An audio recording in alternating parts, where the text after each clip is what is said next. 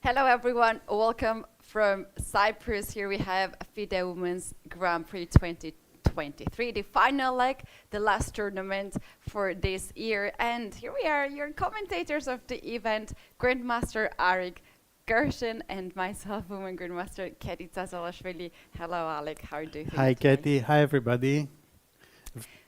Yeah, Very exciting round round, three. yeah? Round three gonna start very soon. Let's right away take a look at the playing venue. Today is a very special day as we are expecting to have an honorary guest come in today and make the first move. On the screen we can see Olivia Kilvasa from Poland against Bella Hotenashvili from Georgia. Players are already at the playing venue. They have been already scanned by the fair play officer. That's our procedure, Alik, and we can see that the players are really trying to concentrate. Of quite course, heavily. they are very tense, both of them. And who are we waiting for?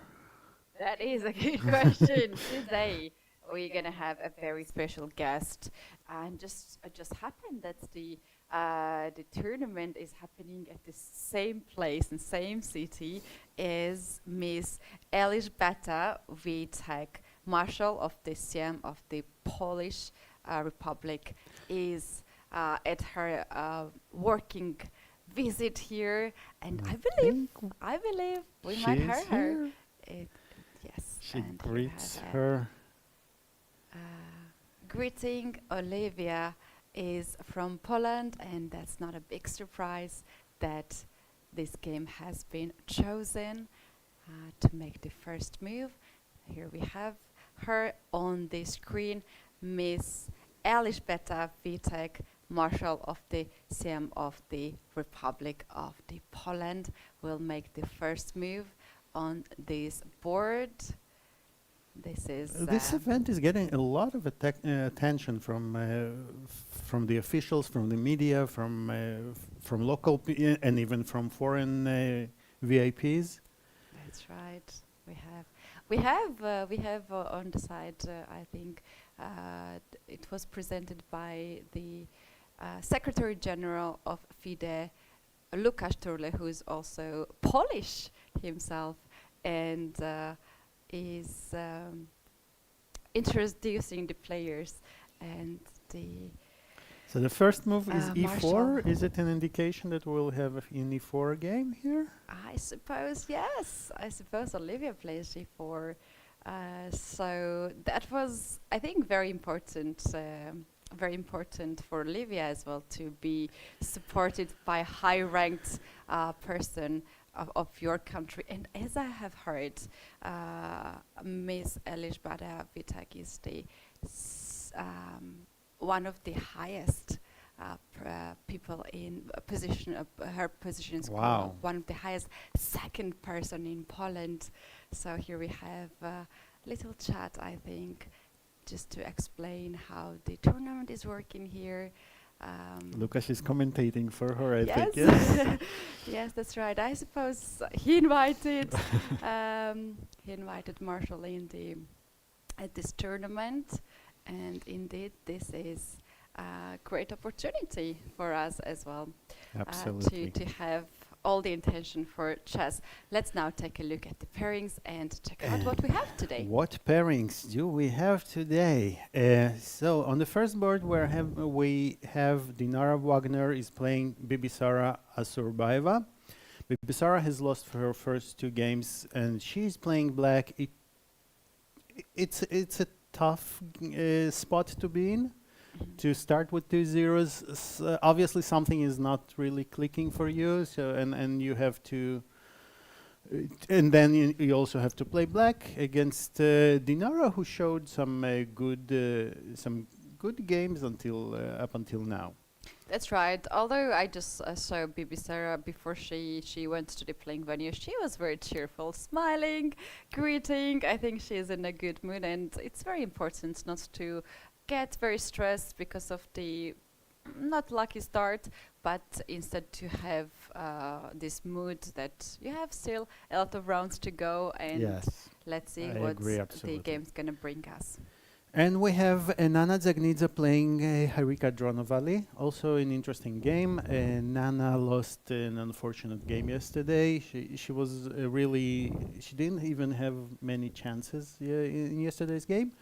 But of course, we have one of the two most important games of the round is Alexandra Kostyniuk playing Alexandra Goryachkina. And this game, Keti, I think it might eventually be a decisive game for the whole event, because although Alexandra started pretty on the left foot a little bit, but she is still in a very strong contention for the first two places, and of course Alexandra Goryachkina as well. On the next board, we have the game that we already saw, Olivia Kolbasa playing Bella Khotenashvili. This will be also, I think, both players are very active. It will be very interesting to see them. That's right. And on the next game, we have Katerina Lahno playing Tan Zhongyi. Both players are on 2 out of 2, so we have a clash of the leaders here. And both players have shown up until now extremely good form. They outplay their opponents. They don't make many mistakes, and it will be fascinating to see how this game goes. And on the last board, we have Polina Shuvalova playing Gunay Mamadzada. Polina played a very long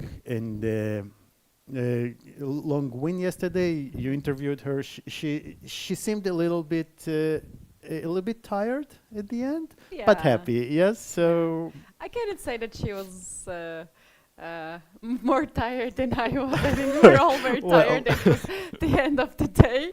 But yeah, I'm sure she's very happy with her result. Let's now take a look at the standings and check out who has very, very good possibilities to get the top places. Alik, it's not only that we have here the amazing prize fund, 80,000 euro, but also Grand Prix points are the most important for mainly 3 players here: Alexandra Kostyniuk, Alexandra Goryachkina, and also Katerina Lahno. And that actually this Grand Prix is all about to qualify to the candidates tournament. And here we have it. 2 players, Katerina Lahno and Tan Zhongyi, having 2 out of 2. Then we have Dronovali, Wagner with 1.5 points. And then we have Goryachkina alongside with Mamadzada, Shuvalova, and Nana Zagnidze with 1 point. We have Kostyniuk and Khotenashvili with 0.5 point. They made a draw yesterday. And 2 players, Kilbasa Olivia and Bibisa Rasulbaeva, still need to score their points. They for now have 0 out of 2. But as we mentioned, this is round 3. All the actions gonna just start now. Alik, the games are already on. Yes. So, what do we start with the leaders? I think they deserve it. We start with the leaders, and then I have already my favorite game. Please tell me. which I think gonna be very interesting. Dinara Wagner and Bibisa Rasulbaeva. I see King's Indian, and it's never boring in King's Indian. So, shall we start with Wagner, or let's take this one? Let's take this one. So this game started with e4, e5, the most solid opening after e4. The Petrov, which is almost anything in the e4, e5 lines, doesn't promise White too much joy, but we kind of got used to it already. So White will try to squeeze this little advantage, this little edge that she has. And both players, as we can see, 1 pair of knights is already off the board. And the main idea here for blacks for this whole opening is that we only have 1 open file, Keti. And when we only have 1 open file, usually all the heavy pieces get exchanged along this file, which means that, or at least many of the pieces will get exchanged, which means that this reduces the tactical possibilities for the game, and we shall expect some very long and um, a long positional game with the hope of the players to outplay those small nuances, to outplay the opponent during the course of the game. Let's jump. Do you want to say Before we something? jump, Yes. here Katerina Lachner next move played G3. I don't play this opponent. Oh, I don't like sorry. this move She played G3 G3. because Because it's not G4, right? it's not G4, first of all. It's not exciting. And the bishop, light square bishop, is all the way on the other diagonal, D3. And I feel like I'm weakening the king side. However, Katerina blitzed out this move, and Tanjongi was not even surprised. I suppose this is a theory. Yes, it looks like we are still in the theoretical waters. And G3, I think the idea here is to... It's quite interesting by playing this G3, which looks a bit, I agree, I totally agree. It looks a bit unnatural to do that. But the point is that by placing our king on G2, we free the queen to go and to get away from this pin. Which Please would don't tell me this will be another king's game where the king the gonna king will go march crazy. all the way to F3 if needed, and even more if we are forced to do. So this is a very interesting way to solve this pin. Yeah. Do you know what I'm also thinking? Next move, what Tanjonki blitzed out again, we can see time for her is like 4 minutes extra from the starting as we have this increment. She played bishop g6, and we have this change. Is Katerina planning, instead of f takes g, if Tanjongi would take h takes g, to play rook h1, h4, h5 to use this I file? think absolutely so. Absolutely so. And you know, we don't in the past 10 or 15 years, we don't really need too many excuses to play h4 with white, because we are basically accustomed to this move to being played on every possible occasion, especially here when black has doubled the pawns along the g file, and the g6 pawn is a very, very nice target for this push h4, h5. And as you mentioned, the rook will come and it will create some very unpleasant threats to the black king. And this partly explains, and let's maybe talk, why do we even consider taking h takes g6 and not f takes g6? Because in chess we have been taught that whenever you need to capture with a pawn, you capture towards the center, right? To make your central mass of the pawns a bit bigger, a bit to have better presence on in the center. Right. On the other hand, when you take with an f pawn, so you weaken some squares in the center, but in this specific scenario, and I think this is very important and this is very concrete, because after we have played g3, Right. what we have done is to weaken this f3 square, and this is the chess in the high level chess. It's all about those tiny nuances. So once you do something, it will have some good points, some good prospect. It will bring you some advantages, but every move might have some disadvantages, and this is one of those disadvantages. And black immediately takes use of this fact that f3 is weakened. So we might expect black to try to somehow play rook f5 or f7 and double the rooks along the f file and try to have the counterplay along the f file. That's right. This game already starting to look very tempting. It might be very interesting. So after a slow start,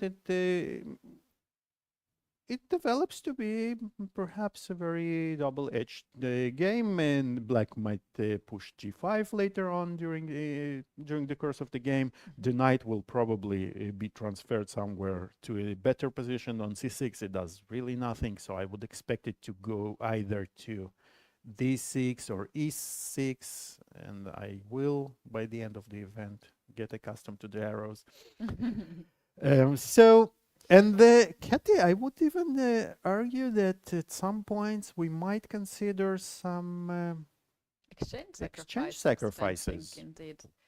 Yeah, that's right. To talk a little bit about bishop f4 here in this position, it's like first you played bishop d2, this bishop was already developed, and you have not developed queen and the rooks. And we very often say that don't play too much with one piece because you have another pieces and make them all play in the game. But why bishop to f4? Because this just closes the file for the moment. I think so. And the thing is, Alik, I believe that Katerina wants to develop the queen on d3 and then move this bishop away. If Katerina would develop this queen without bishop f4 and would play queen to c2 or queen to b3, then this rook f3 might be a serious threat. Absolutely. For instance, let's take a look at this. Had white played queen c2, we might get into this very unpleasant exchange sacrifice, which is just one, and black has a pawn for an exchange. It's not such a big sacrifice. And the king, although we love kings marching in the center, but not when they are so exposed, and with those two open lines, black does have, it looks like black has quite a nice compensation.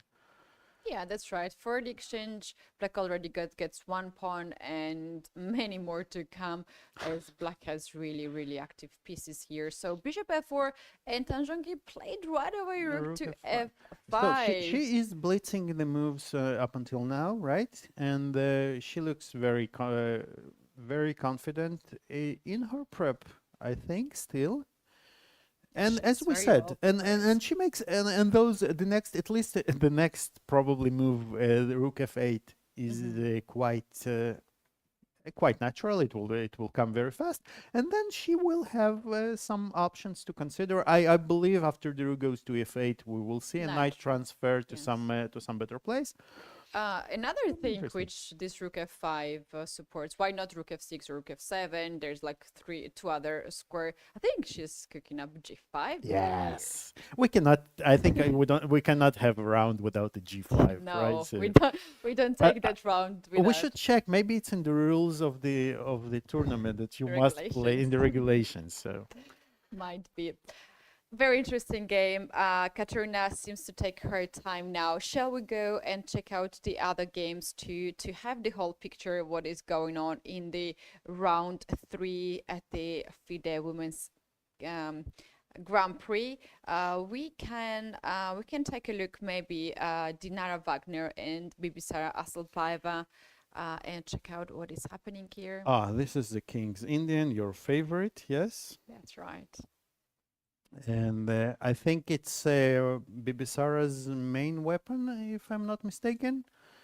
And the King's Indian, it's so this is one of the main lines for white to counter this King's Indian, and black has many options. Two of the main options here are to play knight g4 to start attacking the bishop right away, or to take on d4. There are other moves like knight c6, which are a little bit are considered to be a little bit less fortunate, because white's basically the best setup white is hoping for is to put the bishop on e3, the knight on d2, thus preventing all knight jumps to g4. And this setup is basically the best way to place the pieces for white, because now we are very fast to start developing some initiative along the queen side. And in general, do you want us to talk maybe a little bit about the plans for both sides? Yeah, as a King's Indian player with white, So this is not a King's Indian player. yes, but I really love it. I really love when my opponent plays, not because that I'm having such a great advantage, but I really enjoy because it's never peaceful. Yes, It's absolutely. never peaceful.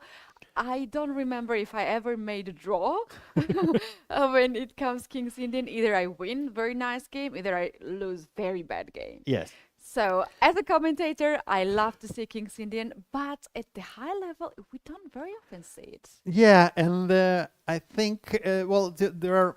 If I had to explain what King's Indian is, how games go in King's Indian, I would say like white is better, better, better, better, and then she either wins or gets mated, Yeah, exactly. while still better, or kind of, because black basically what this does, black completely gives up the queen side in many lines. And she says, okay, you can do whatever you want there, Yeah. but I'm going for your king. I'm going to develop perhaps a little bit slower. So sometimes we will, let's just say how normally the games might go. So the position will be closed with d5, and black will start cooking some advances along the king side. The pawns will advance. White will advance. These are just illustrational moves. This is not theory. Just to give you some sense of what we might expect. So black will push g4 and g3, and white will push c5 and try to create weaknesses and run over black on the queen side, because it has white has an enormous advantage of spatial advantage and the pieces, whereas black might be a little bit slower, but black is going for the king, and And it doesn't black's matter how many. target is a better target. Yes. Indeed. So this, as you said, this promises us to have a very sharp, double-edged games, and we are all for it. And Yeah, that's right. The players actually are playing so fast. They yes. are in So- the theory, and are like, I see G4 on the board. So we got Ah. it. We Oh. got the satisfaction of a day already. G4 is on the board. And actually, G4 is an interesting idea. So another idea, apart from the one that I told you, that both players are attacking on different flanks. So sometimes white may opt to not allow this counterplay to black to close the position on the king side, but and this is a very interesting, and I think this is a very spot-on preparation by Dinara. On the surface, it looks like she has just blundered a pawn, and it looks very scary to play it if you haven't checked it with the computer at home. But basically, this G4 move, what Dinara is Opting for, yeah, this is, opting for is to break the mobility of these pawns, right? yeah. And This is very heavy home preparation.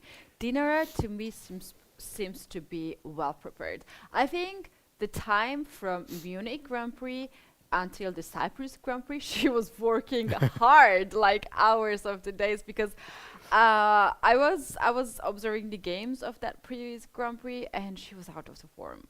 But now all these games that she had, she's 1.5 point. This is very yes, impressive. yes. This is very impressive, and this is her first ever Grand Prix series that she played.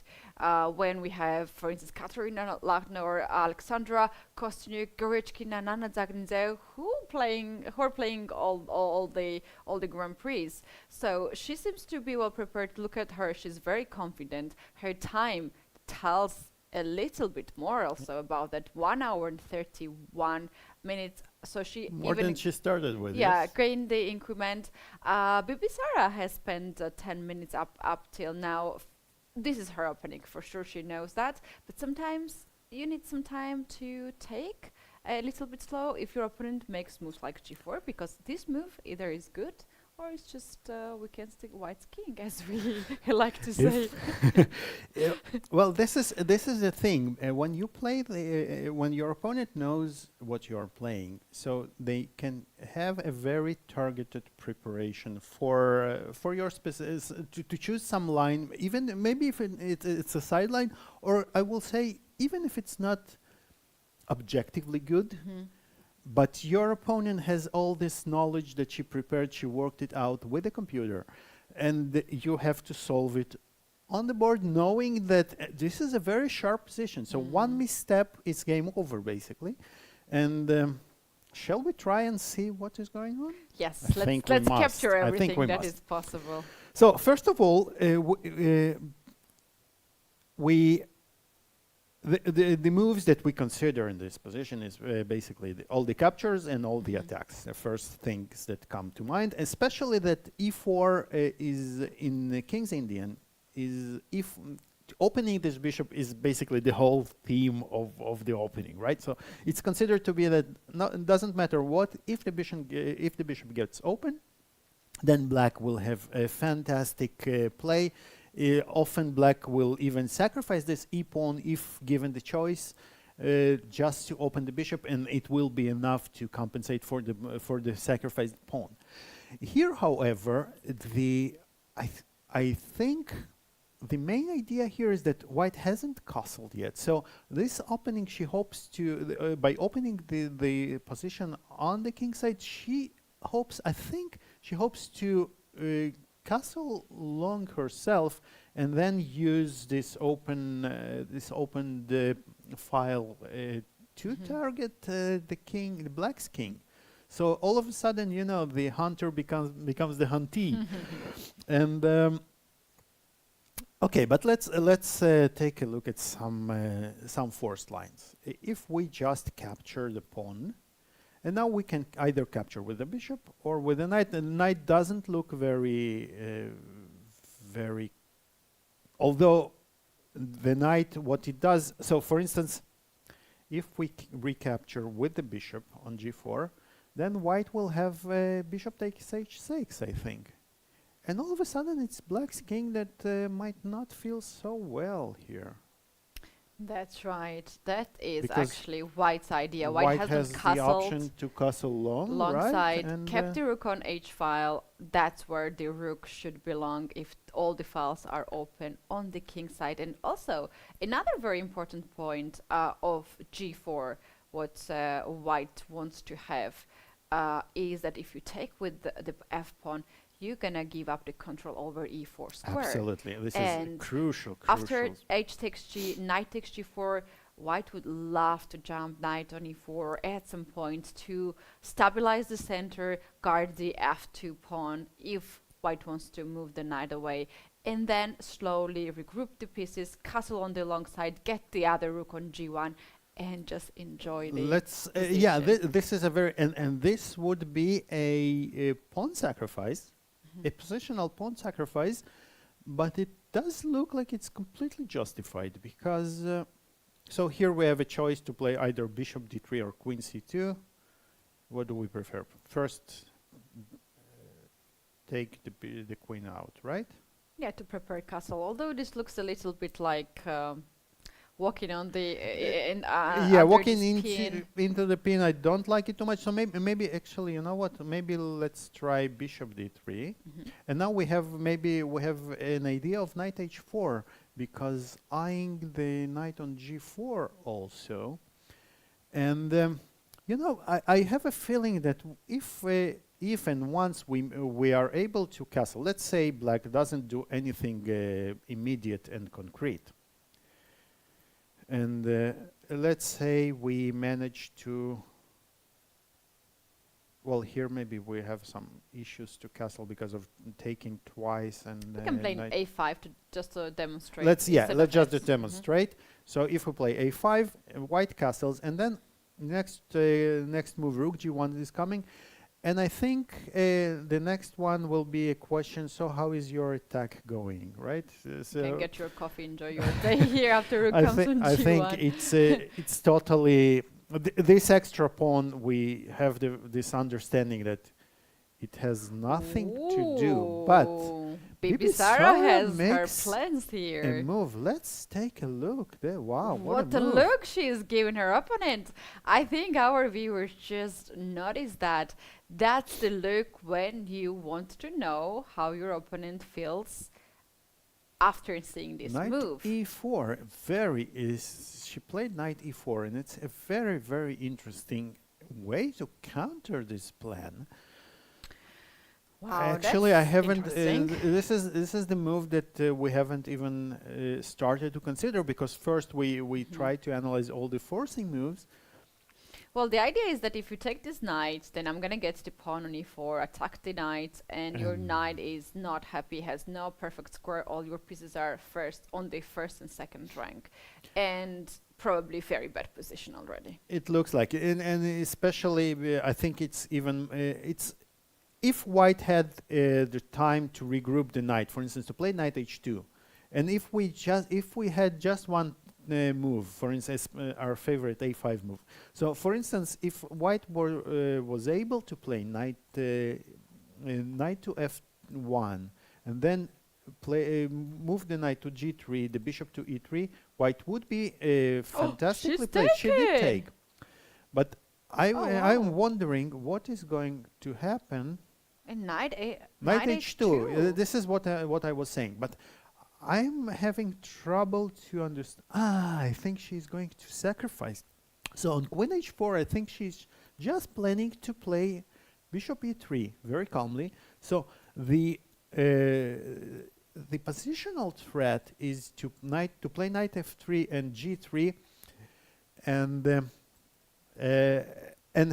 we'll talk about the positional aspect of the game, but first let's see what happens if black captures the pawn. And I think we are in for a pawn sacrifice, a positional pawn sacrifice. This looks good. You can castle, and then the next move will castle, and the queen is not feeling well, and we are getting a little bit the sense of the same position that we had that we looked at previously. And as I remember from your vicious, fantastic remarks about being biased against those bishops that stare at the pawns that have no chance to move, and those both bishops, I must say here, because of the pawn on e4 is actually, this is funny, because as you said, g4, the main idea is to take control over e4, but and in King's Indian, many times we have those fierce battles for the e4 square, each side trying to control it. But here, white doesn't have to do anything to control e4 because black is doing all the work, and black cannot move. Yeah, black cannot ever do anything about this pawn. So this is a very, very interesting strategic idea. Right, Alik. If this game is the clash of the engines, artificially intelligent, then we're going to see the different line. Let's go just a little bit back. After knight e4, at this point, instead of capturing on knight of e4, which Dinara seems to be prepared for it, I was just curious, what is going on here?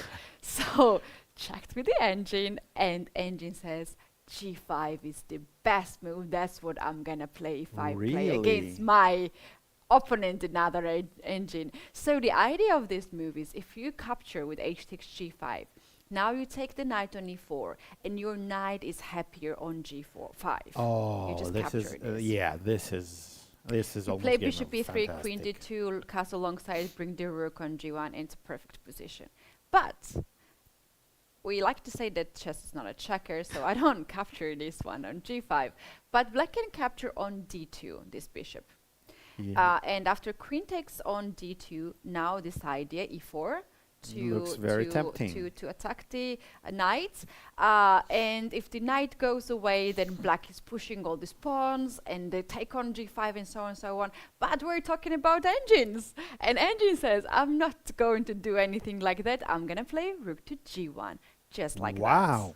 Rook to g1. Exactly. And if you take my knight, I sacrifice this just for a bit. I'll take the h6 pawn, and this is pretty much game over. This is beautiful. Yeah. And this is, wow. So, and if we take, is there a forced mate? If we take I think here rook g7 or even queen d4. What is h6 g7 secondary can bring the queen g7, on h6. The queen goes here, and if we go to queen g5, f6, queen g5. So black's extra piece is not extremely helpful here. They you can say, have another yes? piece on the queen So side too. yes, I totally agree. So this extra piece is not really playing, and wow. Yeah. So was g5 winning, or did black have? After I g5, doubt it was winning. After g5, the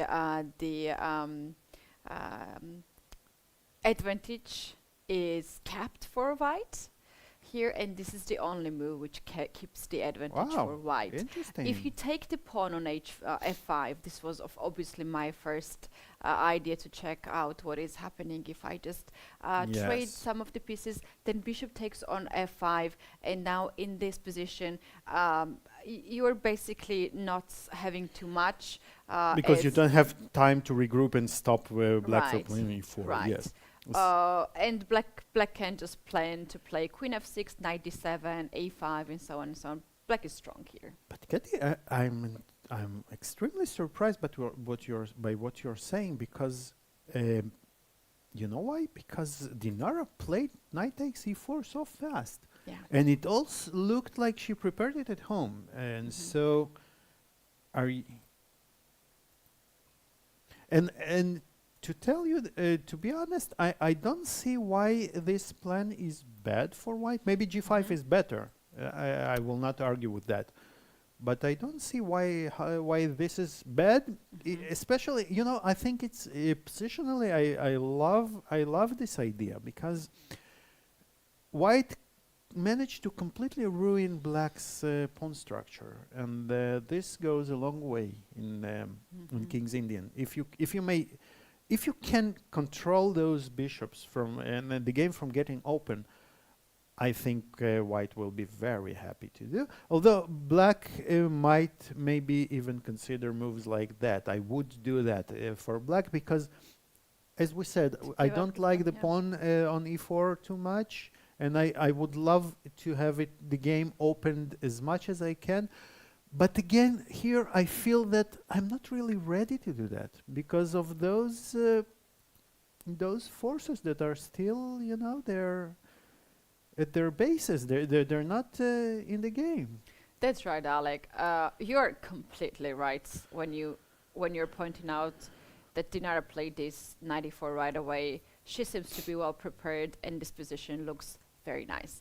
Actually, now, as we're giving more time to engine, sometimes it switches up and down and changes the opinions. 94 is the better move.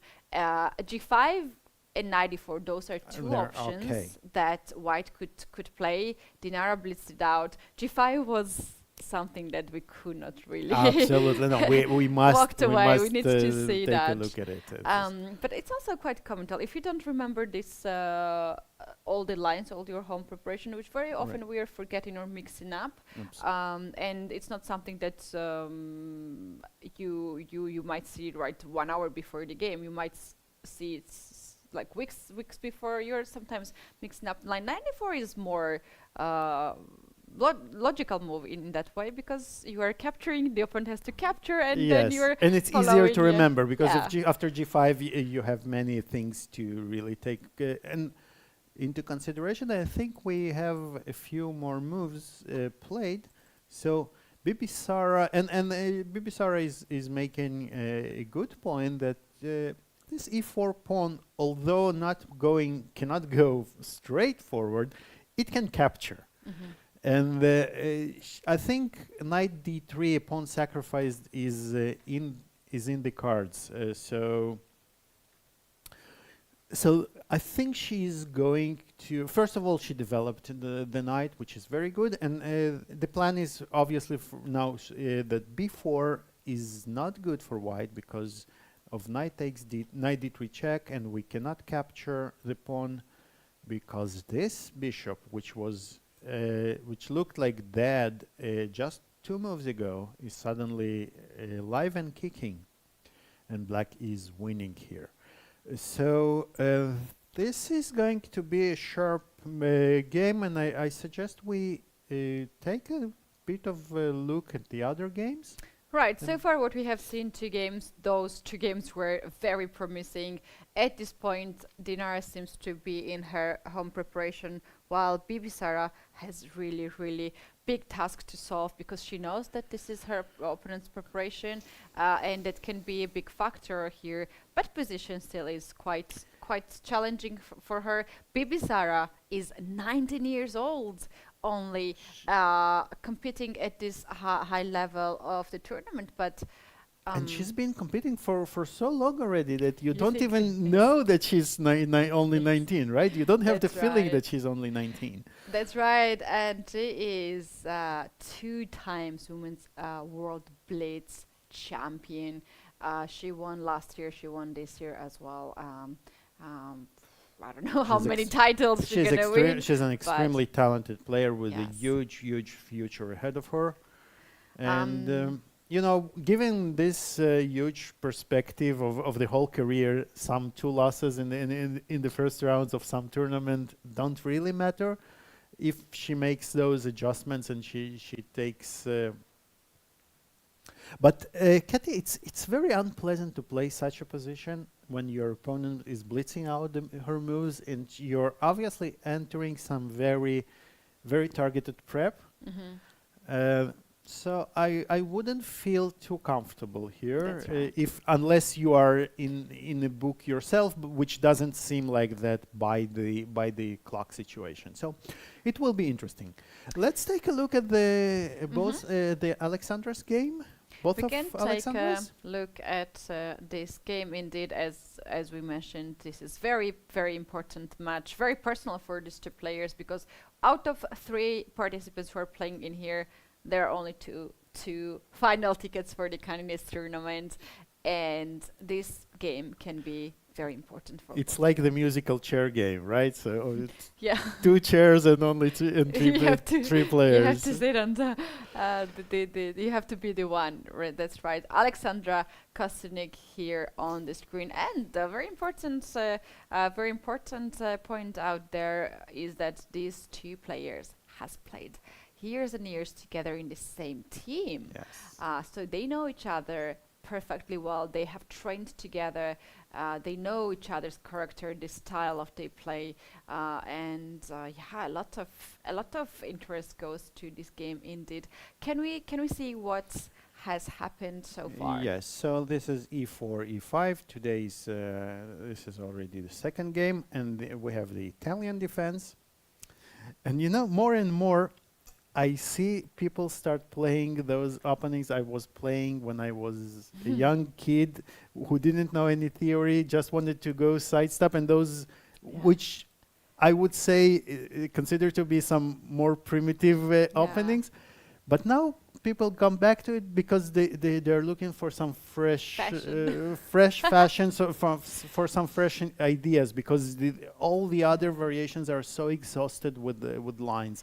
Alik, this is something, maybe it sounds ridiculous, but I'm sure you're gonna find the similarities. It's like closes.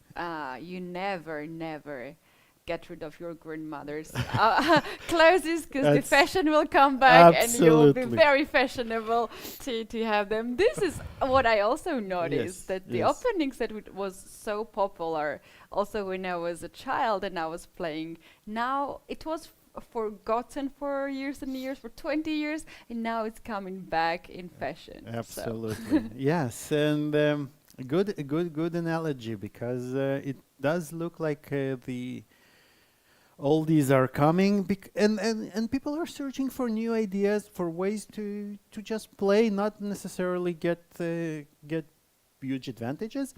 And the plans are very similar from Rui Lopez and Italian games. So White is both sides are trying to play to break through in the center to get some pressure along the king side if possible. White will try to move to place her knight on f5. Black will go for f4. h3 is a nice prophylactical move, preventing, and this is important.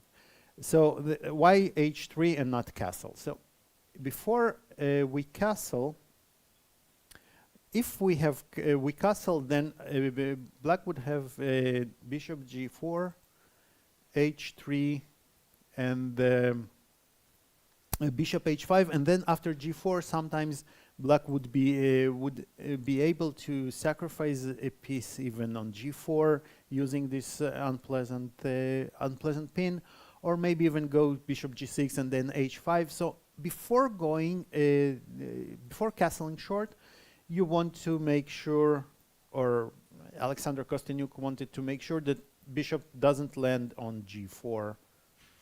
Right, to pin the knight and to get this bishop, because this pin can be very annoying.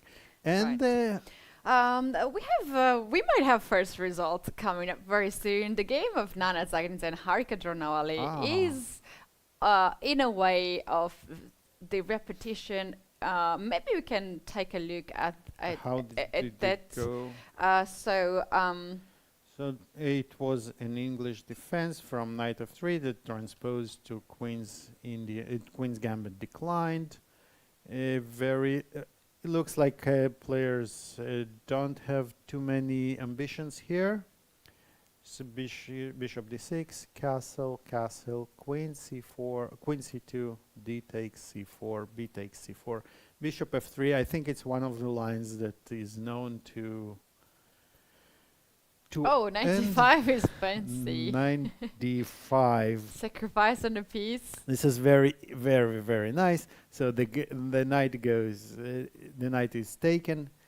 Queen g5 check, king h1, queen h5 targeting a checkmate, f4 protecting, and then we have this perpetual that ends the game. So both players are.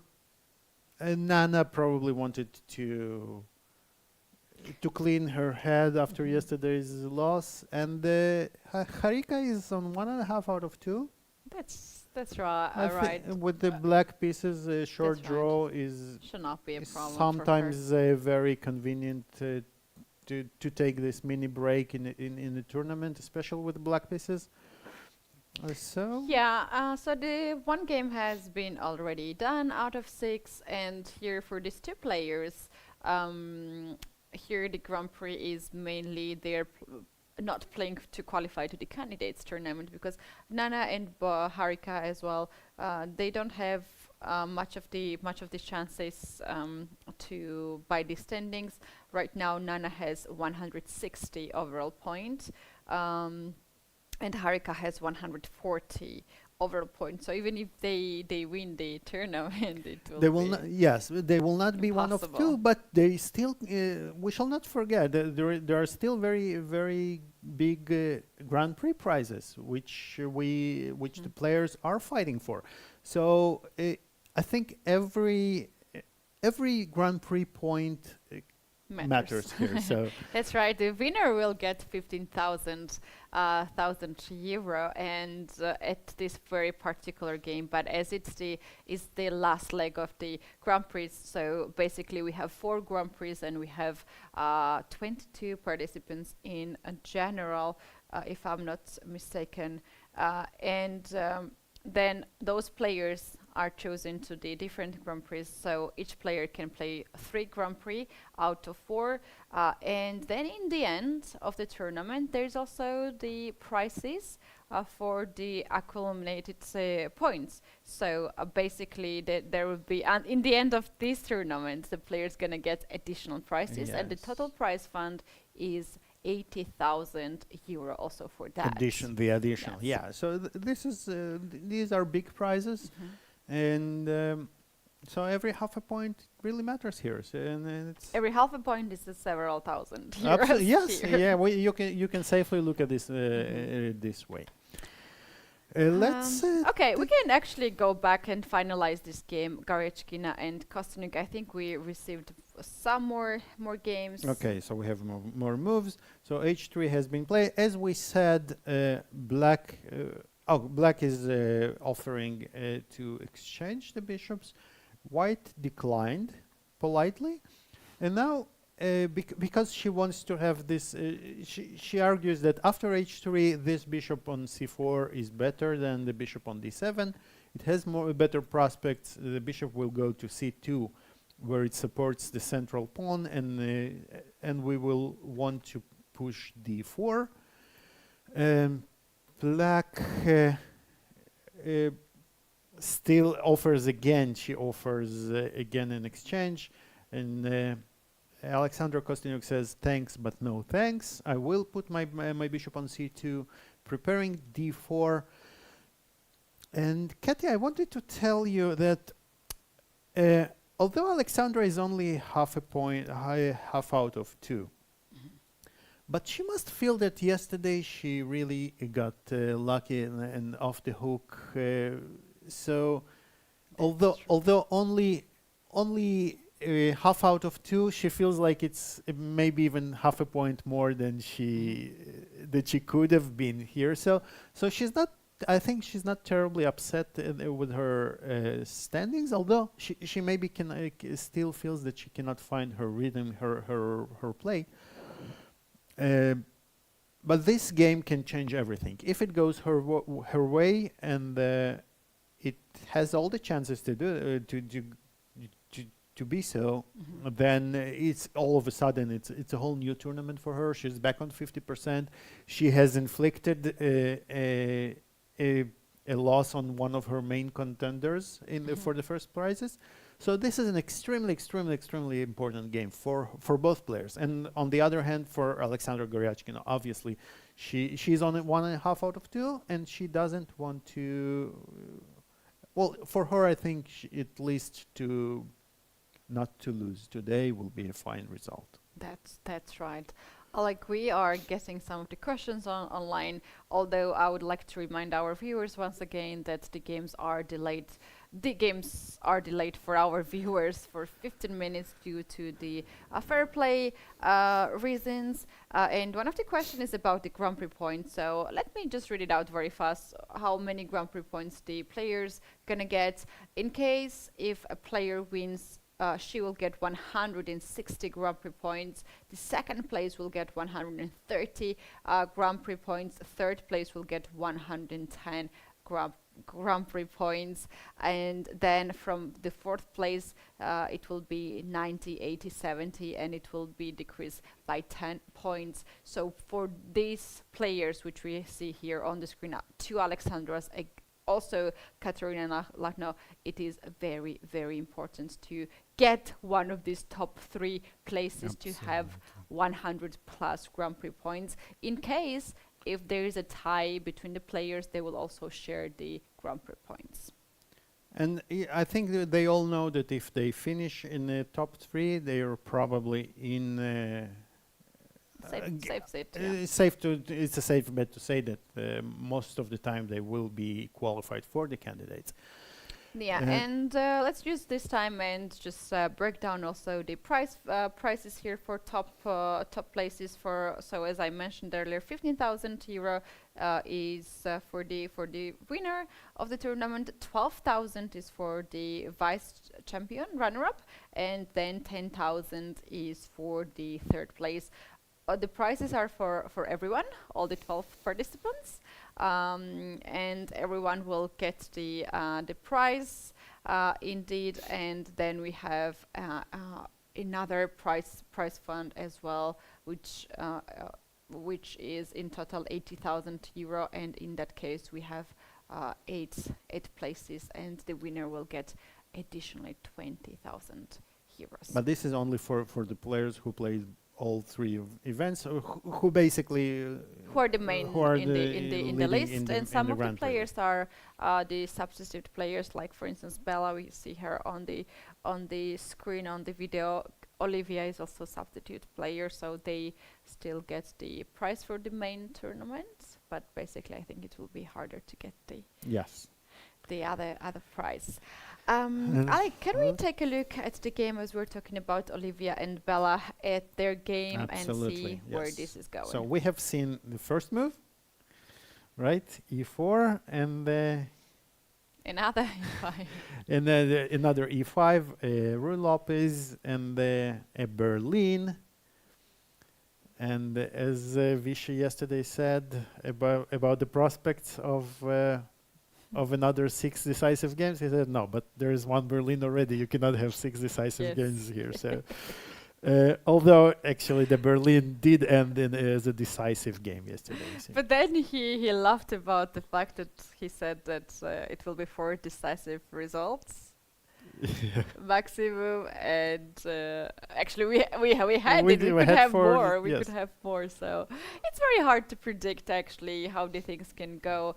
As you can see, mostly all the games are a huge fight. Today, this game, Nana and Harika, was the draw. But this is the only draw out of until now out of 18 games, which was uneventful, right? So, and even this uneventful game, we had the peace sacrifice. So so we are in a very good pace. Okay, so this Berlin, white is, as always, pressing a little bit, and so I think Olivia, look at this. So this visit of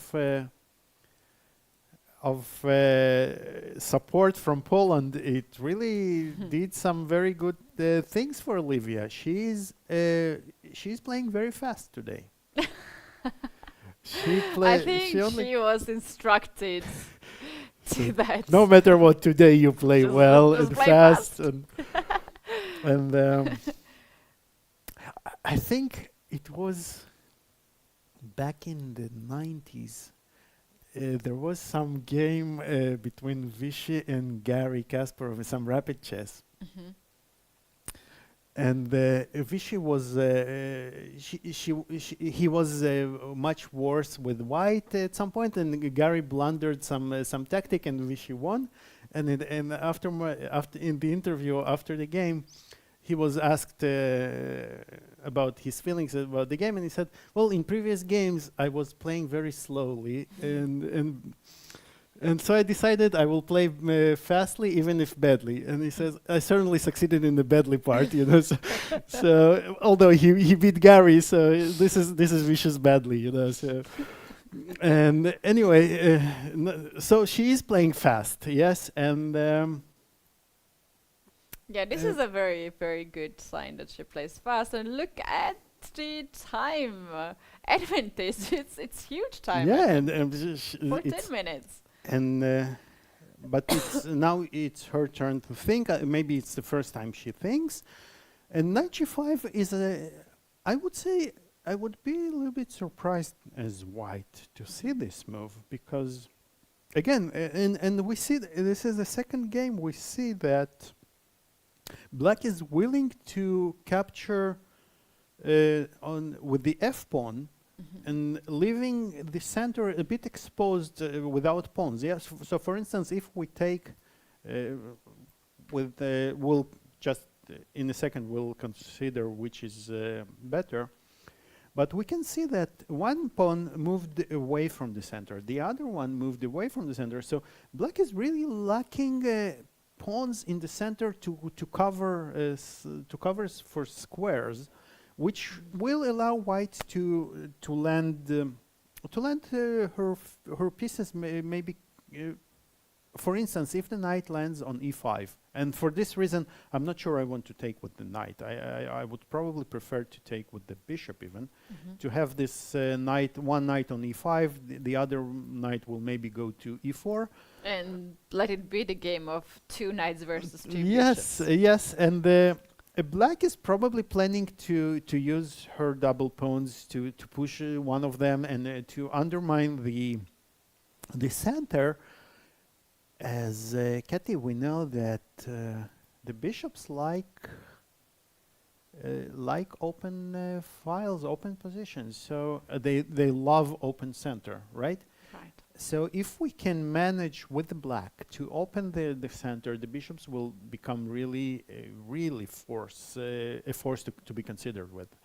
And I think this is the whole point of knight g5. So you are giving a concession for in the center in the way that you're willing to move the to double to have two pairs of double pawns and to expose your center a little bit, but on the other hand you will have this fantastic square for the bishop on f6, and it will be very strong. That's true actually, and Bella played this move on 11 f6 to kick the knight away, but her idea was right away to play knight g5. Yes. Otherwise you don't weaken your center in this way and the king in this way. So knight g5, knight takes g5 has been played Knight by takes Olivier. g5. It's maybe it's a good idea to keep the bishop, because it also protects the f2 pawn, which might become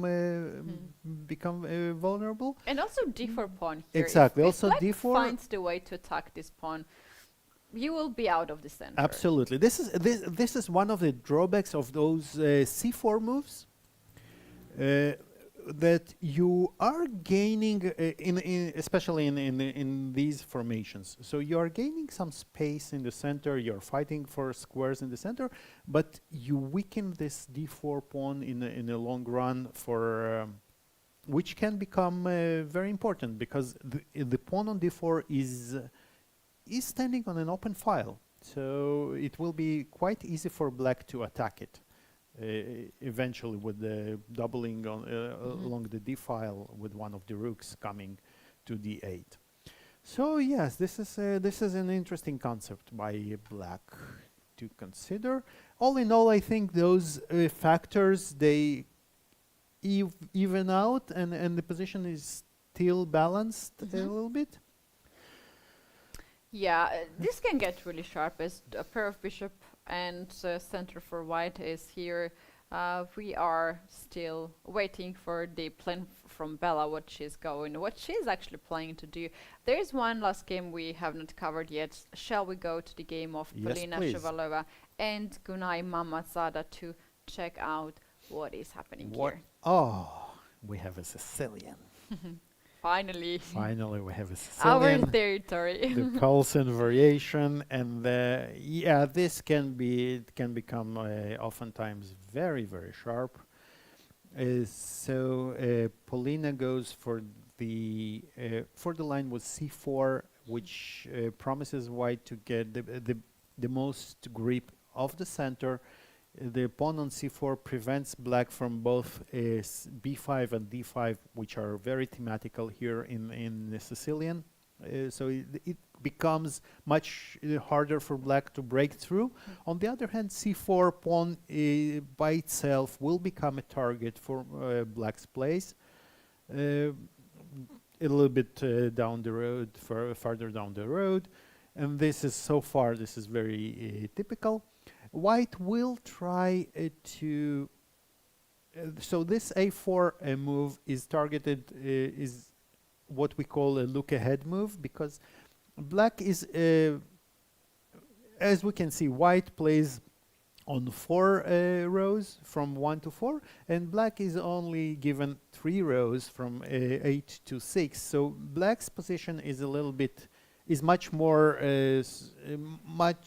black has much less space for her pieces, and the way to develop for black would be to eventually play b6, bishop b7, bishop e7, and castle. This is what black is going to be. This is what they call the hedgehog formation, because those pawns, they look like hedgehog. You are in a defensive state, but you are always ready to explode the position with some d5 or b5, some pawn sacrifices even, and the position can become extremely explosive. So this a4 pawn is going to target, once black plays b6, white is prepared to play a5 and target black's weakness on b6. Yes, that's right. All in all, very, very double-edged positions. Sorry. And so black decided to exchange one of the bishops on d3. And now as we say, black can put, put a V. I have a pair of bishops. So in the long term, sometimes Check.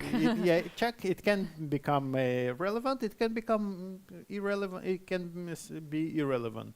So we shall see. Basically, white has a nice pressure, as always in those positions, but black position is very solid. She doesn't have many weaknesses to take care of, and we shall see what happens. But the whole game is ahead of us. White is a little bit slightly better, but nothing major for now. That's right. We have covered not almost, all the games. In fact, one game is down, 5 is in progress. I just kept the eye on the chats on Twitch and also on YouTube. Big greetings to our viewers indeed, and thank you very much for being with us. The chat is very exciting today by the closes. Let's talk about this. And actually, they think it's really colorful. It is really colorful, a playing venue, and I think that's mainly inspired by the weather that we have here. It's fantastic weather. It's more than 30 degrees here, but it's like really, really pleasant. I think players are very happy with the conditions in here, and in the private chats, also at the interviews, they openly say that they are very happy with the weather, with food, and just the conditions. And somehow we can see that it, in a way, affects the chess. It affects, absolutely, yes. When the weather is good, you feel better, and you have those positive emotions. Why not play well? Yeah, exactly. Alik, something crazy is happening in the game of Dinara and Bibisara. Let's go there. Let's go there. Okay, so we left the game. Here after Bibisara played knight c5. And Dinara continued, as we expected, to move the knight to a better place. And b5. B5 is actually quite typical in such situation, because, and it's a hybrid of King's Indian and the Benko gambit, right? So black is, and this is very clever actually, because so with the knight on c5, black wants to go to d3, and then she asks herself the obvious question: what's preventing me from playing knight d3 is the bishop on e2. So how do we get rid of the bishop? Well, we sacrificed all the pawns that we have, and we exchange the bishop. Basically, this is the answer. Yeah, this is the Benka and Benoni type of position. Yes, yeah, and this is very interesting because the white king. This is the drawback of white's plan, is that the white king is really not safe anymore on any part of the board. Maybe the center is the safest place for the king, because after g4 you don't really feel well to castle short. Maybe you will have to. Sometimes you will maybe want to go with king, keeping the rook on h1. You will maybe want to go with the king to e1, g2. But if white accepts all those pawns and the bishop lands on a6, so it looks like black has a very nice compensation for. Is it one pawn? What a staring from Bibisara! I would love to see this staring competition between Bibisara and Alexandra Gorechkin. That can be a day. That can be a game, It reminds me of some Godfather movies, when Robert De Niro looks at his opponents there. Yeah, that was a very serious look that she gave Dinara, and And Dinara is blocking that she- defense. Block it. actually, when I play, I always like to cover my eyes and my head with the hands. You know, I feel like it gives me more privacy and if more concentration. And Yes, I also are you do a that. player that covers? Because there are two Always. types of players. Some that never, almost never cover Yes. their head, and then I some. always cover, but I don't think it's because of the privacy. But just I'm just getting really tired. So you're just keeping your head. Yeah. Okay. So this is Just hang in my head. tomorrow. It will be all over the news. This And then I have not noticed that because you don't know that what you're doing during the games, especially the players now just forgetting that they are observed by the cameras when you're fully in the game. You don't think about these details. But a lot of people told me, and then I saw photos as well, that I'm getting so tired. I think my back is tired, that I'm even doing some postures like laying down on the table, which is so weird. But yeah, every player here has their own comfort. yes. Comfort You have zone that you want your to get pose, there. your posture, and Yes. which, and it can sometimes even calm you when you get into your your comfort posture. So it really gets you going into the right direction. So, but let's try to analyze what is going on here. So the engine is not impressed at all. We should say, right? So the engine says that after this sacrifice, and black is Yeah, you can almost take the bishop, and then at this point you have to take the knight. You have that to is take that this is the knight. main that is the main idea. So if a black if white lets the knight land on d3, then white is in trouble. Though this pawn is worthless, really. But if we are able to, and I think a knight e3 afterwards is quite important, because you cannot allow yourself. For instance, if we just shuffle, and we allow black to sacrifice the second pawn, and now after this beast becomes active, it will be extremely difficult, I believe, for white to... Is this bishop, sorry to interrupt, but is this bishop called Dragon Bishop or King's Indian Bishop? It depends. What you play? Depends who you are talking to. So if you ask Rajabov, it's the King's Indian Bishop, and if you asked Gufeld, then it was obviously the Dragon Bishop. But it's the same bishop and the same strength, pretty much. So. Yeah, Right. and it is an extremely powerful piece, especially when white doesn't have a counterpart to play against it. So it really owns the board. And although here there are 2 pawns, black is even 2 pawns less. I'm not sure white is extremely happy here in this position. Although we should probably calculate some lines like knight f5. Yeah, it's possible, But it's too many moves. It's so hard to see all yes, these but you moves know, but here. those moves are quite concrete and forcing. So after b5, for instance, if we take, what is there for black to do? You have to follow up with a6. You have to follow up, right?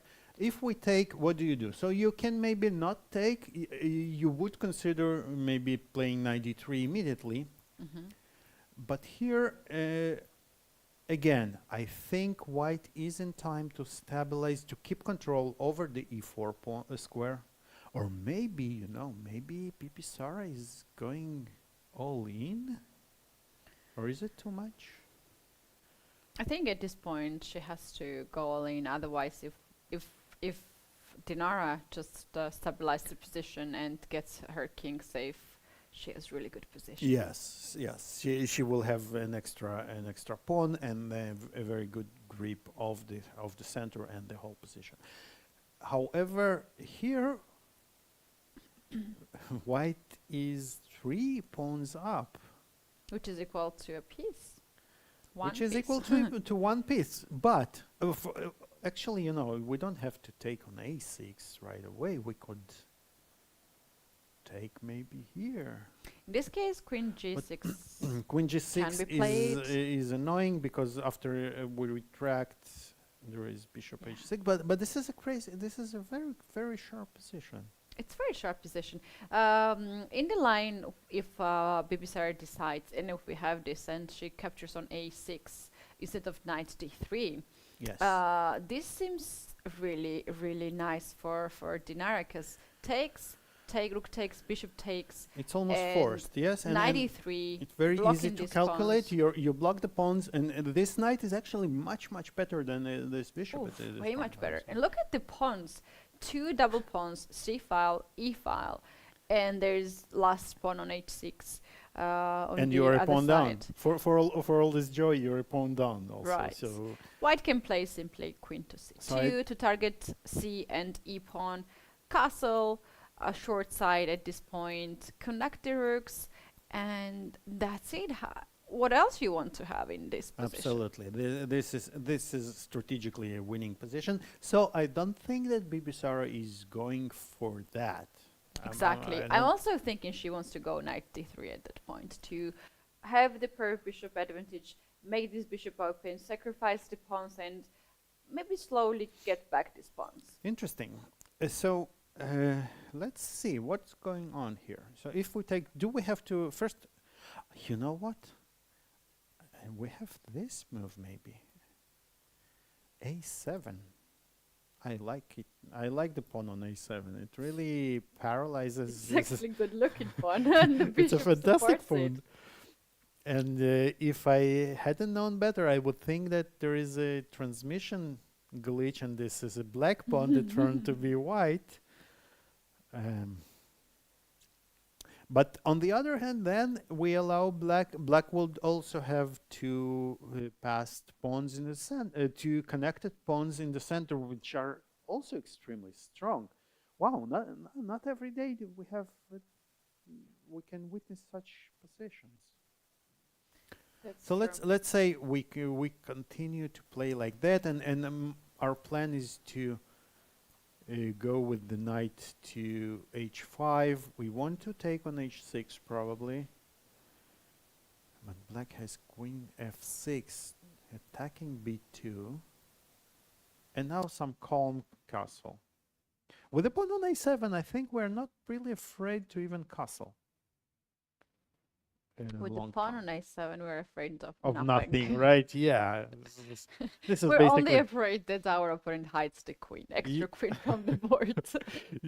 yeah, so with the pawn on a7, you say, yeah, but I have a pawn on a7, so yes, it trumps Yeah. everything you can say. Yeah, I believe a7 is very annoying, but on the other hand, then what do you do with black? Then you don't have bishop knight d3. Actually, you know what? On a7, maybe what black needs to do. Okay, I think we I have can an do the idea. other Maybe we way. can try. We can do the other way. b5, c takes b5. Yes. And now instead- knight d3? Yeah, knight d3, bishop takes d3, pawn takes, and now we're gonna play a6 in this position. In this position you play. Okay, this makes much more sense. But I don't think I will take now on d6. On a6, I will either. I like b6 actually. also a motif from Benko, where you don't want to let your opponent open the a line, the a file. The obvious drawback is that you don't win the pawn, but we already have one pawn, and we want to blockade with the knight. Obviously, the queen is a very bad blockader. But again, I would say that it's itching for me to play e4 here with black. I probably have some issue. Yesterday, if you remember, in Paulina's game, I always tried to sacrifice the pawn with d5. Yes, I know what I have to work on with my shrink. That's right. And but with the king in the center, I think it has a lot of merit, this move, because when you open the bishop and you open all the files next to white's king. So let's try to illustrate.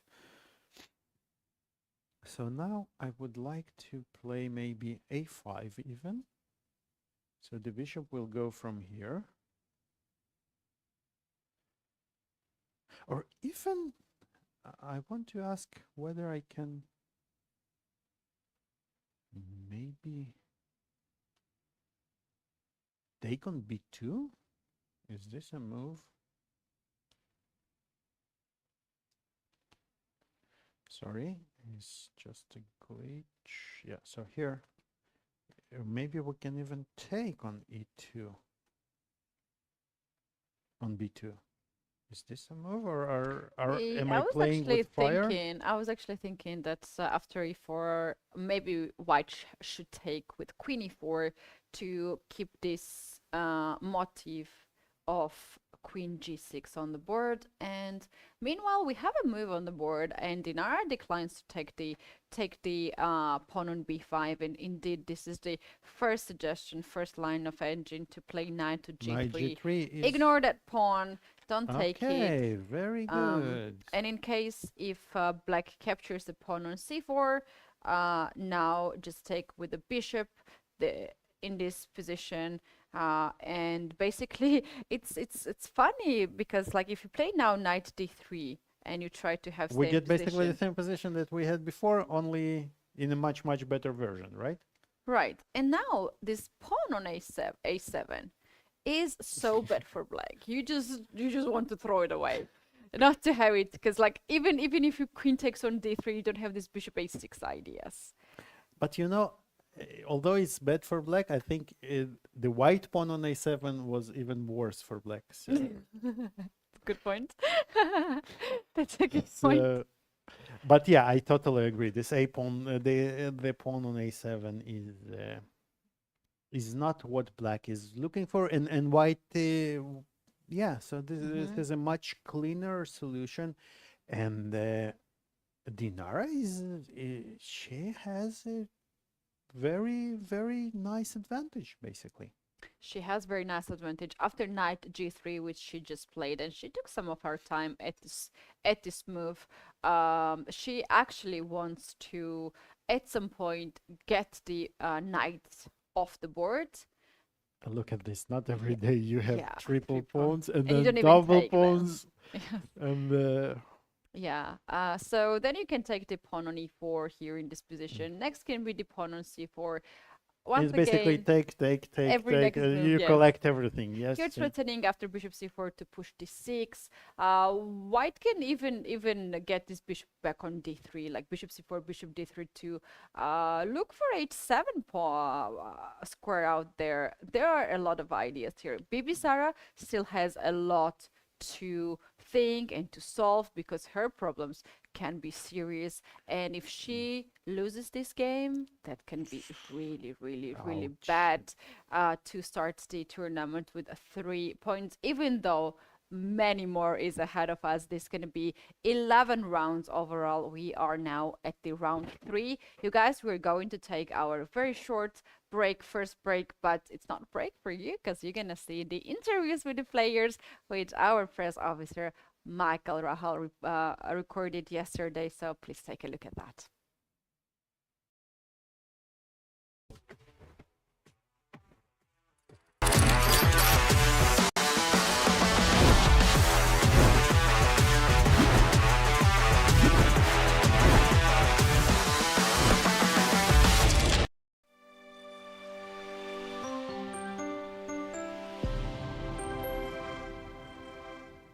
Thank you very much. My first question is, today you played against Nana Zagnitze, an interesting game. What happened? Talk us through the moment where she played bishop b5 and you found this exchange on d5 to win the pawn.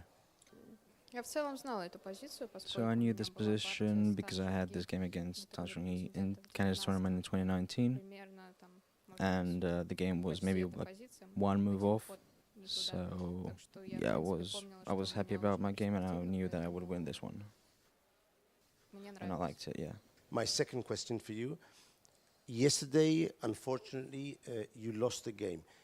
How did you recover psychologically to play today at top level against Nana Zaglitse? Everyone has bad days. It's not a knockout. You don't get eliminated right away.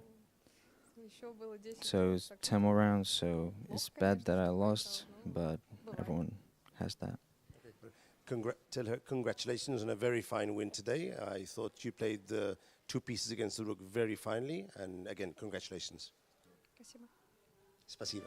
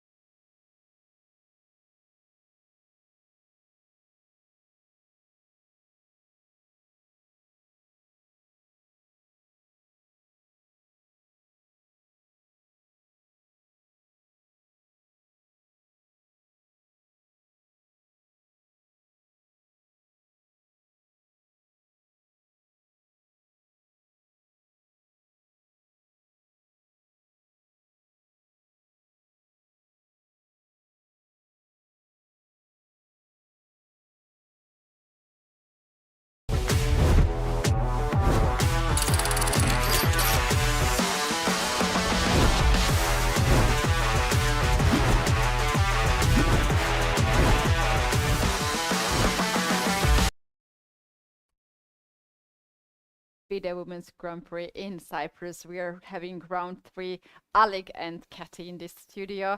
And we have already one result. Nana Zagnice Harika Dronawali ended the game in a draw, but we have 5 remaining games.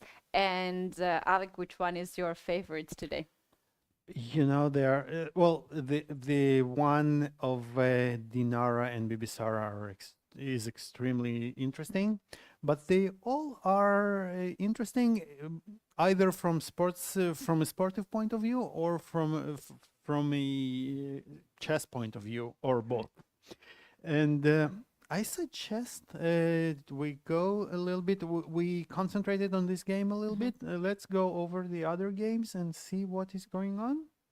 That's right. We can take a look first the game of Olivia Kilbosa and Bella Hotanashvili, as this game is promising us some of the complications, and we do like to see dramas on the chess board. And this was the last moment we saw. After knight g5, Bella decided to capture with a pawn, and knight c3 has been played. C3, and Olivia found a nice way to place her pieces. The queen goes to b3, both eyeing the pawn on b7, and sometimes, I'm not saying, God forbid, that I want to play c5, but sometimes this X-ray can be a little bit unpleasant for black. But Bella ignores the pawn on b7 because, of course, the pawn is poisoned. The queen will be trapped if we take the b7 pawn. Of course, Olivia will not fall for it. She did not fall for it. We placed she places the pieces in the center.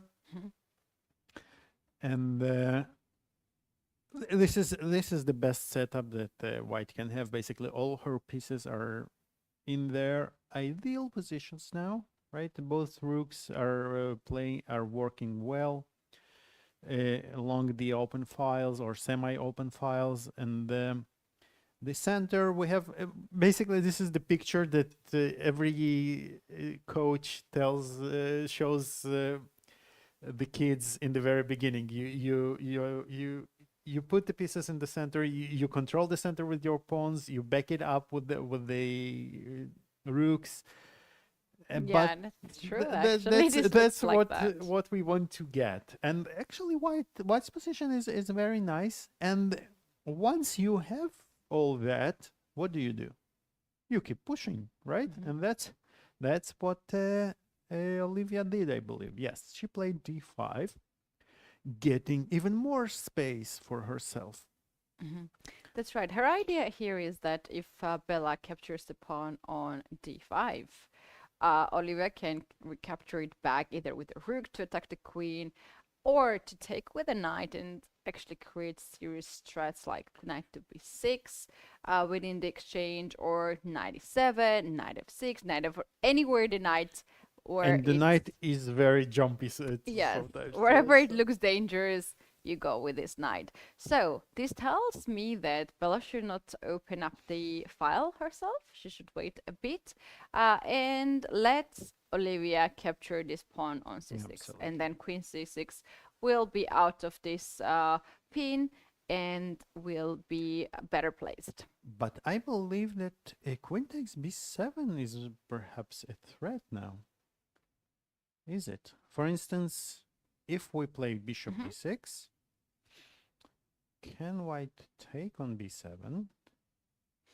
That's actually very interesting. For instance, if black plays rook to b8 and trades the queens and to get this rook on second rank, for instance, takes, doubles this pawn on c file, right? And rook to b2. Is there a good compensation for it? But the other pawn is also hanging on. Yes, so we have an extra pawn which is less important, but we can take another one, and this would be 2 pawns, which is already a little bit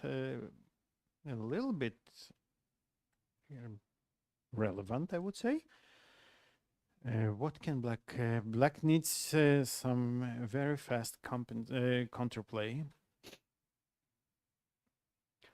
So I would say maybe a rook c2 is an option, and we want to target both of those pawns. Or bishop b4 is also an interesting option. So here, but you know, Keti, here there might be some tactical sacrifice. Rook takes d6, and now d5, knight d5, and the pawn goes to c7. How good is it for? I would be really afraid to face this pawn on the 7th rank, which is well supported by the knights. Back rank is a little bit weak I as could well. also probably play knight b6 right away, winning. Right. Like I just glanced over the engine suggestion here after queen to b7. We can go back in that position, and instead of rook to b8, there's another move which makes a lot of sense. Queen to f7. So basically, you are avoiding the queen trade, and there's a little trap here. If you capture the pawn on c6 by the queen, bishop d7 here gains a huge advantage because you're forcing this queen to go back on b7, and now the queen dropped. Hello. Queen f7 is a sneaky move It's there. Very, Also very has the sneaky. idea that It's very non. it's artificial. It It is. Yeah, it does. It is artificial. It doesn't strike me as the first option you consider. I love it because, like, But first it's of all, this is a fantastic. trap. Second of all, if white now takes on c6 with a pawn, then queen can capture c4 pawn. So I'm trading my c6 pawn. Actually, to the here I think c4. we can even The catch. same one. Catch the queen. Can we?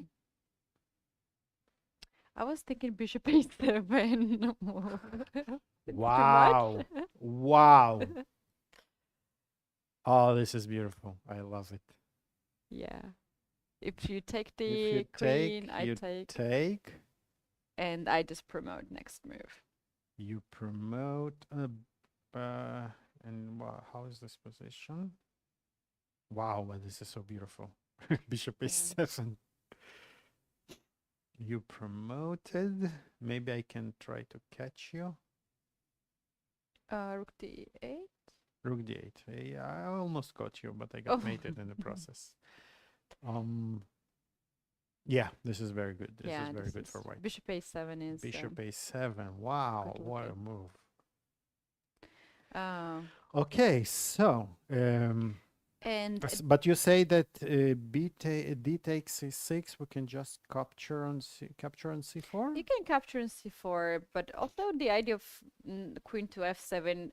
A third idea that I said that I like this move as well is that you want maybe to jump on the king side with the queen and start to annoy this h2 pawn with queen to h5. Yes. Call for some weaknesses. If you push g3, you weaken light squares forever. You have no light square bishop. Thank you very much. If you play h3, this is always a target for me. I can play g4. I can play bishop h3. So this kind of ideas are an extremely interesting idea, and but it's so hard to find, I believe, because in this position, so basically you're saying, okay, I give up a pawn and then do nothing and just move a queen, let you take another pawn. Yeah. Wow, if Bella finds this idea, it will be amazing. You know what? We just named here two very, very strong ideas: the trap and the queen h5. And if you find one out of these two, then you might stick to the idea. Yeah. The point is that you might, to find this all, you need to find something that keeps you in the calculation, right? Because if you stop here and you say, okay, but here queen b7 and you might look at rook b8 because this is the most natural move to look at, and then queen takes c7 and you say, okay, but 2 pawns, I don't feel comfortable. Yeah, and, And- this rook b2 variation this game can take you too far. and you are apart, spending yes, already a lot of yes. time, and you say, okay, and then you don't really go to consider queen f7 often enough to spot it. But yeah, this would be an amazing idea. Right, d5. On the still- other hand, if not, what do you do if you don't play this idea? That's a very good question. That's a very good question. You don't want to play c5 because that's Well, because basically for the same reasons, Yeah. you're still dropping b7, although not 2 pawns. I can And- take and not to take this pawn right away. How about I just push d6? Can we do that? Your move. You gave me the glance like this is my move. No, I gave you the glance. What's happening to it? Is it contagious? This thing? So basically, the idea is that if you take with a pawn, which is bad looking move, knight d5 threatens knight b6 and the bishop on e7. So bishop c5 is another threat here. And it just looks pretty. I don't Yeah. know. Maybe bishop d8 is the move black can consider here. Well, c takes d6 is not the move that you really Yes. want to make. So probably bishop should take now on d6, and I can capture the pawn on g5 and keep this d5 square for the knight. Huh. This is what you want. Rook e7 can be serious threat now. Oh, what's going on? I have some craziness of my own. All Well, right. my idea, you probably don't have to take, but if you Mhm. take, my idea was that I take, I threatened Mhm. checkmate in 2, and I also threatened to win your bishop on g5 with the check. And I'm a bit using the fact that your queen is a little bit far away. Yeah. Shall we take the bishop, like rook d6 here? Rook d6, yes. And here I was kind of thinking that Sorry. I was kind of thinking. Actually, those people who are watching the tournaments where I commentate, I have to sneeze once in a while. I have to do it. This is mandatory for me. I think I have some sort of allergy of this, room, which is like not have all the light- window oh, and the okay. light and so and a lot of equipment as well. So, I have clicked already that Okay, part. so Sorry, check. checked. Yes.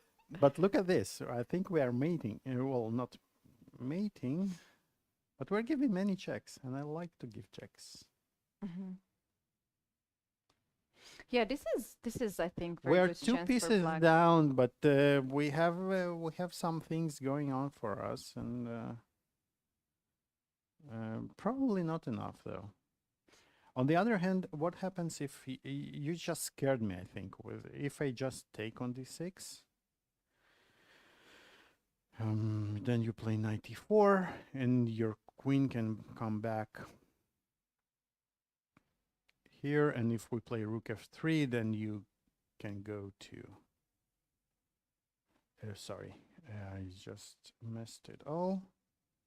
You can go rook e3 maybe. Oh, this is a lot of fun. This is a lot of fun. This position. I'm not sure who's in. Mhm. What's going on here? I don't know. So this could be interesting. And after d5, Bella is still thinking. Yes, she didn't make a move. That's right. She has quite a task to solve here. Her time is 35 minutes. It's not that she's having any time pressure, but I think this is a moment when you spend a good 10-15 minutes. Yeah, at least because you sense that you need to come up with a move, and the lines are kind of forcing you to find some unorthodox decisions, solutions here. So, okay, this is interesting. We'll see what happens. Let's take a look at our leaders. Katerina against Lahno against Tanzhongyi.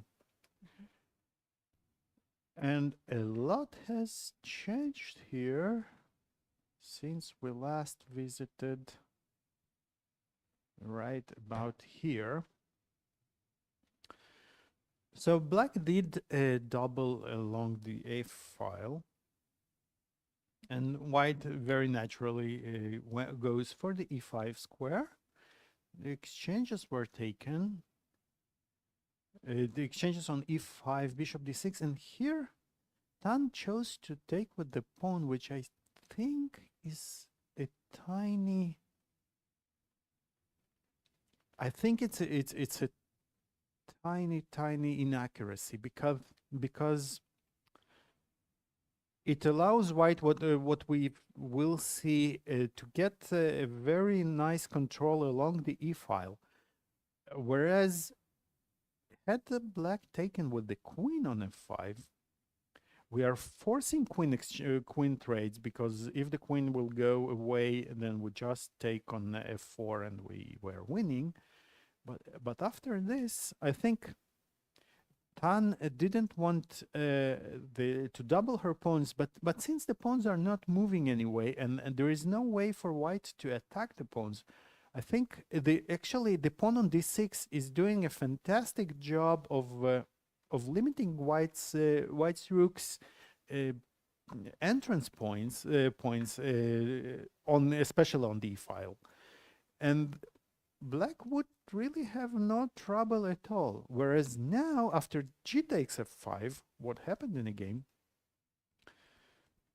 She ended up in this, although white has doubled pawns, but they are not really felt so much here, because again, the F file is blocked. You have no light pieces to attack those weaknesses on the F file. And white was able to get control over the E file, which is extremely important. It is the only open file in this position.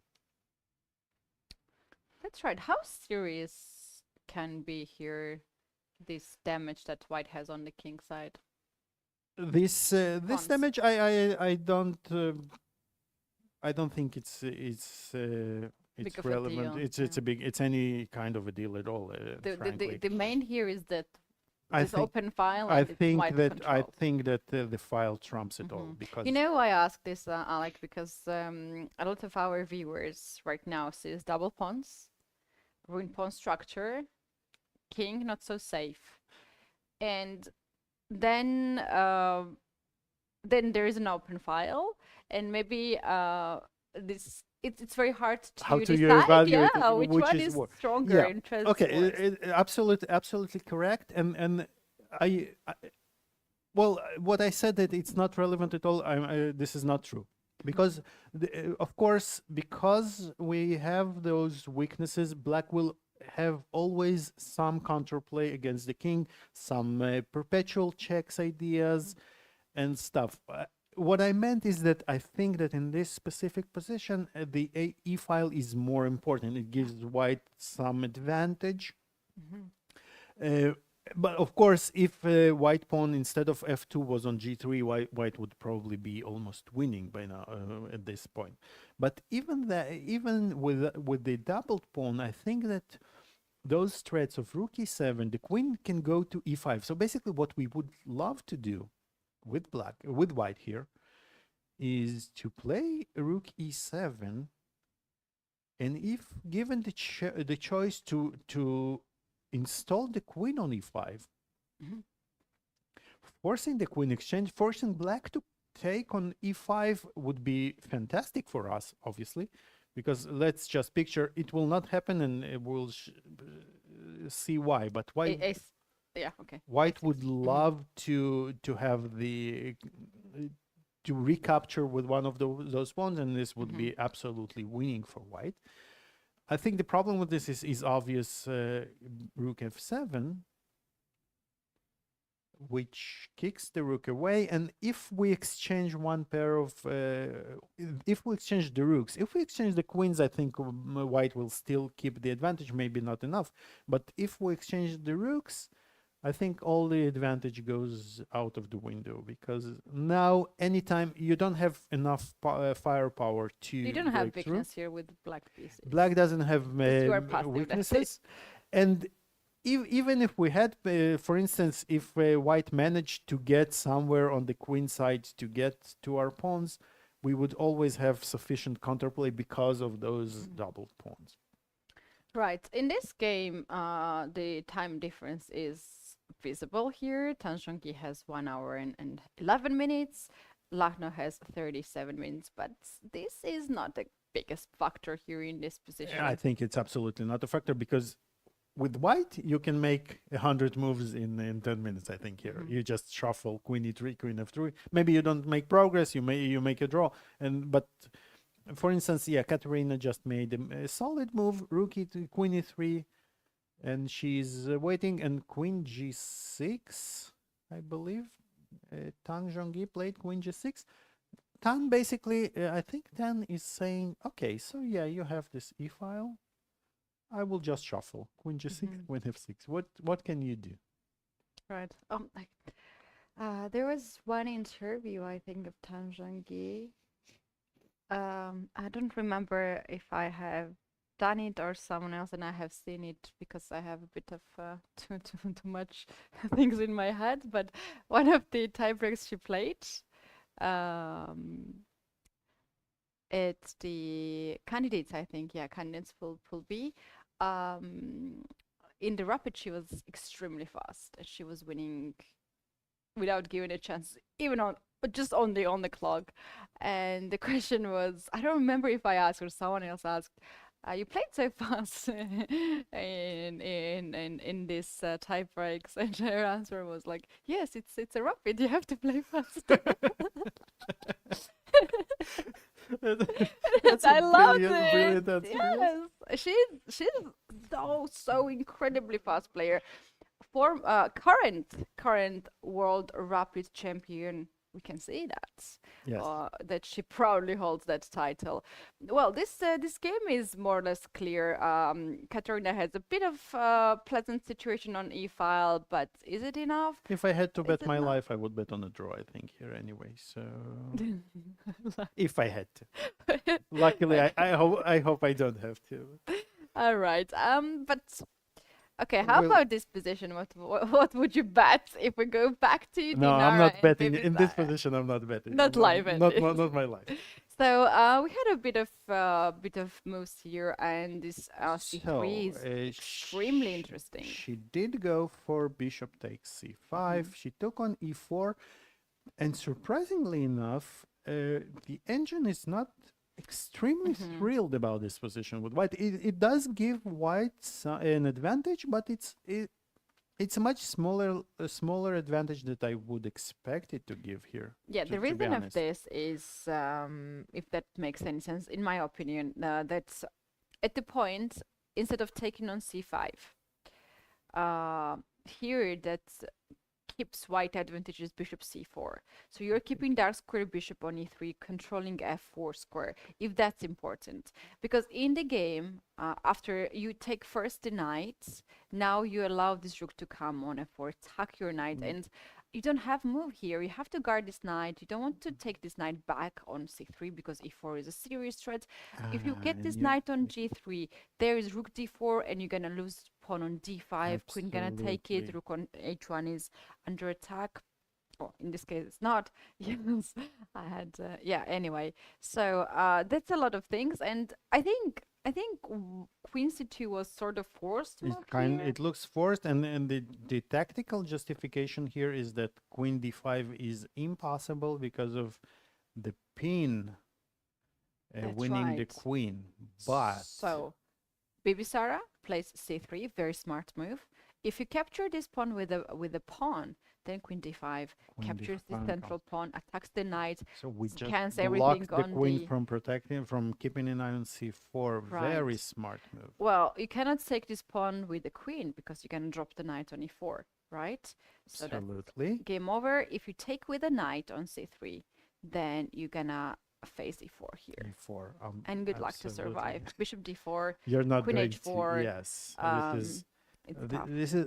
this is the kind of exactly the kind of King's Indian positions when if you allow this e4, the game just black. You literally have a feeling that explodes like a volcano, and it just runs over you, all Right. over your position.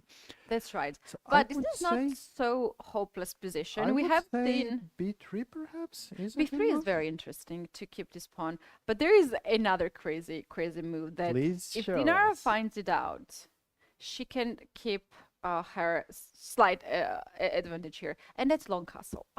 So the idea of this long castle is that you are getting the rook on d1, you are keeping very important Wow. d5 pawn on the board, you are allowing your opponent to take b2, but step aside, king b1, King your king is very B1. safe now.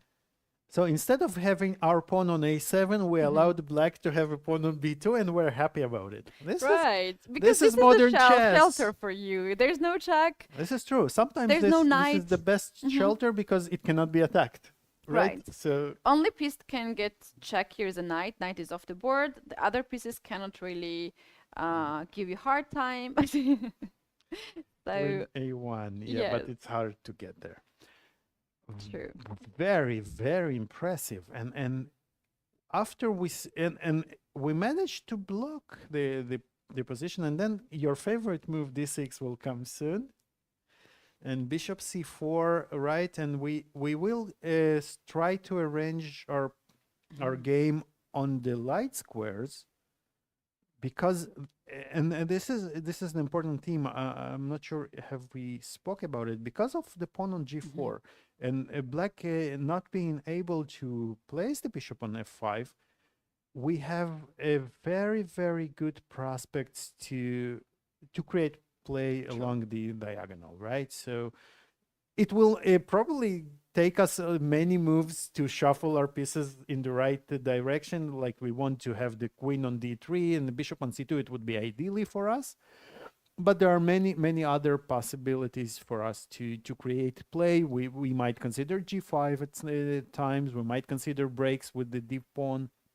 So it is indeed very, very interesting. Wow. So long castle. Just imagine, think- out of 4 moves that we have seen, I think it was 4 moves. Well, This is the move that white needs to play. Otherwise, the tables can turn to Bibi Sarah's side. wow. And okay, so first, b takes c3 is quite clear. You don't play this move. Queen c3, obviously, you don't play this move.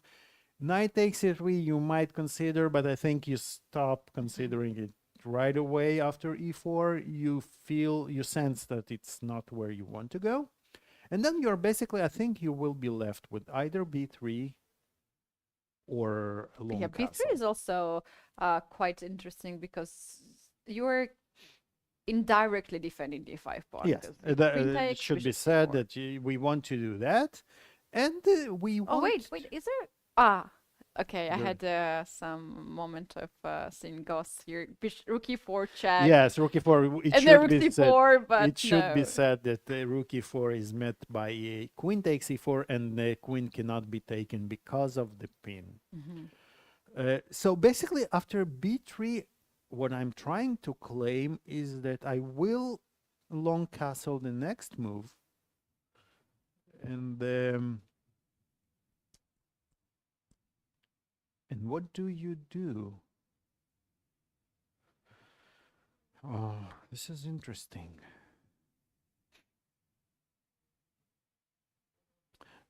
How about some craziness? Is this an option to sacrifice an exchange? If queen takes, I was actually considering to play c2, preventing you from long castle. And if you take, I want to take on d.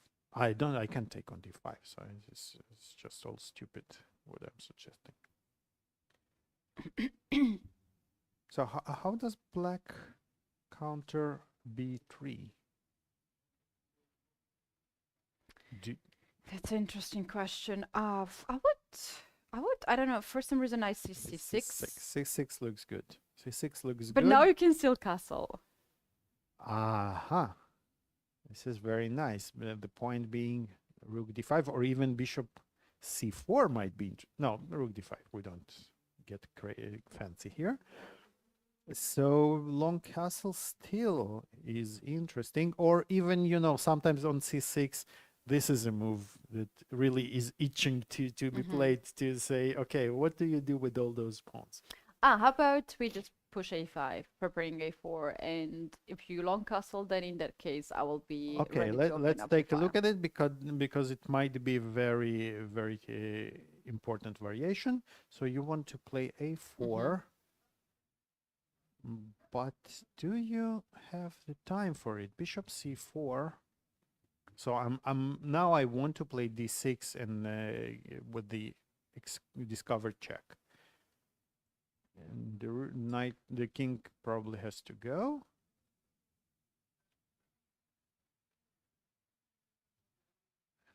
And I would still want to... Oh, this is a very double-edged game. We might just through king b1, or maybe even take. We might see this actually happening. If Yeah, it might if very Dinar well happen. finds this long castle a bit dangerous because it's not easy to face pawn It's on a scary move on, to on make. b2. It's really a scary move to make here. Yeah, Alik, there's very interesting development in the game of Alexander Kostyuk and Alexander Gershon, and we have a huge changes here from the last moment we have let's seen. see. Yes, very interesting. Yeah, during the break, I took a look at this, and it felt that this queen d2 was a little misstep on on Kostyuk's part, because it allowed a very concrete line by black. Look at this. She took on d4 and played bishop c6, targeting the pawn on e4. And what happens? It forces white to play d5, but now there is a tactical shot that bishop takes e3. You cannot recapture back with the queen because of knight takes d5 and the pin. So you are forced to take with an f pawn, which is not ideal. You don't want to have double pawns on an open file, and especially now that after we moved the pawn from the f file, the square on e5, the knight will be extremely strong on e5, because we can never force it away. So having achieved that, Goryachkina went back to d7 with the bishop and started. Well, she's I'm not actually sure about this bishop d7 move. This looks a little bit more natural to me, both preventing the castle and keeping the square for the knight. She might be concerned a little bit about knight f5, maybe. Yes, but knight f5. Knight d4, then and to keep the other knight controlling e5 square. With the king in the center, I'm not sure. So you want to play what? You want to play? Knight d4. Knight d4. I am not afraid. Well, I am, but I will pretend I'm not. But what's going on if I just capture? Am I losing by force? That's a very interesting question indeed. So On this screen, we have Alik. Oh, Alexandra is a bit bored. Yeah, well, that happens. I think she's actually it's not her time. Her opponent is very focused and she can relax a little bit. She's looking on the other side, I think. Is there another board, or I don't believe is a window there? She's looking somewhere. We don't know. But Alexandra Kostyuk, now, for her, this is very important game. This is very important game. You don't need others to win against your direct opponent. You want yourself to do the job. Absolutely. And gain the point. For now, every point in direct encounters, every point is double. basically, right? Right, true. Your opponent is not winning and you are winning, so it's actually double. And so far she hasn't won the game. On her social media platform she mentioned about that, she has not scored yet, but this is just a tournament, just a beginning. So right now she's very focused in this game, and also the fact that she hasn't lost yesterday, I think that can boost her energy. That maybe I'm lucky in this tournament. We can see how focused is she right now. But I don't like her position too yeah. much. Again, as we said, the knight found its way finally to d5. Let's see how it happened. So after bishop d7, which I still think was a little bit inaccurate, Black managed to... this is interesting. So she took on f5. And yeah, there is no good way, no better way for white to recapture. And the knight finds its way to e5. This is a fantastic square for the knight. But I'm a bit wondering, why did the rook go to f8 and not to the more natural e7? There must be some tactical justification for it. So probably she didn't like the knight jumping to f5 with the tempo. So probably you know what? This might have been White's idea. To get the rook on the h5, the knight on knight goes to f5, and looking for some sacrifices. Looking for, let's show it, shall we? Sure. What can black play here? Even this is not. So you know, some pass moves, b6. I like to play pawns always. Okay, pawns. Passing. We're passing move with the pawn. So the rook goes. Oh, Keti, I thought I have queen takes f6 after the exchange. So but this is still illegal in chess, right? Yes. No chances in the rules. No, okay, not yet. So no sacrifice on h6. That would be too good to be true. But still, although black has this fantastic grip, okay, then I wanted to sacrifice on h6 and play queen h6, but of course this is a bit delusional because the pawn on e3 is blocking the queen.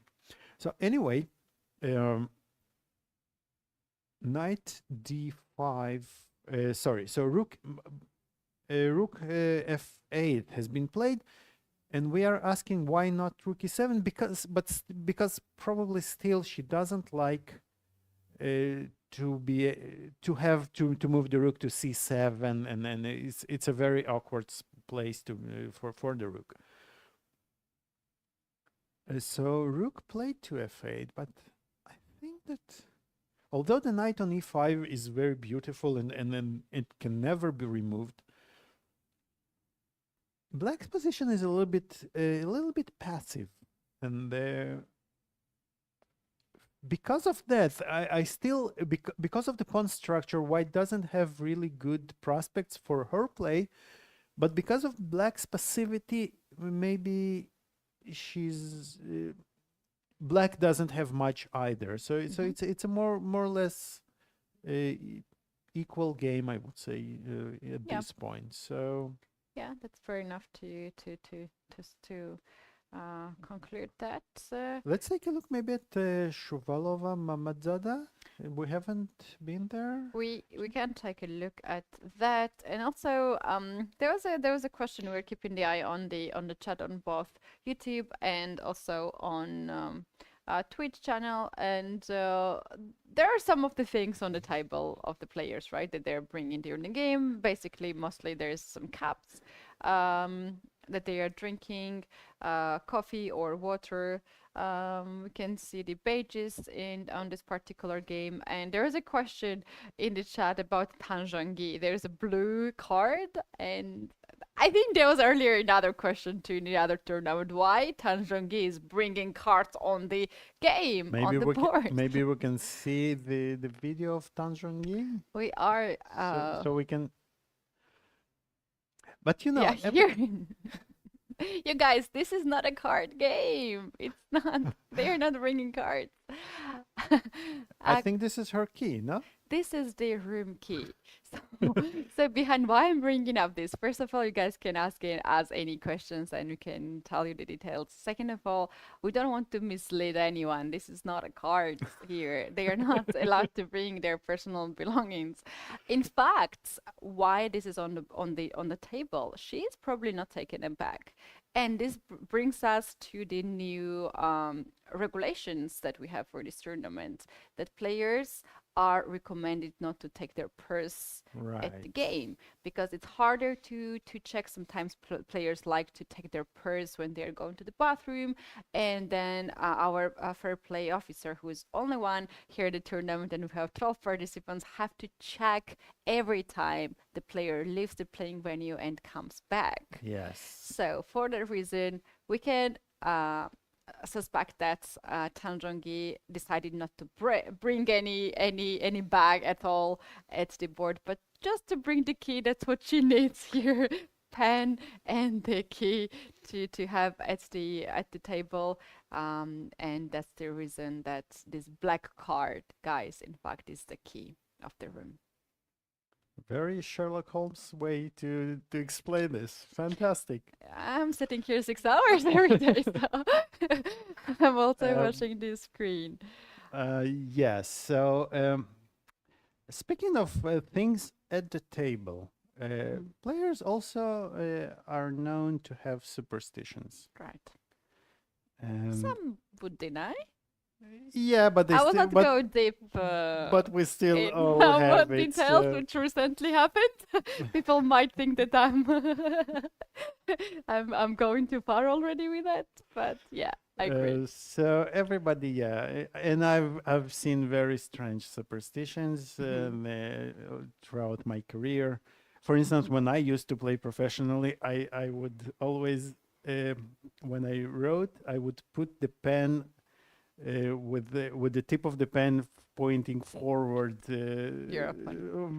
towards my opponent and not backwards. Yes, and you know, Wow. since I stopped playing professionally, first I can reveal the secret, and then I stopped caring, and my results dropped. So probably it worked. So you know, so the Wow. superstition worked. And there were I knew guys that would not shave until they lost a game. Oh so my if you God. start winning, you stop shaving basically. And or you so. look like a priest And, if you win a lot of games. Yes. Oh, And, wow. what was yours? Actually, I never like to be in touch to this kind of things during the game, because then if I have something and it's the other effect, like side effect, is not working good for my game, then I'm dividing my attention to the other things. So I was very precise from very beginning not to have any, but I had one still, and it was during the travel only travel. Another thing was that I was playing a lot of youth tournaments, starting from when I was 8 years old until when I was 18. I noticed that when I had a nice dress, I was always going on the stage to get my medal. But this was kind of tricky plan to get a nice dress. So I liked the dress. It was very expensive. I couldn't afford it. How could I afford it? And I needed someone to buy. And my grandmother, who was always biggest supporter of me, was always following to that, but I wanted to trap her. I couldn't say like, "Grandma, buy me a $100 dress." It's too much when you're But like this is for chess. 15. This is preparation for the So tournament. I told her that, Grandma, every time I have a nice dress, I'm aiming for the closing ceremony. I'm aiming for that day, and it's lucky for me. And she said, "Where is the dress?" I got the dress. And it turned out that I became actually world champion in this dress. I have a lot of photos. Wow. And she was very proud of that. So after that, it was our kind of thing to buy a dress. As a ritual, yeah, it Yes, becomes a yes, ritual. yes. Yeah. So Wow, I this is- collected a lot of beautiful dresses, and we have this memory with my grandmother. It's not, I can't say it's a superstition. I just wanted to have dresses, and it worked out Well, really, that's really one of the nicely. most useful superstitions I've ever seen. Yes. Fantastic. Right. Okay, so the secret is out, ladies and gentlemen. Yes, exactly. But I think I'm really starting to worry about Katerina's time. Or it's nothing to worry, Katerina's actually, because she's time. 32 moves. Uh, 8 more moves to yeah, go? 8 more moves in such a position, and I think they have already repeated. Mhm. They haven't repeated much, no. But this basically, if you look, the position hasn't changed much in the last 10 moves. So maybe both players feel that they will just shuffle until nothing happens here. True. And maybe they're both happy with this result as well. True. because, I like earlier they couldn't offer a draw because we have a rule here that the players cannot R- offer a draw and the game in a draw if it's before 30 moves unless you repeat the position 3 times. So basically, on this high level, players who want to make a draw, sometimes when you play, let's tell a known secret. So, for instance, when you play Queen E2, Queen E3, and if black goes Queen G6, basically this is a draw first. So you're telling your opponent that you are willing Yeah. to go for repetitions, and it will this way you can end the game even before move 30. So if you really come to the conclusion that there is nothing to play for, then there are ways to force the threefold repetition, which is a theoretical draw, and it is allowed even on move. Any on move move. 3 probably, or 4 is the earliest you can have a threefold repetition. Yeah? Move 3. Knight F3, Knight F6, Yes. Knight G1, Knight G8. So yes. Alec, you mentioned about Polina Shevalova and Gunay Mamadzada. Indeed, we have not checked this game for a while, so let's take a look. Take a look. And it is a typical Marozzi's position. White has all this advantage, and this is also very interesting and quite typical. So White protected her pawn on e4 with f3, which is a more solid approach. Sometimes White tries to break with f4 and e5 a bit faster, but here she goes for a long pressure. But by playing f3, black, and by moving the bishop to the queen side, White weakened a little bit the dark squares here in the center, so black manages to use that to exchange another pair of pieces. And because, as we said, because White has 4 ranks and black only has 3 ranks for her pieces, she likes to exchange as many pieces as she can, because then for the less pieces she has, the more room they will have left for maneuvering. So for black, exchanging pieces is considered to be good in this structure.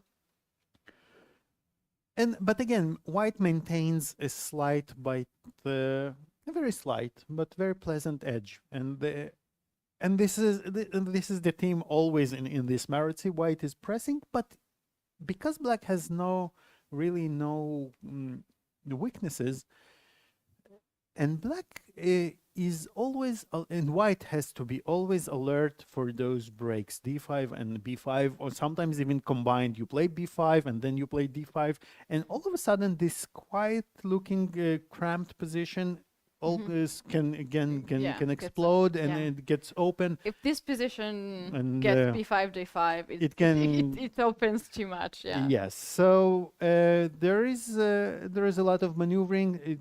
Each side has to be careful about her opponent's thoughts and ideas, and you can see that Gunay is spending a lot of time. So she only has 29 minutes left for 29 moves, which is a lot. Mhm. And this often happens when you are in such position. It can often happen because you don't have a very concrete plan. You never have a concrete plan here for black, and every time you search for new ideas, whereas white's game is a little bit easier to play, and for that reason I would say that Shuvalova is my favorite here to Mhm. take the pawn, the point. Right, looks quite promising for her. Mamadzada on the screen, she is in deep thoughts right now. I had my fair share of playing these positions in black, and it's not always very pleasant to play. So Right, makes a lot of sense. Let's get back in the game of Olivia and Bella. We have a bit of changes in that position. what happened here? So Bella decided to play after d5 to play b6 B6, which is and a to very, guard the pawn. we must say, it's a very human way to protect the pawn. Right? Yes, It's we a- wanted so fancy, it's crazy much more move. human than playing bishop d6 and queen Right. f7. Yeah, just to illustrate, compare this to this. Yeah, Makes a lot of sense. makes right. a lot of sense, and but this allows basically this allows white to do the same, but she decided to put the bishop on f6 rather than d6, and this is because probably now it doesn't work because of bishop takes g5. Right? Yes, looks like it. Looks like that. So bishop f6, knight takes f6, queen takes f6, bishop d4, queen f7. We have an opposite colored bishop position, but while in the end game the opposite bishops promise us very drawish tendencies. Right. In the middle game, they can sometimes offer the attacking side a very, very good prospect because you're attacking with an extra piece. That's right. Almost. And if we're talking this particular game now, look at this bishop on d4, already having a target g7 pawn. White can back up this bishop with the queen c3, for instance, to target it right away. And black's bishop can't really guard this. Exactly. We attack with an extra piece. White's light square bishop is doing really not doing much in the defense, and especially so we can see now the huge drawback of this capture of f takes g5. True. Because had the pawn been on f6, black has no problems whatsoever, because it limits the bishop on d4, and it's basically a dead draw had the pawn been on f6. But with the pawn on g5, white has, I will not say it's a big advantage, but it's clearly white who is pressing, and black will have to defend, especially given that she doesn't have much time. That's right. 25 minutes still for 19 moves. Seems fine now, but if there is a situation when she has to calculate a little bit deeper, then this can be the issue. And meanwhile, black's bishop on f5 is not so useful for the moment. It has no target. I think Bella should also try to get this bishop somewhere, bishop d7, bishop c6, to also aim the pawn on g4. However, that takes a time, and as you are illustrating right now, most like queen to g3 can create some problems for black. Because you probably don't want to play h6 too much, but what else can you do? And yeah, and I would then play maybe rook e5, rook e1, double along the e file. maybe try not to drop the pawn on c4 by playing b3. I also like queen to a3 move at Queen that to position. a3. And the thing is that you want to play rook e7. Aha. If you play c5 to stop me with that, I will get my bishop probably on e5, not to lock the queen and not to go on c3. And then I'm gonna have very nice target on a6, on b6, rook d6 can come over on the board. So obviously this is better for white to have this black pawn on c5. But of course black will consider to control the file as well. And instead of c-file, we'll play rook to e8. And after rook e8, if rook a goes on e8, then we can consider to grab the pawn on a6. Although you might say that this is gonna take a lot of time. I can't believe it. No, I am actually I'm believing it, but I might have some ideas of my own. Nice. So I want to attack here. And oh, hold on. Is this game over? This okay. This is they're Tan Zhongyi scoring. and Let's go to Tan Zhongyi. Katerina Lachno. Another game has been ended in a draw. 2 games already done out of 6. Both games are draw. Which is exactly as many draws as we had in the first 2 rounds. So true. So far we had 2 draws and now doubling this amount already. But okay, this is normal result. 2 players in good shape, and they didn't make any obvious mistakes, and the very normal game, and they keep their leading positions. Nothing to worry about, I think, for either of them. So this is a normal result. Let's take a second. Maybe let's revisit what's going on with Dinara? With this game, I was actually checking what's happening, but it was, I think, a bit of digital board situation, as previous moves were queen d7, queen d6, queen d5. So. Okay. So it we're gonna ask this. I think our team to check what just happened. Yeah, it looks but we can actually get so in she the game. did take b takes b c3, which is extremely strange. Why didn't she like b3? Because this is obviously... And now she played f3. f3. And we need to find out what Bibi Sarah played. Her bishop is not on c8. She played bishop to e6 b7. Probably, yes? No, bishop to b7. No. How? Yes, this is possible. This is a possible move. Now I like black, actually, no? Or am I wrong? Oh, I'm starting to like black's position as well. I think her idea with bishop e7 is to play rook to f8. And to have this kind of nasty sacrifices, rook f3, bishop f3, rook f3, and to have this x-ray on the diagonal. Yes. But maybe black is not that great though. Let's take. What happens if we start attacking the queen? Can we? Sure. Rook d1, I suppose. That was what I was thinking. So my idea is that... Well, my idea is to take the queen. That's the first idea. I didn't have a second idea. The second idea is to, if you move to either f7 or e6, I can try to...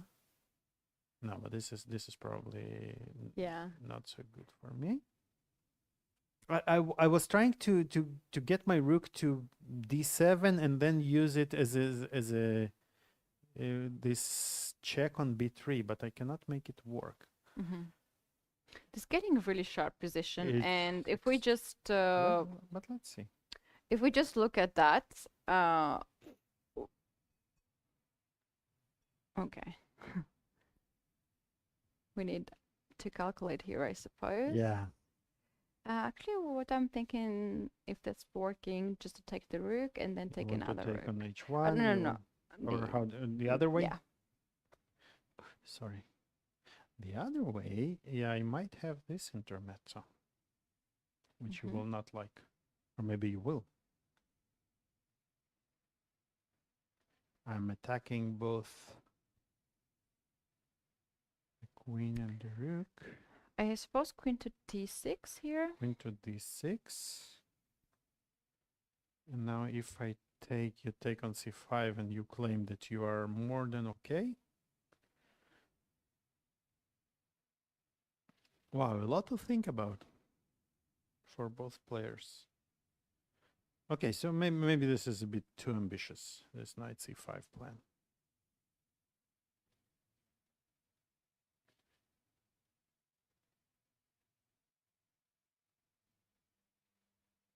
I have a crazy suggestion.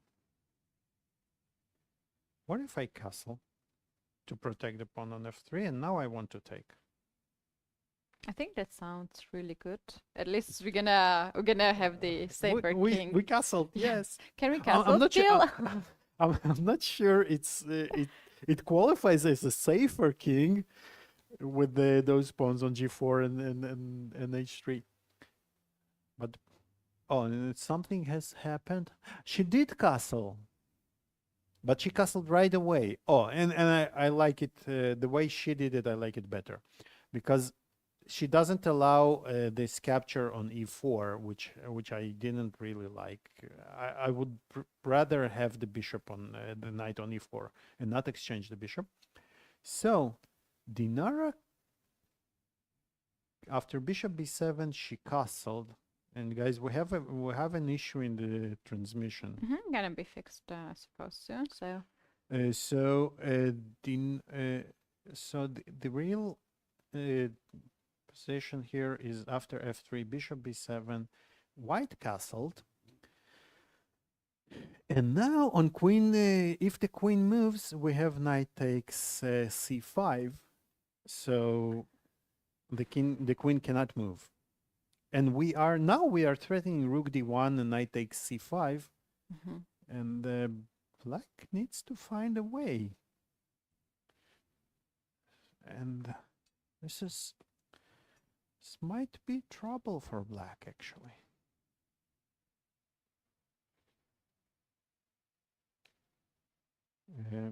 You know which move I like to make here? Maybe something like king h8.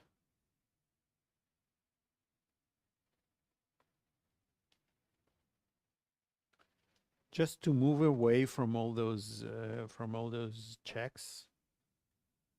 And if rook d1, then maybe then we can keep the queen on c6. And the rook will come to f8. Try to hold it like that. But you know, white has some very strong, very powerful positional idea to exchange this. So let's envision that for a second that we exchange those bishops. And now let's take a look at those two pieces. The prospects of the white knight on e4 against the bishop, which has absolutely no future. And also all those pawn weaknesses for black, they don't work well for her as well. So this position would be strategically, without the light square bishops, the position is strategically lost for black, absolutely. And I think this will be the theme for the next few moves. White will try to activate her light square bishop and exchange the black's bishop, and if she succeeds, then Bibisara will be on the verge of losing. Yes, that's right. Another game which is getting in a very interesting scenario is to Alexander's game. We can check out this position. Wow. Last move c4 has been played. Attacking white's queen here and also getting very important d3 square. b5 is on the way. b5 is coming. Wow, but how did she make this much progress so fast? So, and b5 is on the board, I believe. Yes, that's right. b5 is on the board. Wow. But let's take a look how it happened. So Alexandra Kostyniuk, we have seen this, and she did go for for rook h5, and then queen c3, rook goes to f5, admitting that rook h5 was probably a waste of time a little bit. You know what? I would rather white play bishop b5 and a4 here. To To- stop to that tell you- to happening. True. to stop black from moving from the queen side pawns from getting into motion, because once we manage to, this queen a6 is very, very strong. This probably Kostyniuk missed this whole plan. This queen b6 is extremely strong. We want to play queen b4. This is a threat, and it's a very unpleasant positional threat, because once if we allow the queen b4 to be exchanged and then we recapture with the a pawn, suddenly the a2 pawn will be extremely weak, and black will start marching along the queen side.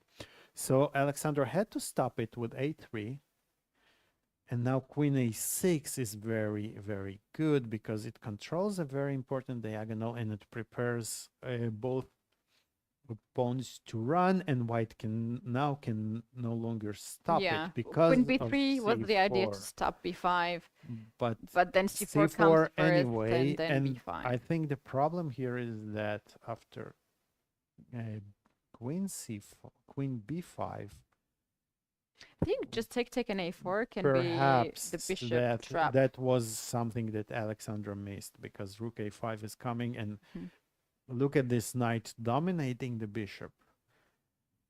The bishop maybe is not yet lost, because the knight can come and protect it, but again, you have two pieces completely paralyzed, and black will find eventually a way to attack the bishop another time. Even maybe, knight e7 attacking the rook, you go back, knight goes to c8, and then to a7, and how do you defend? It's No, not this so bishop easy. and b5. They're actually making some more moves here. After bishop to c2, black played rook to b8. she is preparing b2, b4 as well, and with this pawn getting so much of advantage, even open up the a file for the queen. Oh, I don't know And- how long Kostyniuk can hold this position. Yeah, it looks horrible. And if you remember, just a few moves ago, we said that, black has strategically all those the square on e5 and the beautiful knight on e5, but she's a little bit passive, yes, and because of that, the game is pretty much it's about even.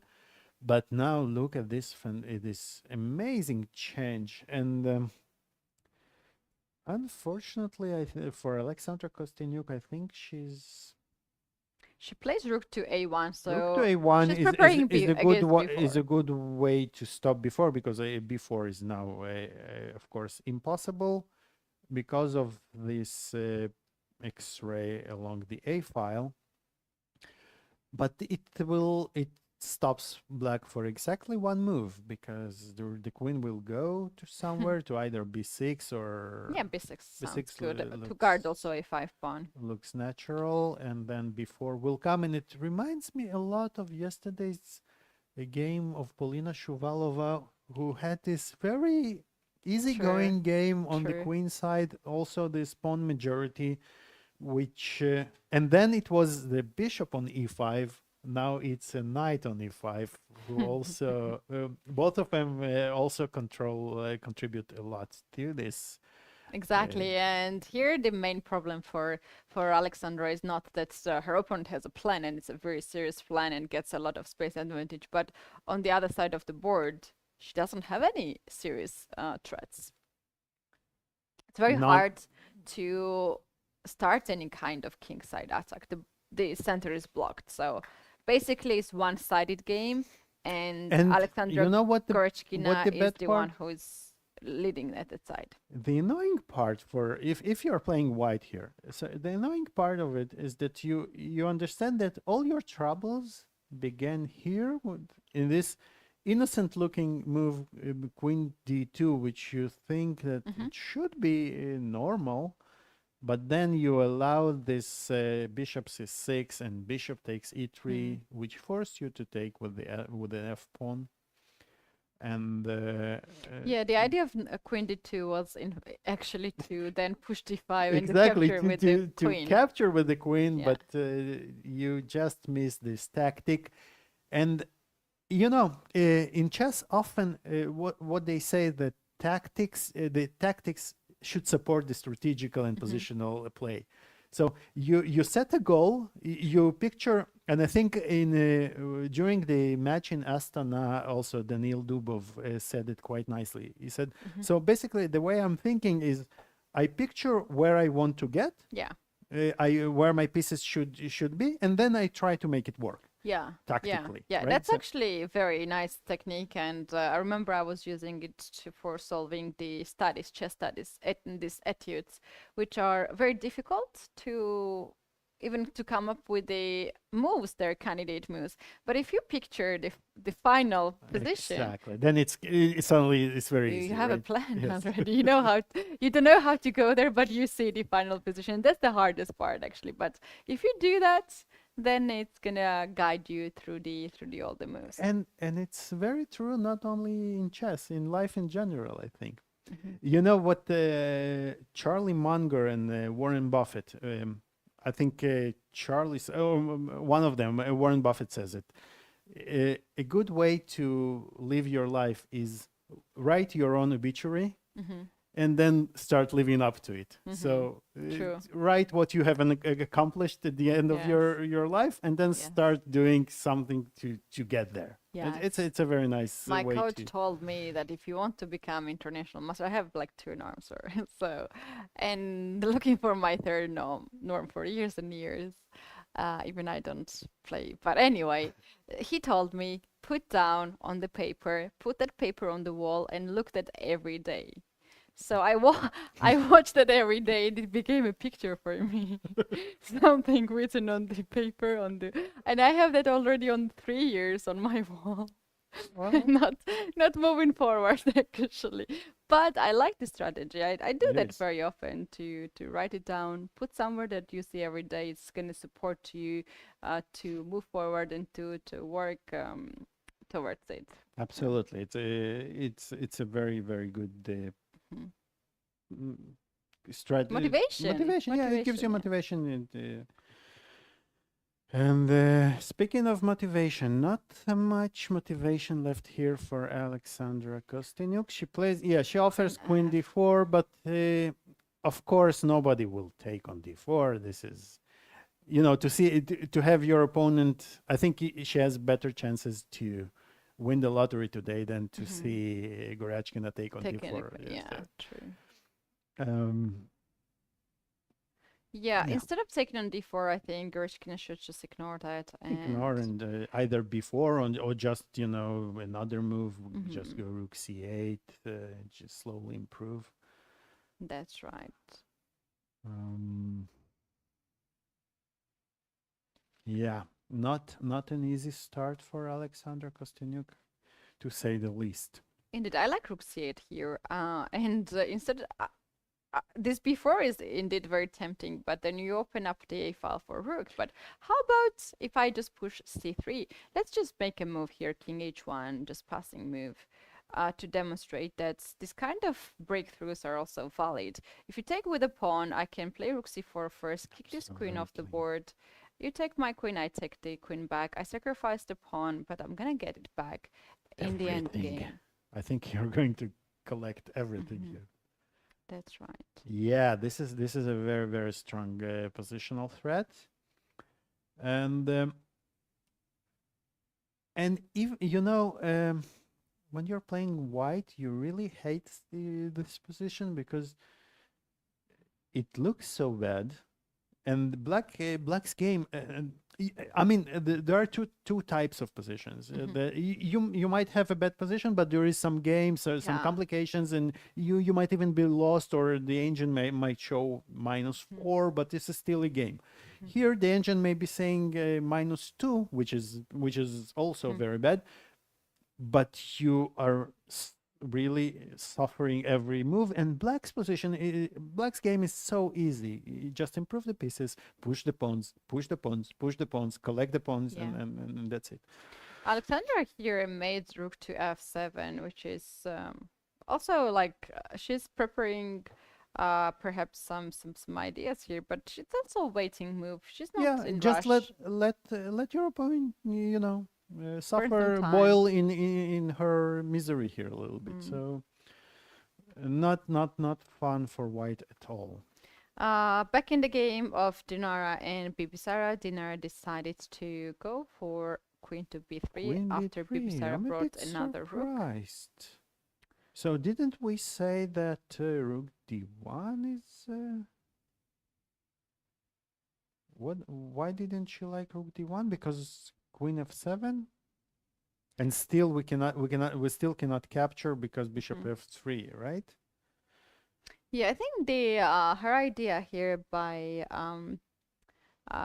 queen to b3 is that if now Bibisara captures the queen, otherwise bishop c4 is a threat, then a takes b, and I have this rook on this semi-open file, Right. and I'm happy to have this I don't position. want to let you take on a3. I would play king h8, and I think Bibisara also played king h8, which is a very natural move, protecting from bishop c4.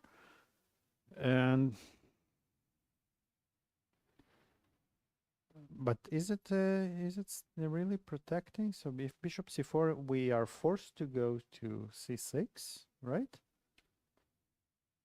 I want to exchange those light square bishops. How do we do that? What about rook b1? Am I I'm not blundering, right? So you cannot yet take on f3 because queen takes b7, and we are protecting the knight. Shall we take no. You want to take here? No. Yes, you did. Okay, yes. Yes, you did. But is it working? Maybe. But Rook it's white to play b1, rook yeah. b1. No, then it's not working so much. Because, again, here the best way to protect from a checkmate is to take one of the pieces that Right. wants to check you. So interesting. So what do we do after rook b1? Do we just move the bishop to a8 and hope for the best?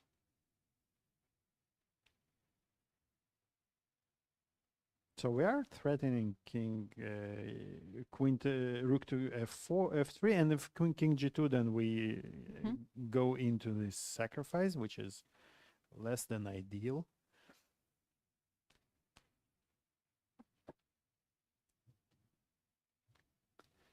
So so white has problems of her own here with the pawn on f3.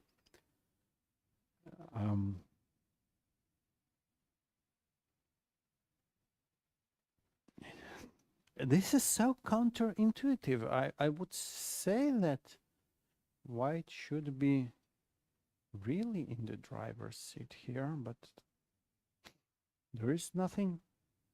Maybe rook d1 now. But then you will take on b3, right? I think white still will be happy with that as rook controls b file. I'm not sure, because this is very concrete, and we just liquidate into this too many pieces, yeah. Yeah, into this opposite colors bishop. Okay, let's picture again. Let's use what we're advocating for. So we are picturing a life without those bishops. How can we make it work? So rook d1 here. and even maybe at the cost of a pawn sacrifice. This is very good position if white managed to get. So I think bishop on b7 Is gonna be lost. Is even lost, not exchange. It's even better than exchanging is to win it straight.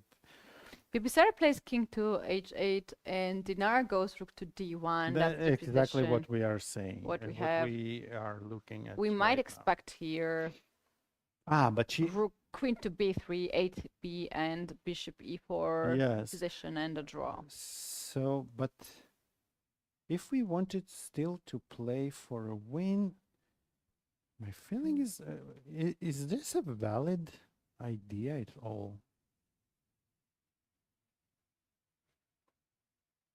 So if we cannot take on e as we established on f3, we cannot take.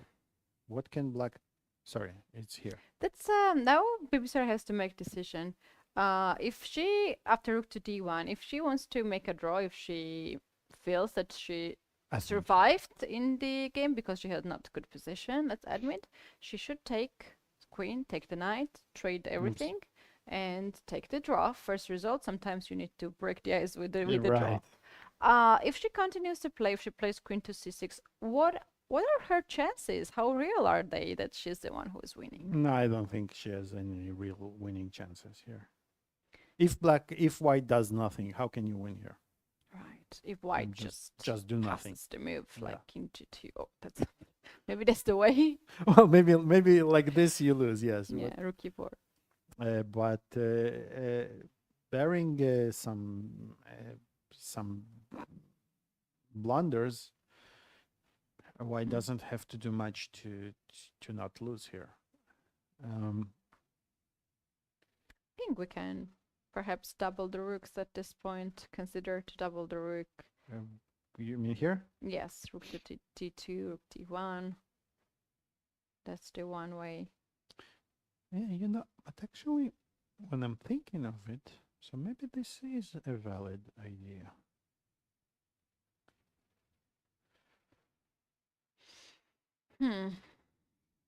And how about we take the rook first and play bishop to f1. Yeah, so I was planning for this. Rook f2. Or maybe, you know what? First I will play c4 and ask you, how do you like my bishop joining?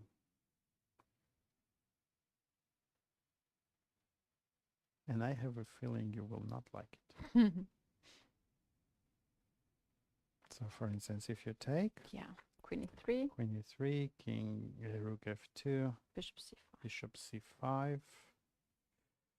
It's queen a e2. little bit... Bishop g2. Oh! That's painful. Checkmate for white. She decided to continue to play. Bibisara, she plays queen to c6. This position, because look at the time situation. Dinara has dropped the time to 7 minutes, and they have 14 more moves to go. Okay, but now I would say that I want to exchange this bishop, please. Somebody listen to me.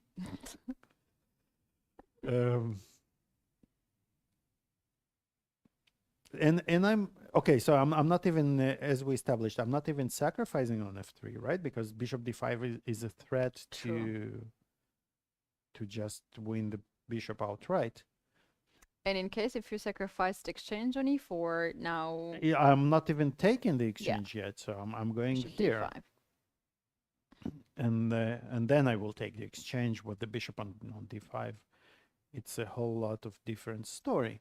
So what do you do here? And she actually, white could get it from a different way. Instead of playing rook d1, she could play bishop c4 right away. So Bibisara is probably ready for to counter this. Maybe she wants to just move the bishop to c8 and start asking questions here. Not sure which questions yet, but... And then the queen goes to g6. Maybe that's how she wants to play it. You know, as a King's Indian player, being strategically lost is not something new for you. You're used, if you play it from a very young age, you're used to being strategically lost, but you get you target the king, and if you're When you're able, targeting king, you don't feel that you are lost. yeah, Yes. lost. You Yeah. might be strategically lost, but you Yeah. have a mate, so and Yeah. it trumps it. So This is exactly what you mentioned to compare the game of Kostyuk and Gurechkina. It's different type of absolutely, bad position, absolutely. and this is different type of the position. You might have a bad position, but you still attack the king, Yes. and you never know. And who's the first. maybe you're objectively lost, but your opponent has to make like 7 or 10 very precise moves in a row, and then you will be lost. Okay, you can take those chances unless they are very simple. Dinara is chasing the queen. She played queen to b5, offering the queen trade, but drops the pawn on f3. Shall we take a look what happens after queen takes queen, bishop takes queen, and rook f3? Okay. I think this is knight takes c5, and all of a sudden you don't have a good square for your bishop. Is that so? So all those squares are taken. And if you go to the 8th rank,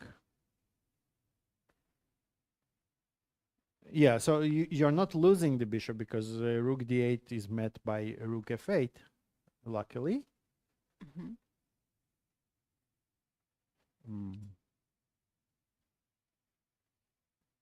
What is this position? I want to play bishop d7, but now it's a different story already because we unblocked and we have so many weak pawns ourselves. What is she going to do? Oh, this is interesting. And it is very interesting if she planned to trade everything and to accept a draw. But After how do you do that even? I suppose she can take the rook here. Okay, take the rook. If Yeah, and now knight c5. knight c5, bishop c8, And rook d8. I'm not so sure I like white so much here. I would start with the bishop c6 here. Bishop c6. I can take on c3. This is nice because there is checkmate. Check. Checkmate is not good. Well, it depends on which side of the checkmate you are. True. Okay, so And, bishop c6, and if we go back, Now you can play bishop to b7 and your yeah, but dream now comes my true. dream comes true. But this was not really my dream. Not in this way. Not in this one. Not like that. True. No, actually, here I think black can take an e4, and I will take black here if I can.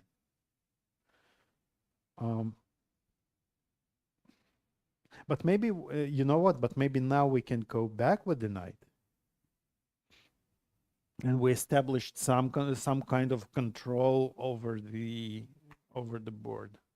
So maybe this is still kind of even slightly better for white, but I doubt that it will be enough for any serious attempt for a win, because h5 we exchange all the pawns here, and again black might just as well be even better here. Wow, so I think it feels to me like Dinara could have gotten better a little out of this position, but maybe you're right. Maybe she feels that she doesn't have time and she wants to get rid of the queens, or maybe she listened to our broadcast and Earlier, she knows, to yeah, get to rid your of the advice of exchanging the queens, you know. Oh no, in King's Indian I keep the queens on the board. Okay, so there are exceptions. I see. There are exceptions, yes. All right. Let's revisit Waiting Alexandra. for the next moves here. Soon we're gonna approach the time scramble in other games as well. So I suggest to take now the break for us to to get some fuel for our energy and come back for the moment when most of the games gonna have the time issues. And meanwhile, our viewers can see the rest of the interviews and also the live view from the venue, so they can actually focus on that game. Dinara and Bibisara, that's the game that time is a big issue for Dinara. Absolutely. So guys, we're going now to on a break for like few minutes, but don't go anywhere because See you on the other side of everything it. Yeah. will gonna start soon in few minutes.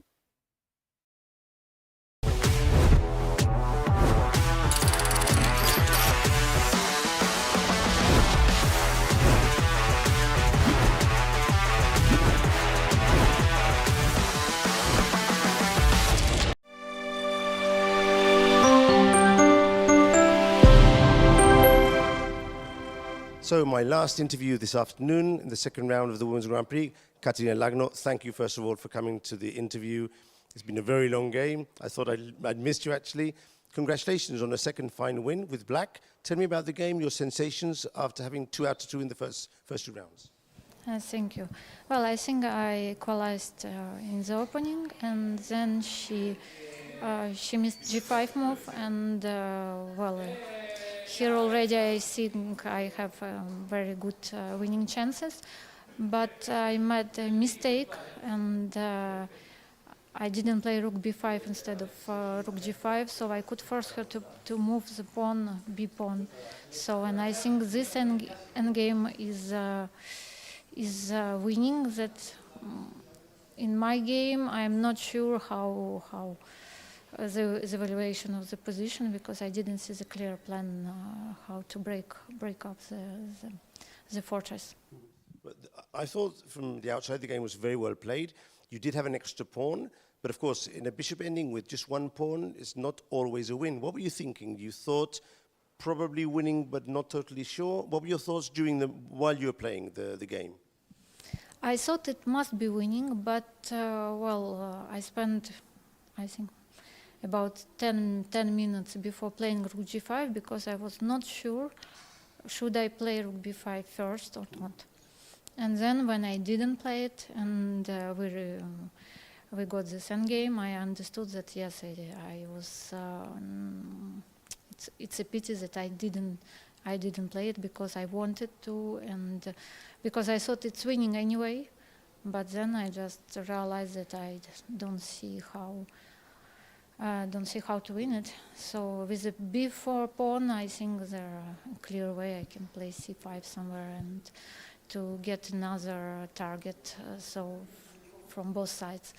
So well, I don't know the exact evaluation of the position. Of course, it's very hard for her to defend with the time pressure. But when she gave me to play king c4 and then king b3, king e2, I think it's already hopeless.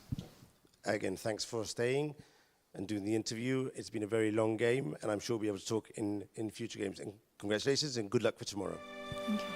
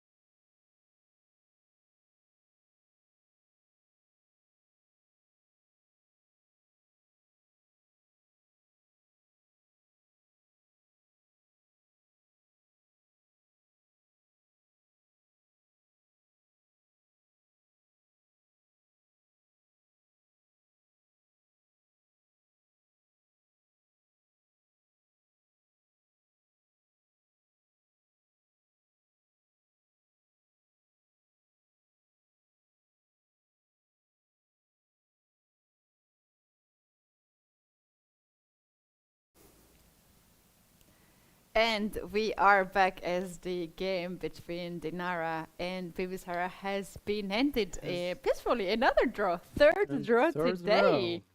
Wow. And well, it was obvious that Dinara wanted to make this draw, and she found a way to force it into liquidation of all the pieces. And rook end games, as we all know, they are drawn. So the draw was agreed. That's it. Maybe today we have a day of draws. 3 remaining games are still in progress, and I suppose there are some time scrambles in those games. So let's take a look. Perhaps first we have checked the games of Kosternyk and Let's Gorechkina take a look to check here, it yes. out. What has been changed? Visually, I would say that it looks less bad than for white than it used to a few moves ago. Although still this bishop is it's painful to look at it, really. It is, but on the other It's hand, I think prospects. she has everything under control. There's not any threat that is direct here. Right, nothing Black needs immediate, to absolutely. improve a little but, bit there and But here. black has so much going on for her in terms of improvement, and well, this is basically an extra pawn, an extra passed pawn, because these go nowhere, the e-pawns. And Gorechkina does play knight c5. Again, I would not want to play here as white. I would love to play with black here. For sure. White White has to just wait a yeah, little bit. but okay, if we have to play with white, I would play knight f4, knight e6 idea. knight f4, knight e6 is one idea. Another idea is to put the knight on d4 and maybe even try to jump to c6. But we cannot make it work because we might drop. Or you know what? We need to get rid of this idea that we care about the pawn on e4. Maybe we want black to take the pawn, right? Because then our bishop will become alive. True. Rook a2 has been played here. White wants to be flexible with the rooks, either to double the rooks on a file or double the rooks on b file and targets the pawn on b4. Black's next move, I think, can be played rather fast. Knight e5. This move is kind of calling because knight on g6 is not doing too much now. Yes, knight And is that's the moment when all the pieces are improved. And after that, black has to try. Black has to here find some idea Yes. how to improve the position and how to finalize this advantage.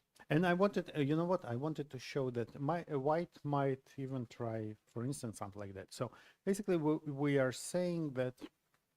Well, for this reason, I moved the king to h2 because now if we drop the pawn on e4, there's also queen e3 coming with check, which we might not like too much. But in general, I would say that sometimes white would be better off without the pawn on e4 than with it, because then suddenly at least some life is there for the bishop. But on the other hand, if you're also in such a position, if you're also a pawn down, then it's not the best. So knight e5, we are expecting to see knight e5, and then it's really white's decision what to do afterwards.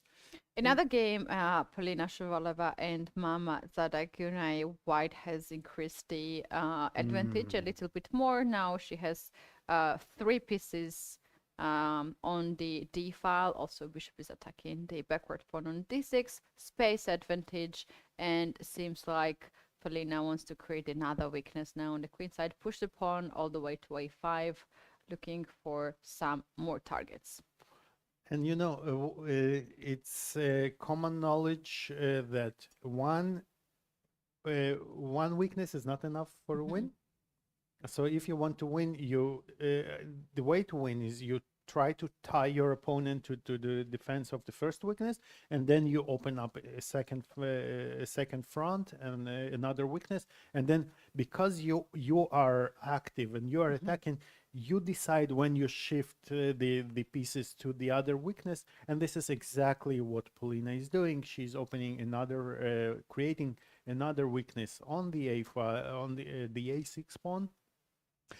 And Keti, if we take a look at each and compare each of the pieces, these bishops, this rook to this rook, this rook to this rook, every white's piece is more active and more is better than black's piece, right? So True. that should suggest that white is much better here. Yeah, that's true. The thing is that this pawn on h5 might be another target of white. The idea to attack right is f4 indeed. Queen into f4 to look for it, but then you have to be even rook is attacking that. I think it's even better because then you have e5, queen c, queen h7 ideas. But when you have to such a move, you need a good calculation first of all, and you need to make sure that that's worthy. Another detail here, which gets my eyes, is that Gunay has 2 minutes only on the clock. However, they have to make only moves, 4 moves. 4 moves to yes. But you know the danger of such positions, if you are white, if there is any danger, one of the dangers that I could stress is that when you have such a calm, easygoing position for you, you might at times become too lazy to calculate variations. You want to to win the game, as they say, playing with your hand and not with your not with your brains. And this is a mistake that many even very good players make, and they say, okay, maybe f4, but I don't want to calculate. Maybe it's best. I don't want to calculate. I will win it anyway. And then little by little, they give some concessions and they don't force the win, and it can become non-winnable a little bit later down the road. So this is interesting. What you're saying, that you should always be alert for tactical solutions, even in those seemingly calm and Right. very squeezy positions. True. Another move here can be considered to be g4, but it's also a committal move as you're opening up your king even more. Right now, the position is close, you control everything, and black can't really open too much.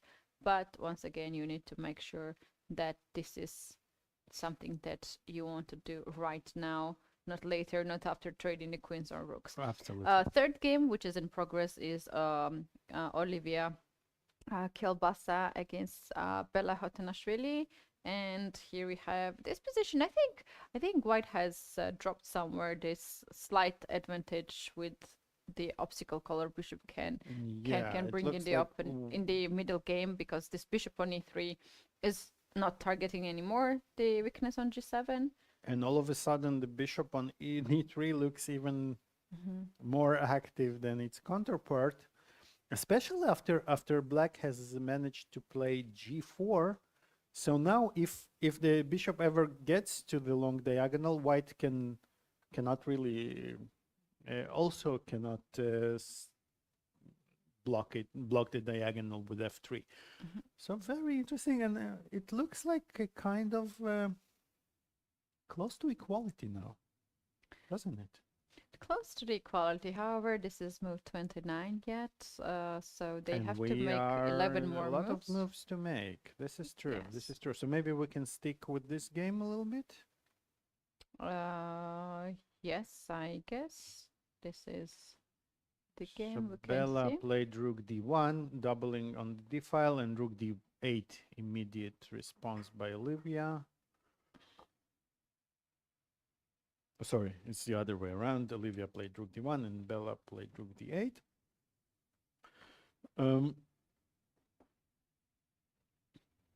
So can we use the pin is not dangerous because bishop b5 can always be, the bishop can always retreat.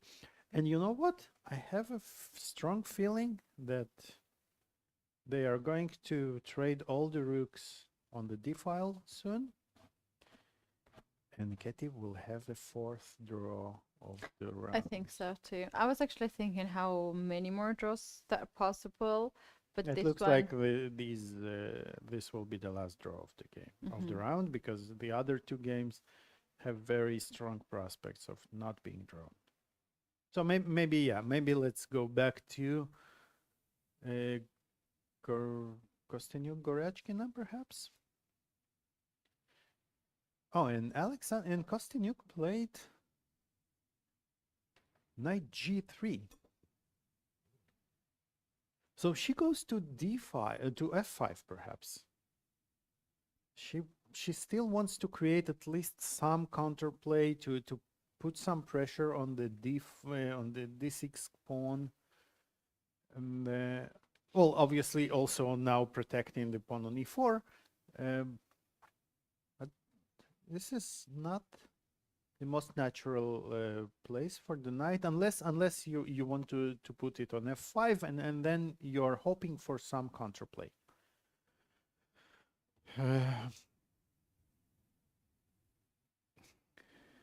But is there this tactic here? 94? 94? 94, queen takes d4, take here, rook take e4.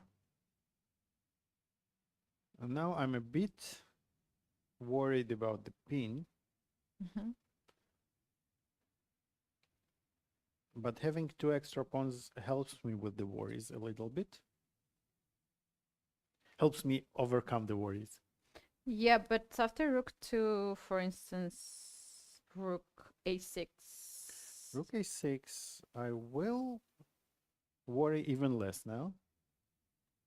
So rook a4 first. Rook a4. Or rook b2. I might drop something with rook.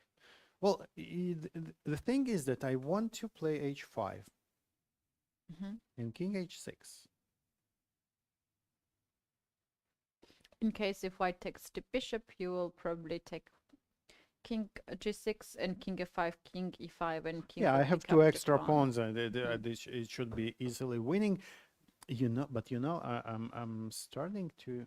What really makes me a bit worried is maybe this move. To stop h5 happening, right? Yeah, how do you untangle? But again, I'm threatening to take on d5. So this might be, and I think Gorechkina is calculating, because this might be a very direct way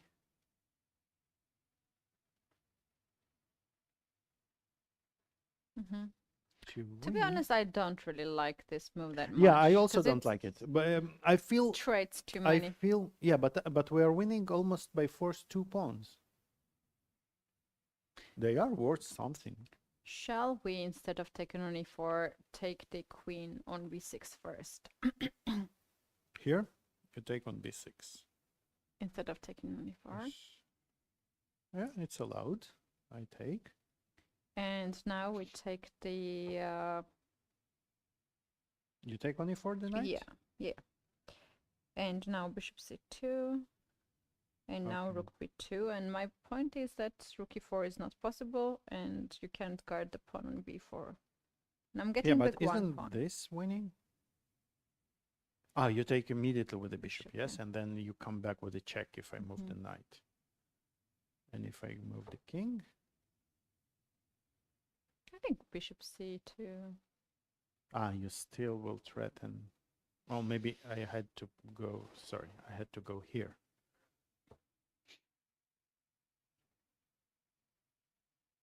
Yeah, bishop c2. Still bishop c2. Take, knight f4.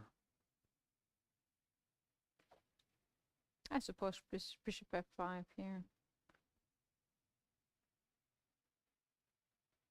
Bishop f5, and if I take bishop g6, it's very strong, yes?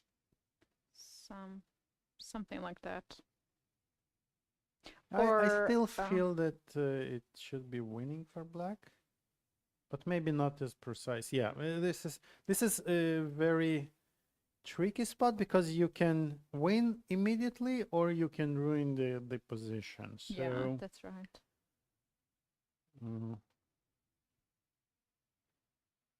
And the temptation not to do anything concrete is very high. The game of The game Bella is and over, yes. Olivia has been ended, as we can see on this screen, and that Instead of should be a exchanging draw. everything, she played Queen F4, and they just repeated. Okay, so this was an uneventful game, although here we did feel that white was a little bit pressing, but maybe it was not concretely, maybe it wasn't enough, and black managed to regroup and draw. So 4 draws. 4 draws. That's too much of the draws today. We have Well, seen all the decisive results. But you know, statistics, they have the tendency that once you have a spike, you have to go. The statistics You have again? to go back with. No, Yes. no, I haven't checked. You don't trust anymore. But yeah, I lost my faith in. Oh wow, this is a huge improvement in the game of Polina Shovalova and Gunay Mammadova. They have traded so many pieces. Wow, what happened here so fast? So we were speaking of those long squeezes, and all of a sudden the exchange. Oh, so she just played rook b7, gave up the d6 pawns, which makes sense that everything got exchanged. This is interesting. As I know, if there are more pawns on the board, there's more chances for white to win. But Right. those pawns are fixed. They are so symmetrical. They look like a Christmas tree if we just put the hand upside down Yeah, on, right. on the side. It does. So we keep Yes. commentating like this from now on. Exactly. But is this enough? Because basically, black's only problem is this pawn. And if black keeps the king on h7, no, black should keep the king probably on. Because the pawn, actually, the closer the pawn is to the king side, black can even Bring keep the king, yeah. bring King the king F7. to f7 and keep it here. But it's not so easy to achieve, because if we play king f7, there is this check which you don't want to exchange those pawns, because, well, first of all, you will lose this immediately. Gunay already played king to h7. King She to goes h7. to... She goes to hide in the... Yeah. And there's king h7 and king g6 move, so She we will don't- probably, yeah, so she will keep the king here. But having the pawn closer to the king side is beneficial for white in cases where we win black's rook. So the king will Only be thing- closer to the pawns. What I have in my head is that it's going to be more draws today. Yeah, you think it's a draw? I think it's a draw. Shall we make some obvious moves here? Yeah. How this, for instance, c5, c6 is an obvious this move. is very, yes. Mhm. So white will almost automatically bring the pawn to c6, but then, yeah, I don't really love the way that Polina exchanged everything. I felt that she had better. So another important thing is that white's pawns are blocked in the wrong way. So as white, you would normally prefer to have the pawns the other way around, so the king can come as close to the pawn as possible. Because now the problem is that, for instance, you start running, and black will put the rook here. So if you want to keep running with your king, you will have to start sacrificing the pawns. If you play c7, you can. There's nothing more for you to You run just with give the king. the checks to the king can't hide. Exactly. So so if the pawn reaches c7, the only way for white to win such a position is to create a passed pawn, either f or e. And I will show you, let's make some cooperative moves to demonstrate the pawn. So for instance, let's say we manage to play some g3, black doesn't do anything. We play f4, the rook cannot move because of the check and promoting. And for instance, let's say black goes crazy, exchanges. And now the problem black will face is that white is able to create another passed pawn. Let's say even if black managed to, well, I made it all wrong. Sorry. Let's take two. So for instance, if white manages to get the f pawn, somehow the passed f pawn will be able to white will be able to create a passed pawn on the f file. The thing is that the pawn will just keep advancing until black is forced to take on f7, and then white will have this this motive of moving the rook to h8. The rook will have to take on c7, and then we have a check winning the rook. So this is the only way to win, is by having a passed f or e pawn for white with the pawn on c7. If we have a g pawn or h pawn, they don't win, because there is so much that you can advance. Let's try to set it up again. Where have we been? Yeah, like here. So for instance, if we range an h pawn, it does nothing for us, because here black just keeps the king on h6, and we cannot force it away from those two squares to the f file, where we can deploy this this idea of rook h8 and rook h7 check. So, but because the formation of the pawns, and because white king is so weak, you can't really you cannot even with the pawn on e5, Keti, you cannot even pass the d file, because the black rook will just keep itself on the c file, and you cannot pass. Oh, that's just realized that there's no way to cross even with the king. Yeah, you cannot even cross there. So wow. So it, of course, I don't expect Paulina to put the pawn on c7, because it really kills all her winning chances. So she will try to break through with the pawn on c6,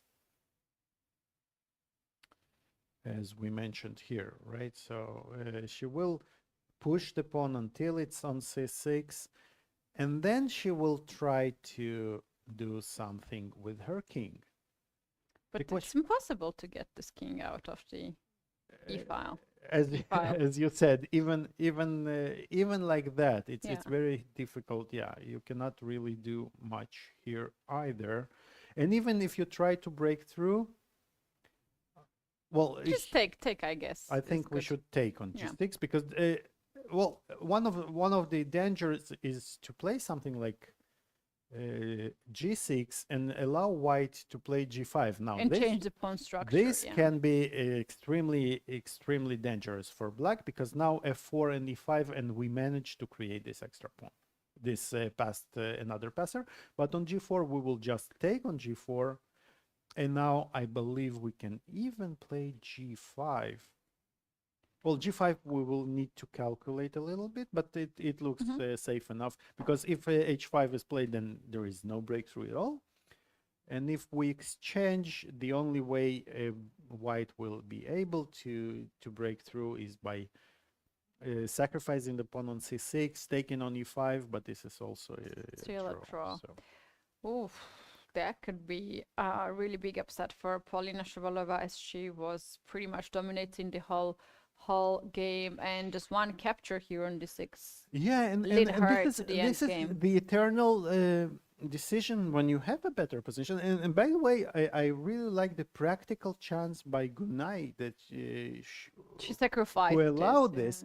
And as white, you always have this this decision that, do I trade off the positional benefits for some material? Will it be enough? And you want to really make sure that when you do trade the positional benefits for the material, that you have enough gained enough for a win. So it will be slightly disappointing if she doesn't win, but maybe she wants, you know what, now I'm thinking of, maybe she wants to keep the rook on c5, and maybe she hopes to get the breakthrough with f4. The problem with that is that you can do pretty much on the king side, because this rook pins, first of all, on the third rank, and attacks on the second rank to this pawn on g2. And it's just physically impossible. If you bring this king back on h2 or f2, you have rook c2, and there's no g3 possible.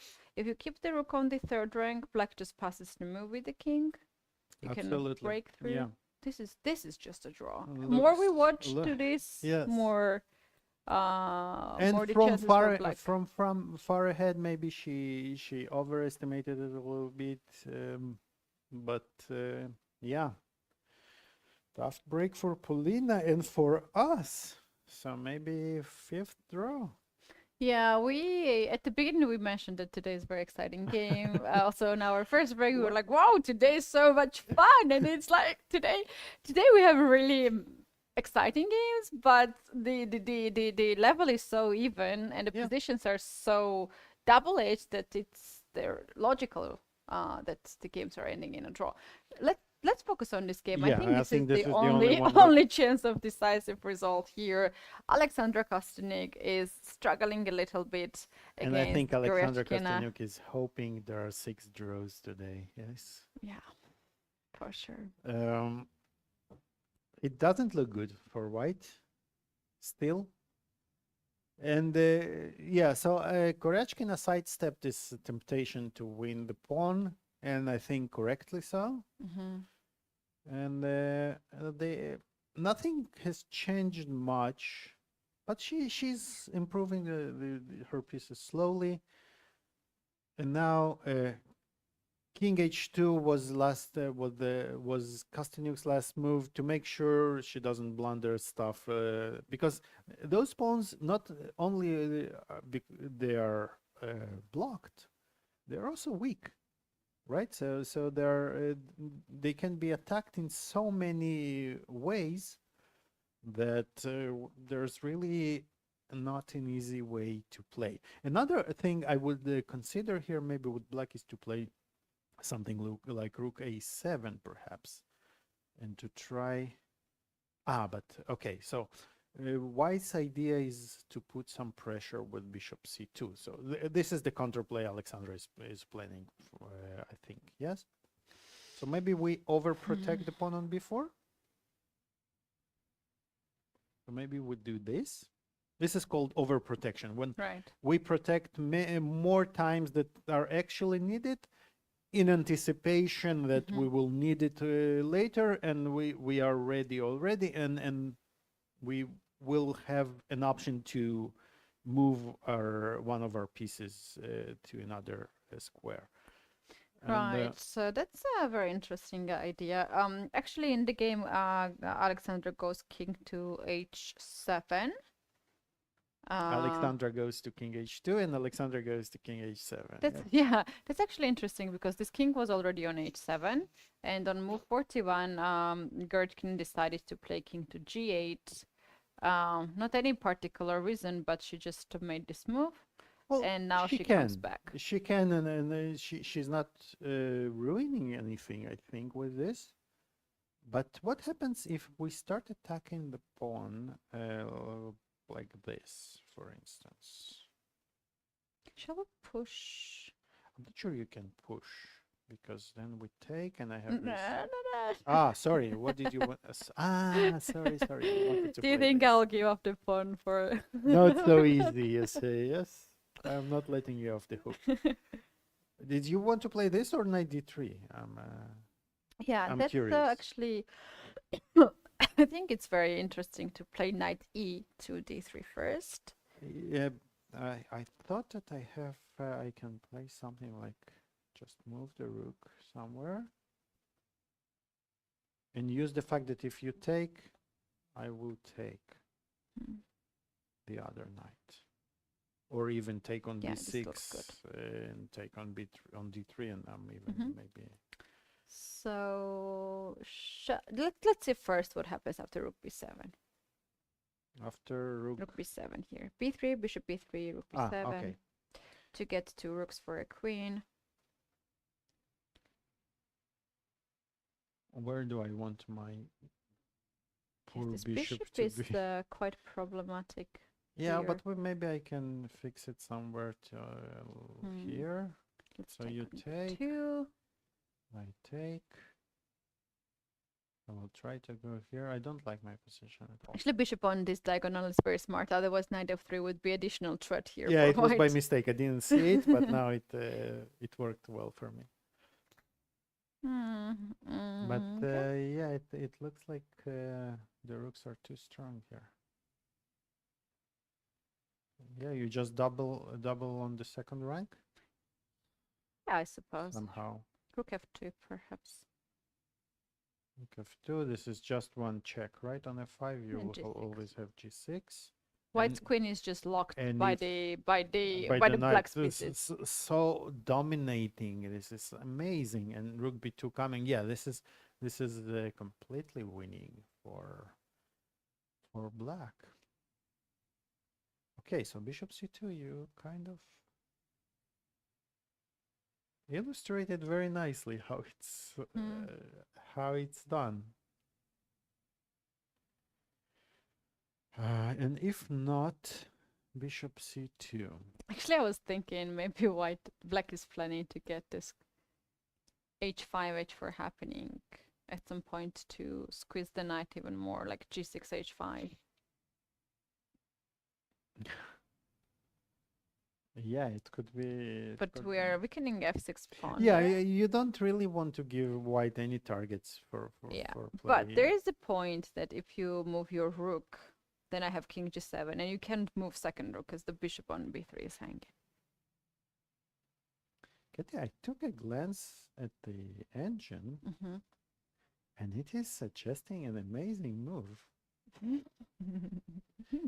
Bishop a4. Now, it took me some time to understand what is going on here, because you're just giving up a bishop. But the point is that after rook takes d4, we attack the queen, we attack the knight, we force the queen to take on d4, we simply recapture with the pawn. This is And now- amazing. This is crazy. And now both knights are hanging.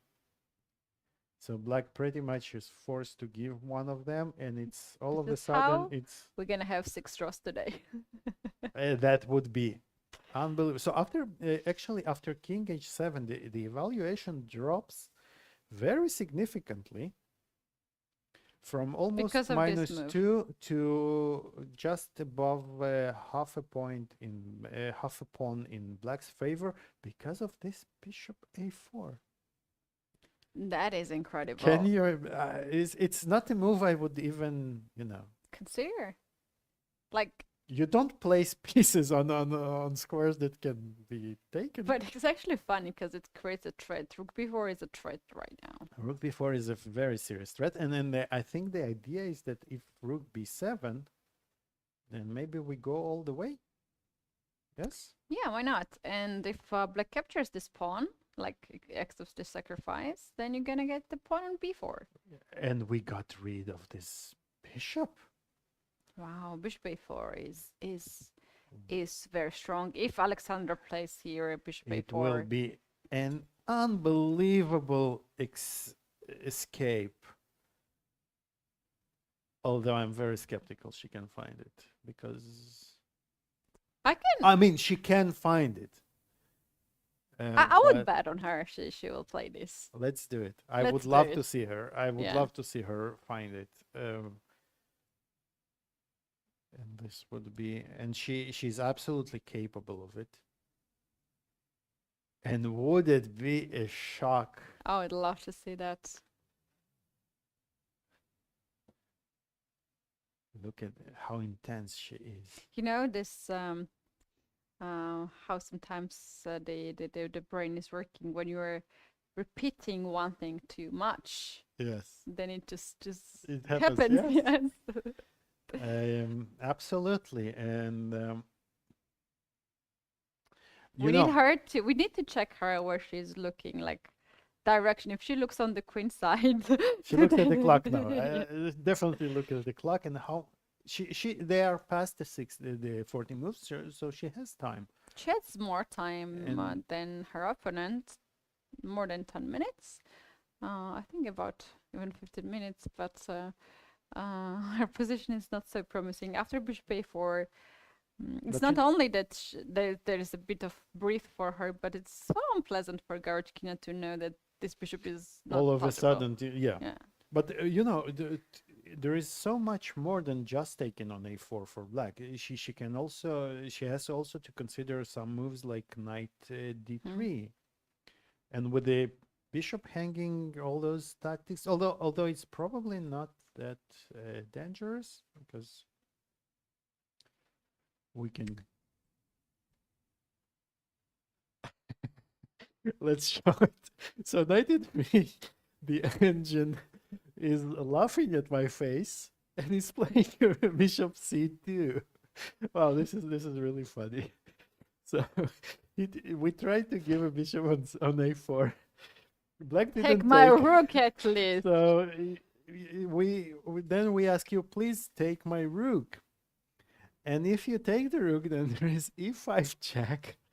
I believe so, right? There is e5 check. Incredible. And all of a sudden this dead bishop is You know alive that and kicking. Here, white can get an advantage. That would be fantastic. So, for instance, after king h6, I think there is e takes f6, and we are just crushing here. That's right. And if you play g6 to cover the check, and wow, and if g6, then take the e pawn. takes f6, and all of a sudden it is white in the driver's seat. We will recapture this exchange. We'll recapture the knight. We'll be an exchange down, but the king is very exposed, and there are maybe even immediate mates here, like this. Oh, this looks interesting. Takes a queen In queen g4, but you probably run away. Or do you? Yeah, maybe this is too much, but it's probably good first to take, and now we want to take on g6. Wow. Now we don't give pieces because we want to win.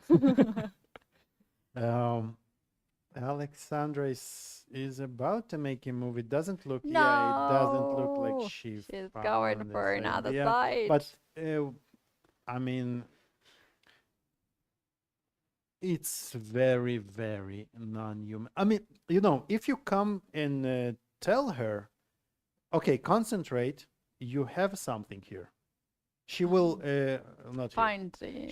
She will find it, right? If you tell her, okay, there's something. there's a in puzzle. This position. You find a way to escape.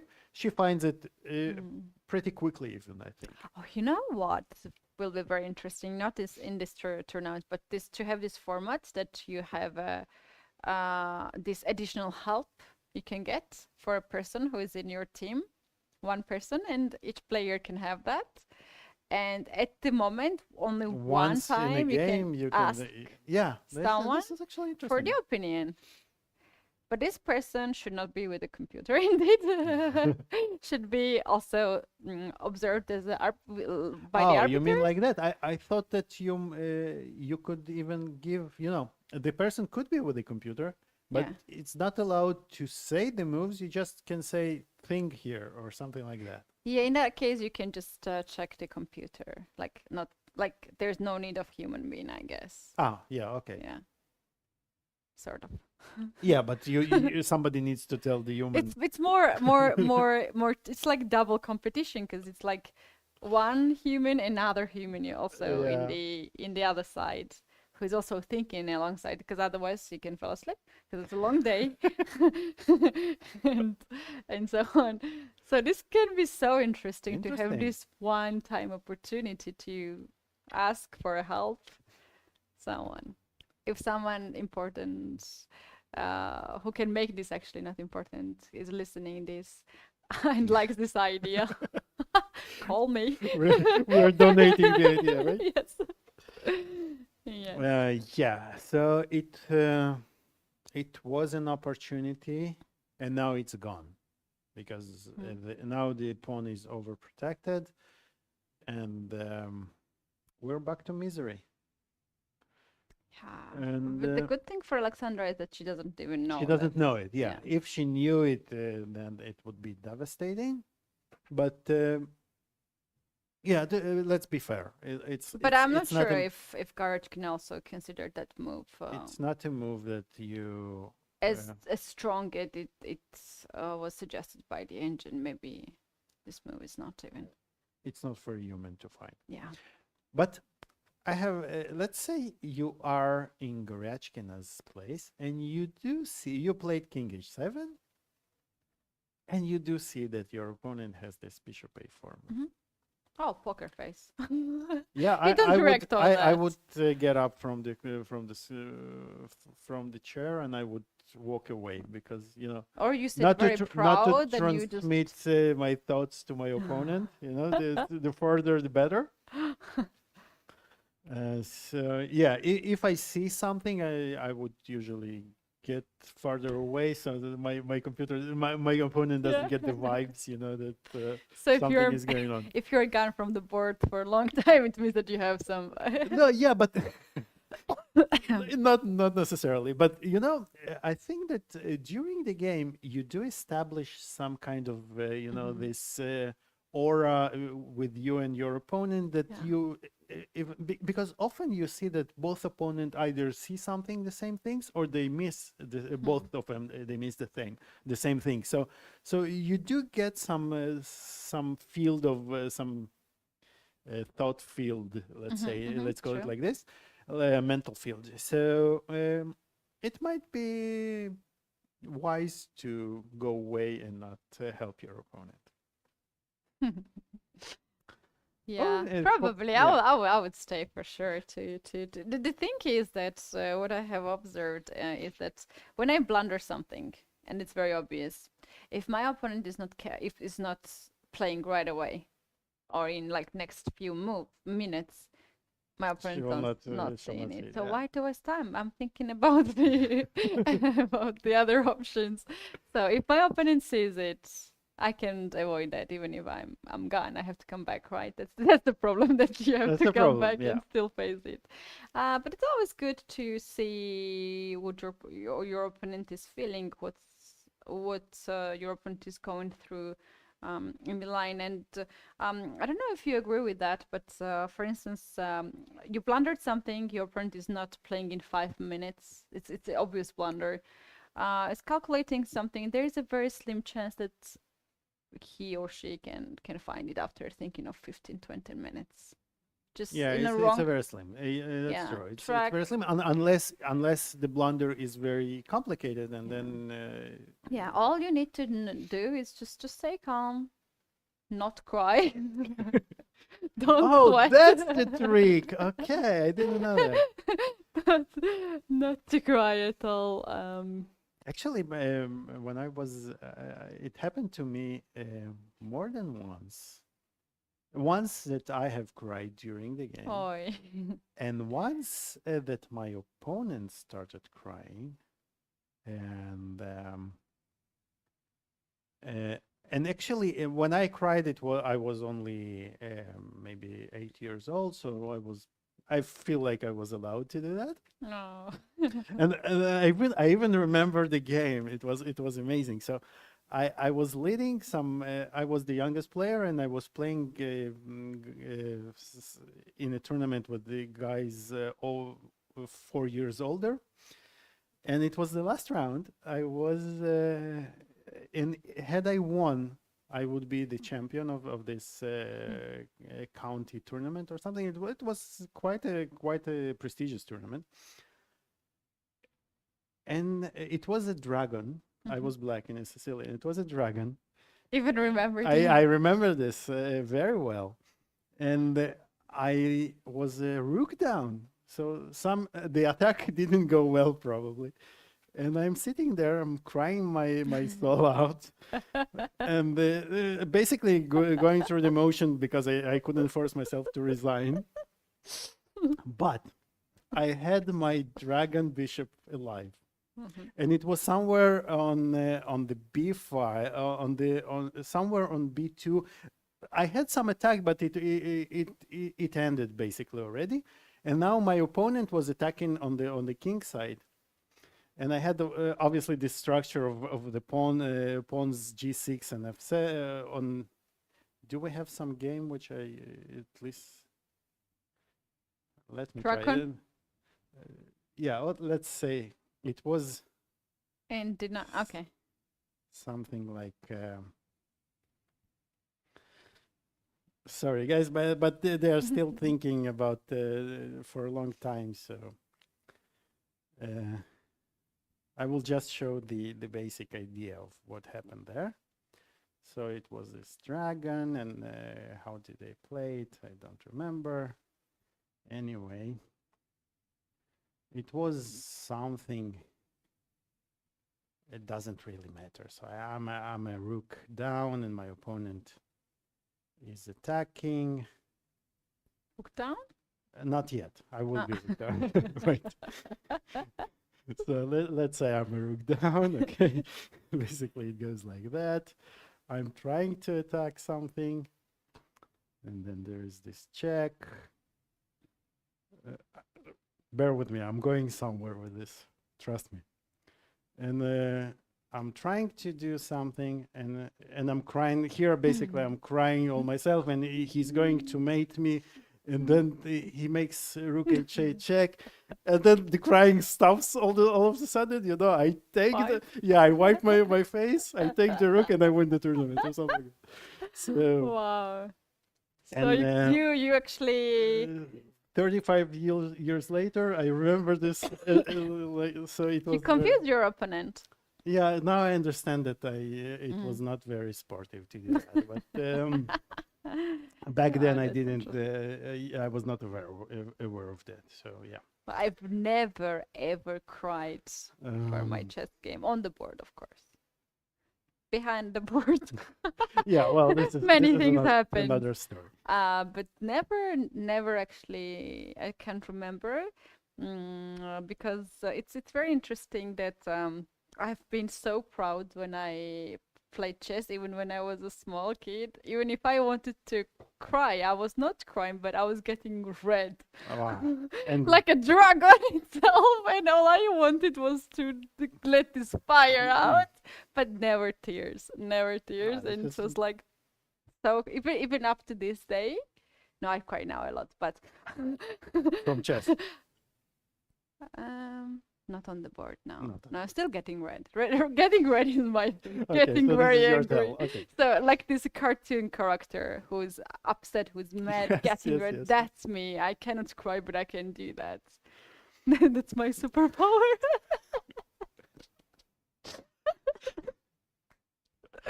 Wow, this game is getting more and more drawish to me. Wait, is this the final? Is this the Yes, actual yes, position? yes. Yeah. After c7, I think we are very close, and I think Polina is pretty much given up also. Yeah, we'll still have to see, but it looks like she is not making much progress. In this game. Oh, so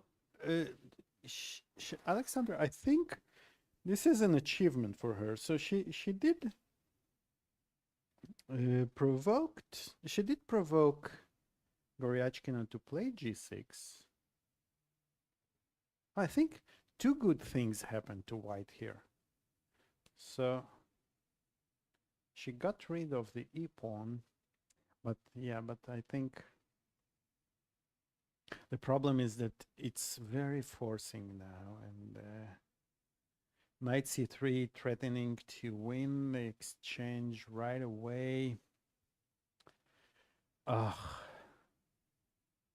This is really a position where you sit and you hate yourself for getting here. You hate the position.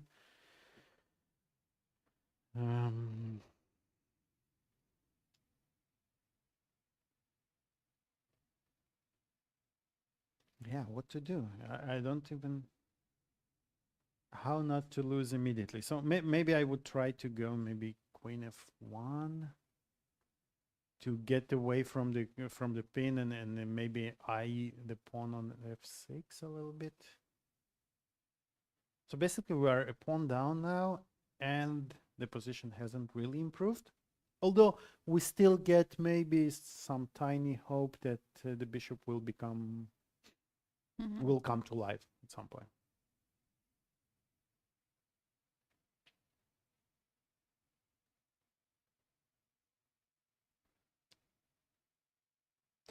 But let's say we play knight c3. Rook will go.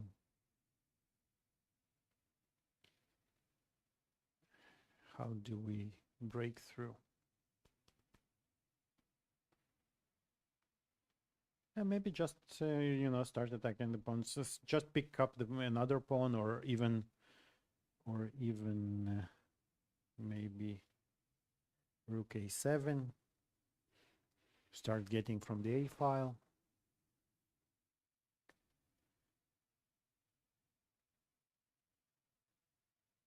And this bishop didn't really come to life because it still has no work to do. And I think Alexandra's posture kind of says it all. True. It's slowly getting more and more worse for white here. Actually, knight can get on c3, get more space on the queen side. And if she loses, it will have tremendous impact on the overall situation. That's right, because Katrina is having very nice performance, 2.5 out of 3. Alexandra, she would also have very nice performance, like 2 out of 3. And Alexandra She will have Kostyuk 2 out. Oh yeah, so she lost one. Yeah, right. So she Alexandra Kostyuk would have half out of 3. So yeah, and this would put both Lahno and Goryachkin are very in Good very position, promising yes. position in the overall standings. And the difference between, for instance, Kostyuk and Lahno in overall points right now is not huge. It's only 5 points. Which is nothing. I mean, So it's exactly even if one place in the standings, right? Yeah. If you even get the 4th place or 5th place, it will not be enough if your opponent will get 2nd place, for instance, or the 1st. Yes. So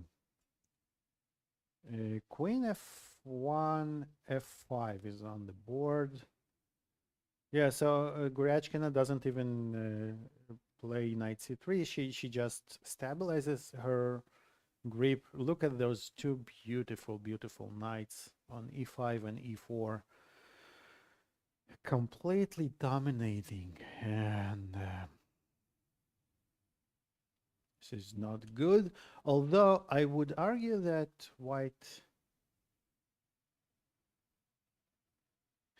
does not even have. For a second, you might think that wow, we have a chance, but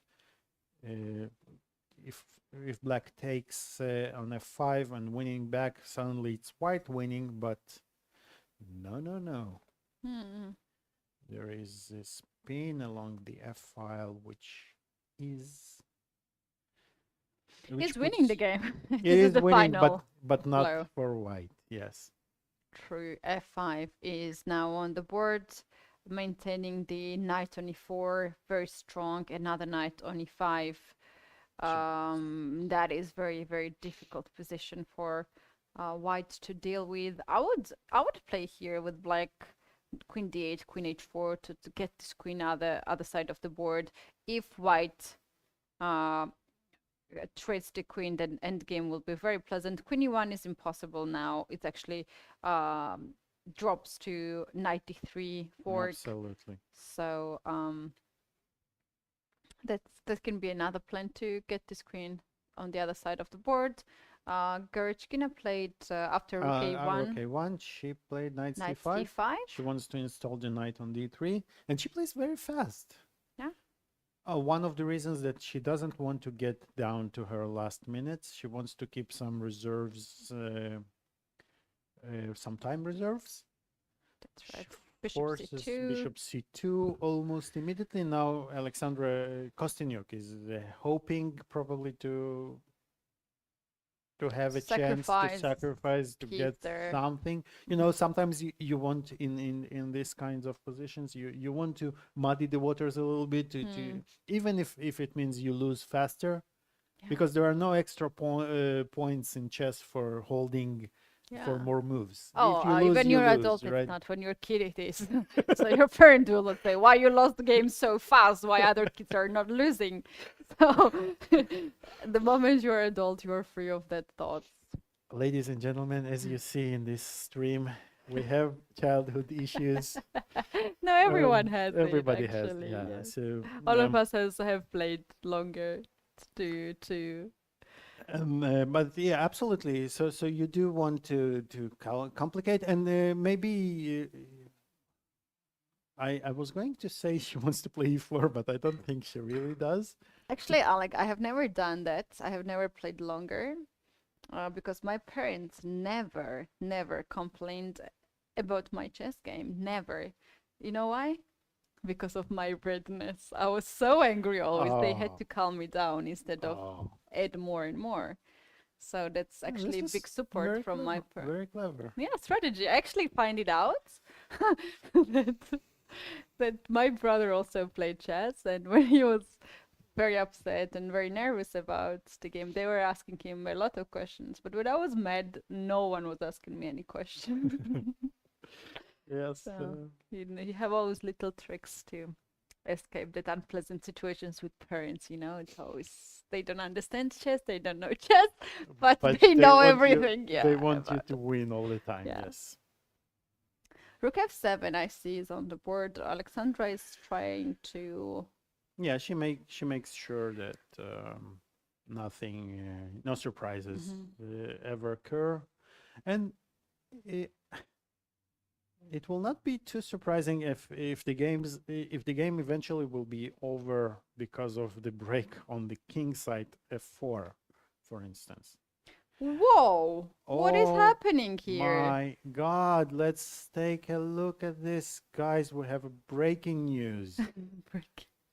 Breaking structure. Breaking structure. G5. Is this really happening? This is a huge blunder, and it allows exactly the thing that she was supposed to watch out for. Now this allows white to create the passer. Well, I was trying, but you remember I was trying to create. I did not succeed, and wow, Gunay. It's a momentary I still eclipse, remember how desperately you're trying to get in this position.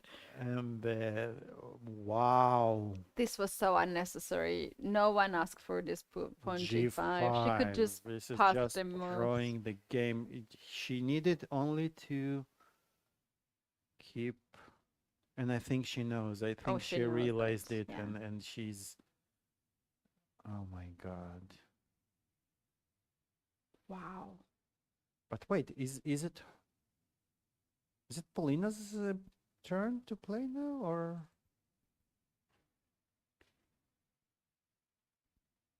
Yeah, Yeah. it is her move, and I Because think she the- can't believe that happened, and she We can't are- believe that happened too. So that's why They Gunnar is behave. thinking. They behave like it's Gunai's move. Let's have a full screen on the video, please.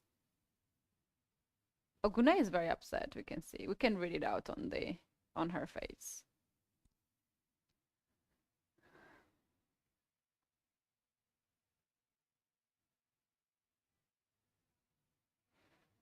Maybe she just played this move and Polina is taking her time. She has 40 minutes, yeah, so she can yeah, afford she that. can afford it. But this is as straightforward as it can get. Wow. And even if you are planning, maybe she's planning for some counterplay, but All right, we have full screen right now. yeah, it's and Polina's this is move, Polina's move. and maybe Gunnar is hoping to. Whoa! She's not going for that. What? Rook f8, in Is the fact, move- is may- even maybe- stronger. According to the But engine. HG5 was winning, right? Or wasn't it? Maybe I'm HG5. talking. HG5 is still advantage. But this is the maybe that's the problem. Maybe wow. So it wasn't that simple because yeah, F4, E takes F4 and G4. Is this?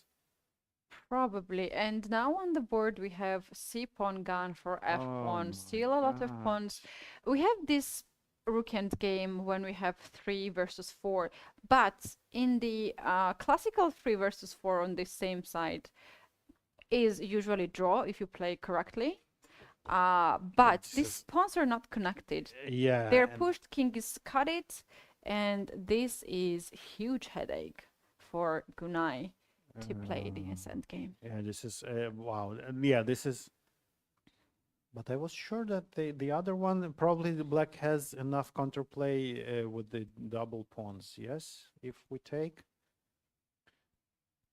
Let's revisit because this is very interesting. So here, if we play F5. The problem is that It's not even you G4. play You start checking. Rook C2, King F1, Rook C1, and if King gets closer, you just push H4, and this is how you save the game. Wow. And we push black is actually first to queen, and it is black winning all of a sudden. Interesting. So maybe that was the exact. But why did she even feel that she needs to do that? And not King to G8 first to avoid this Rook F8 at least, and then push G5 if you want very If you much. want to push, but I'm not sure that you really need to push. You know, sometimes that happens to everyone. You make a move, and then when you are out of the stress, and like even in the end of the game, you ask yourself like, why? Yeah. And, Why have done this? Some things are really inexplicable, and well, we're human. I have done this so many situations. I can't believe myself. Yes, yes. I really can't believe myself. It happens to. We can't even explain. She can't explain why she played this. There was just some ghosts she was seeing there. Yeah, right. She was relaxed because this is the drawish game. It's a draw. She knows that. Polina knew about that too, and suddenly she was, I think, too much relaxed. Wow. Okay, let's take a look again at Kostenjuk. Okay, you know what? While we're still here, let's go through the motions. What's going on here?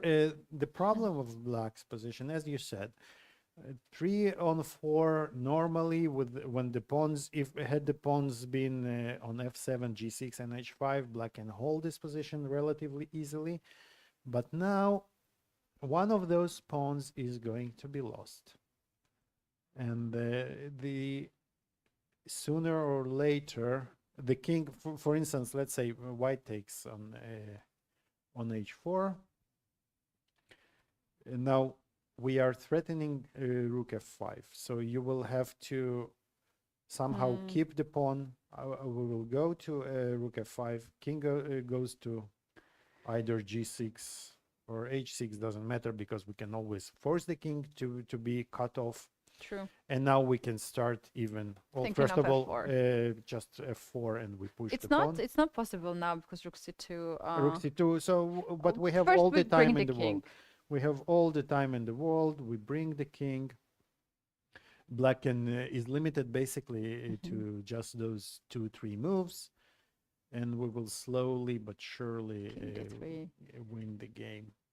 And the moment Rook, for instance, is on, let's say Rook A5, King C3. Oh, King C3 will lose the pawn. No, we will play King C4, I think. Yeah, King C4. And after Rook A3, you can also play Rook F5 to make sure that your pawn is Absolutely, and not then gone. we go with the king Yeah. again. And Black cannot save this position anymore. Wow, what a bad decision from this is, Gunay. You can see her And, face. and you know, She regrets it. this loss is extremely annoying, because Yeah. you know that you had a draw, you made a draw, you defended the position, Yeah. and then you just threw it all out. You actually win the window. main battle where you had really bad position Yes, and then you lost it yes, yourself. yes. That's really painful because sometimes you just accept the fact that your opponent won because it was strong. Yeah, it can opponent. happen. Yeah, she played Yeah. better, and that's okay. And but when you don't feel that you deserve it, and there was no real time trouble or anything of the likes. So. Let's go to Alexandra's game. That's actually a We very interesting have- scenario. We have The moment we leave one board, another board goes wrong. okay, guys. So we'll Uh, leave the commentary, and it will be much more interesting because. Something is going wrong today. Oh. Alik, what was the last move we have seen here? It feels like it was a different game. Wow. So, Paulina played knight c5, bishop c2 we've seen, rook f7, rook b1. So Alexandra's threatening to take on b4, and Alexandra allowed it, allowed to take on b4, and I think this is a fantastic practical chance for white. Wow. And I have to say the engine is screaming 0, 0, 0. Long castle. Wow. Oh, I'm a big Friends fan, Me too. and I could only quote Janice here. Oh, Oh my my God.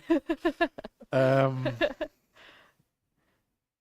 So This is a shock. This to be is honest. total shock. This Wait, is- wait. Question. What is more shocking? Gunay's blunder g5 or Alexander's decision to trade the queen for rooks and get this on? No, the Gunay is a bit more shocking, because this is something that you could overlook. This is a more difficult position. Although, you know, after analyzing some time Gunay's position, I understand what led her to do that, because she was fixating on those concrete lines of g5 and g4, and then they say push, and she missed the simple, which often happens. Here, on the other end,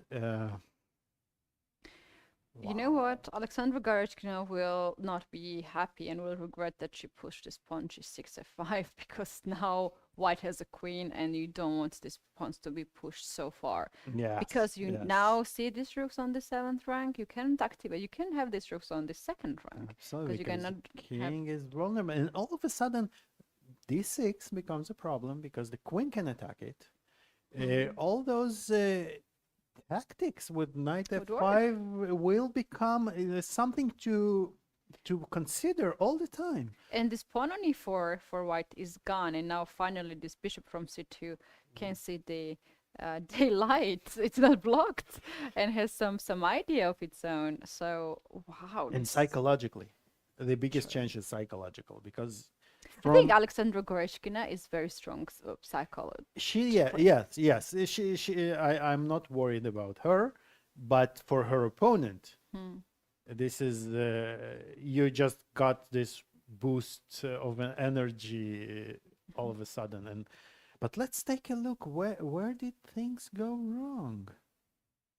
I stopped myself to say anything because Black was anyway better position winning here above this f5 move. I was not so sure about this move. I disliked it. To be honest. You remember a long back ago we said that g6 and moving those pawns, they might be okay, and we must say the engine approves of it, yes? Yeah, but there was g6 and h5 when the knight was on g4. We were going after this knight. But you give some targets. You give some targets. Yeah, and from now on, bishop c2, looking for f5. Then she played this rook f7. I think rook f7 was a mistake. Rook f7 is a mistake already, yes? Because you allow this. Yeah. And you remember this line that we looked at when Black had two rooks for a queen earlier on in the game? Yeah, the queen was on d4. The queen was d4 and the rooks were on the second rank. Now the rooks are on the seventh rank and it's... Knight is on d4, which is a perfect knight. It jumps on e6, c6, attacks on f5. Wow. Yeah. But you know what? Now if we leave this game and we go back to the other one, you never know what's gonna happen. We're not going anywhere. We have to have both games on the screen. Yeah, if the producers hear us. No, this is just... They're ignoring us. They're muting us. As they should. But look at the time situation. Kostyuk has here 10 minutes more. Which is now a big factor, because from a position when you could shuffle with Black, now...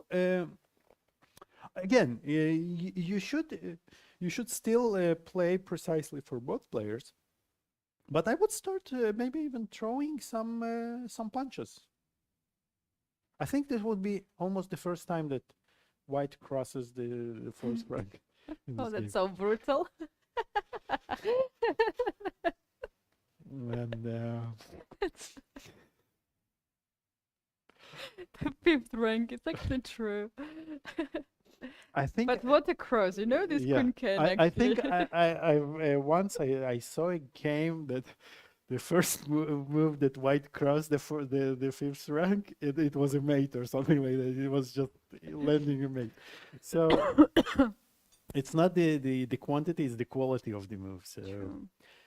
But we want to start pushing. Why not? 96 sounds good. 96 is another move that you can play. Well, you can go after d6 pawn as well, like queen d8 perhaps. Yeah, start poking. You know, from here, from them. That's the strength of the queen, because it accumulates all the energy inside itself, and the Black will need to. Yeah, talking about poking, do you remember this feature on Facebook when people were poking? I think, but I think it was a very short-lived feature, right? Thanks God, it was so annoying. Yes. Some random people were sending this. Yeah, well, I'm lucky. I'm lucky. Random people don't poke me, so it is. So they do listen to us. Thank you, guys. Our producers doing brilliant job here. Showing both boards at the same time. So I think it's a good opportunity to thank the production team. They are fantastic. Dealing with anything we ask. As you can see, we asked for 2 games, you get 2 games, and don't they're ask really too much. amazing. We might work it out. All right. So upper game, Gunay Mamadzada against Polina Shevalova. Gunay had such a good chance to hold the game.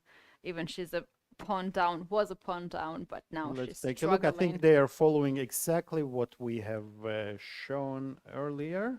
This is exactly the position. I think this is exactly the position that we had in analysis. So basically the idea is that you push f4 when there's no check. For instance, if now rook goes on c5, you push f4. You push f4. If the king shuffles, I think we will go king c4 now. And we will force a kind of a Zugzwang, because you will... Yeah, check. And Need king to before. go, King check, and king before is just winning a pawn. Mm-hmm. So it's not even a Zugzwang. And if you leave to f3, you don't even have a chance to leave to f3. Let's check out what happens if black decides to go for h4 pawn. How do you do that? In the current position, king is on h6. Let's go to the live game. Oh, she played king g6 now. According to... No. No? The Sorry. Yeah. Yeah. So now we suggest king c4, right? Yes, we did. We suggest king c4. And what happens, for instance, rook to a1? Rook to a1. I think this should be Rook h1, king e5, rook h4, king f6. king f6. Wow, this is too far. Go back. E5. You push, we push. The problem here for black is that you always have this rook e5. Yes, Very unpleasant. yes.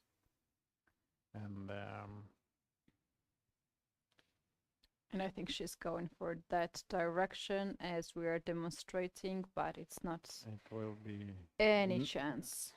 as they say, not even close. Mm. Well, actually, it does look, it looks closer than it actually was because white had so many other options, but even this, with my horrible technique, it wins. So,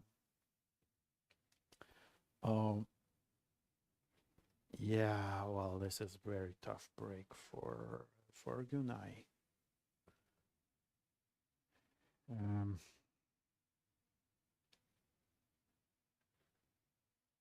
Paulina plays king to d3. That's a bit odd because she already had Why this did she king play here. king d3? The So rook after is rook really on a5? a1, right? Yes, this is current position.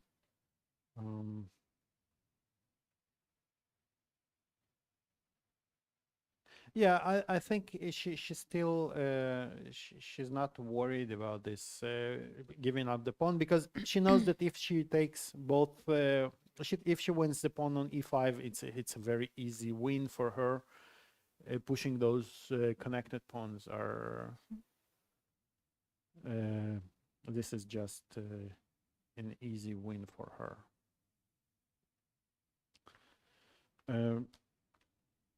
And what is going on with the Alexandras?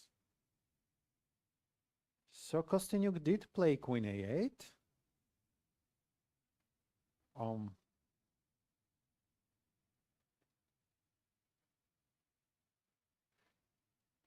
And yeah, the pressure is on Goryachkina, and Keti, I would not be surprised if it ends up as a decisive game, but in the very different direction that we thought. Could be. I would not also be surprised with that. Because although we must say the engines think that this is pretty much equal, right? This position is about drawish, but again, what an engine thinks is drawish is not entirely obvious, and here it's much easier to play with white than with black. True, so- we have a full screen of Alexandras here. And you cannot safely Yeah, that. uh, Yeah. you cannot safely just attack the queen along the 7th rank because of the weakness of the d6 pawn. The queen will always have the opportunity to escape those non-perpetual attacks. And Alexandra played e4. So we have a development. So the knight. Goryachkina played knight c4. Oh, we don't see that And, on the. Okay, now. And Alexandra played e4, sacrificing this pawn. And I think her plan is that after f takes e4, she wants to play knight e6, I believe. if I'm not mistaken. So she wants to open, and again, as you said, Keti, this, yeah, and she played Goes 96. 96. And this Wow. f5 pawn might fire back, or backfire, I should say. So now the threat is 98, and you cannot play a rook f2 here because you drop the second rook. That's the problem with those rooks, because they need to protect each other all the time. And the queen is extremely powerful in such positions. So for instance, if black is forced to take on e6, d takes e6, the e6 pawn is suddenly extremely strong.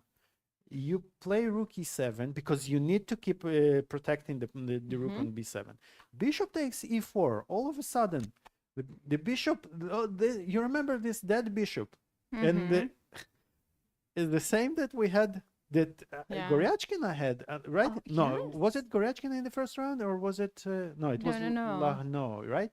This bishop on c1 with pawns e3, e4, with and Every the time, bishop yeah. eventually landed to be the strongest piece on d6. Every And now- time I see these kind of situations, I'll remember Vicious saying that you will be sorry that you laughed about this bishop, and that's how we are feeling right now. That this bishop Absolutely. becomes a monster. Rook is hanging now on b7, and after rook a7, there is this. It's not mandatory. Absolutely, you can find 1,000 moves here, but for instance, bishop g6, king g6, queen e4. Take this Yes. knight. It's already guaranteed draw. Right.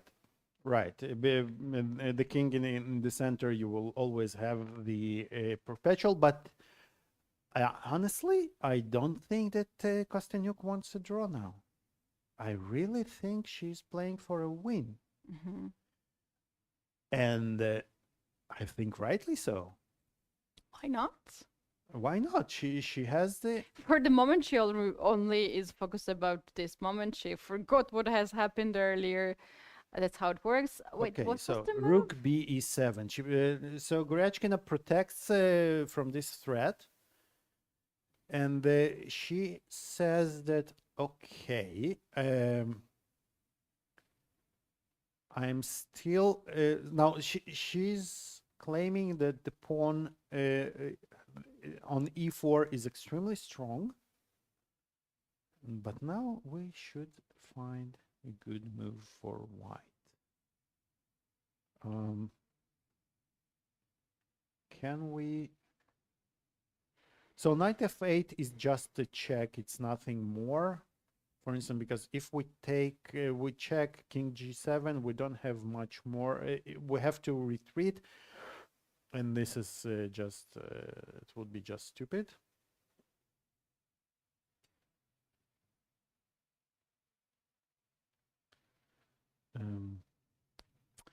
And I would think that after rook b e7, this is actually maybe Alexandra overpushed a little bit, because if she doesn't find a good move now, black is threatening to take on e6. So maybe queen c8 is a move, but then black can start pushing.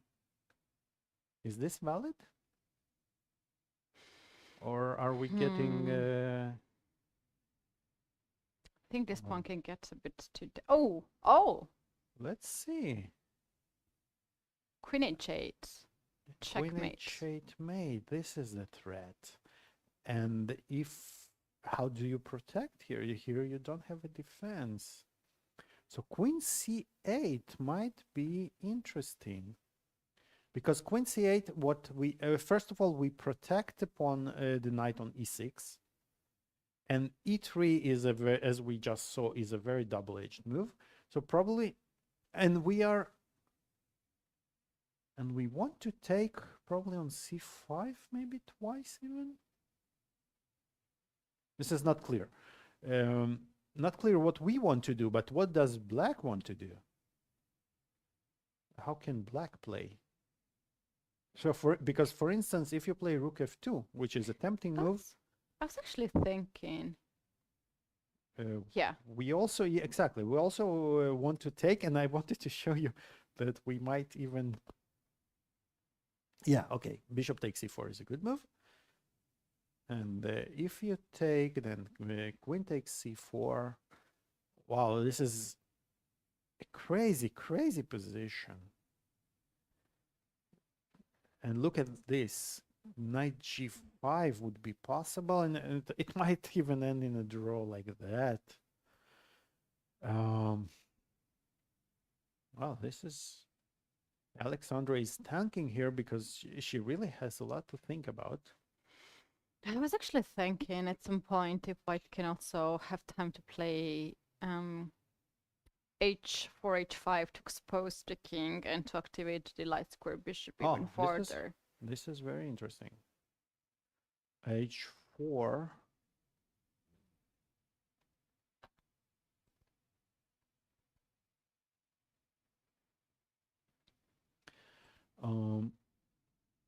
So we want to play h5, and we use the fact that you cannot play h5 because of knight g5 Right. check.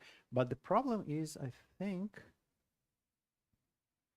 what happens if we take the knight after h4? This might be... If you take, rook takes, Bishop b3. bishop b3. Have I already lost? Something on this diagonal. Yeah. But maybe... Bishop takes, e2, bishop takes. Where?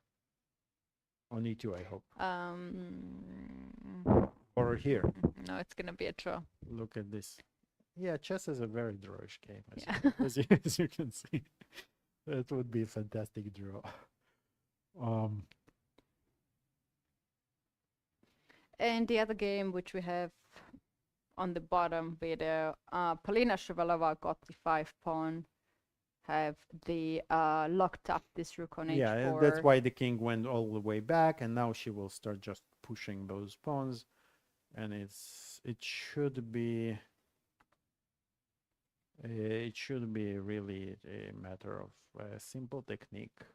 The connected pass pawn, White can slowly activate the king now, push those pawns. The problem is that black can really do nothing to stop those pawns again, unless white does something really really crazy. But we just slowly push f4, e5, f5 check, f6, e6 check, and so on.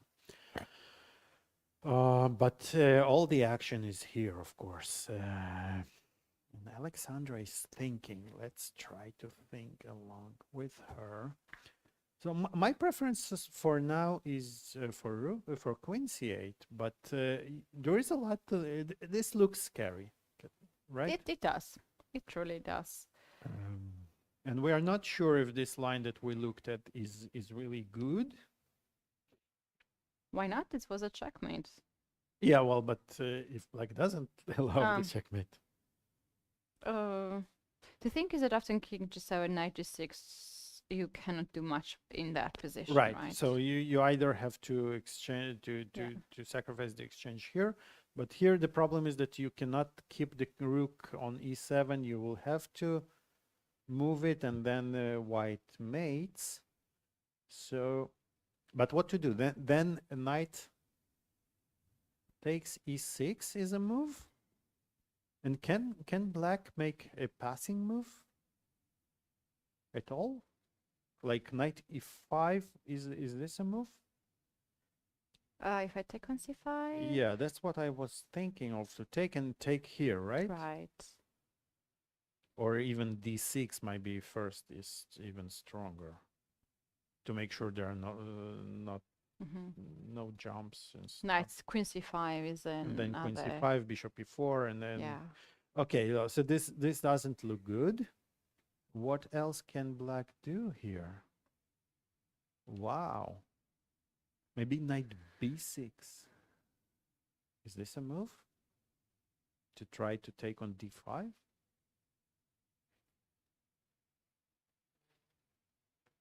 This is 3 results game. Absolutely. It surely is. But what happens after queen d8 here? I think I wanted to take here. And knight c5? Ah, you tricked me. Tricky, tricky. Free of charge every time. But wait. I haven't resigned yet. You always I have an might. ideas. I might, but I haven't resigned just yet.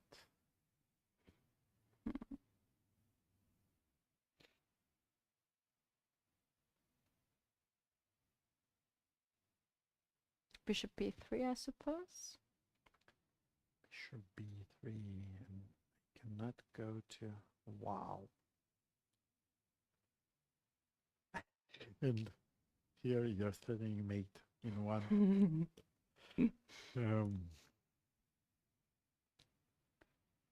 Yeah. So knight b6. How did you do that? You played queen d8? Yeah. The problem is that the knight on b6 is hanging, so you can't even take What another happens if I knight. play this? Knight f8. Yeah, and my plan was to take now here, but I'll I take forgot on that you take on e7 and then e7. g6. Because my plan was that if you take on d8, now I can keep my rook on e7, and now I think I'm good.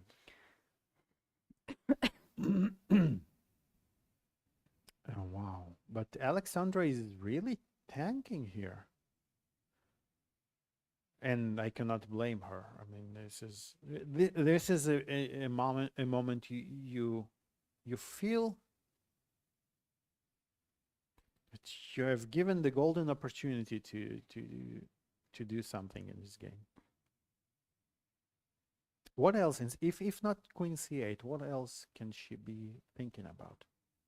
Maybe queen d8. Then if you take rook takes bishop b3, but this feels as if it's not enough. But now this is still a draw. Unbelievable. Even here e3 is still a draw, because although we don't have the pawn on h4, but we have this perpetual. And there goes all the way. Oh, wow, what a game. This is my favorite game of the day. Yeah, it is. Absolutely. Yeah. A lot of interesting ideas starting from the beginning, all this maneuvering that Gershon Yes. was doing, and now all these tactics that Kostanu can implement in the game indeed. And you know what? No matter, even if she loses, I think hats off for Kostyuk for not for not giving up on this game and keep fighting, and because and keep fighting and looking for ideas and looking for more and more opportunities, and eventually she got awarded the chance, even if she somehow loses the game, which is absolutely possible in this position. So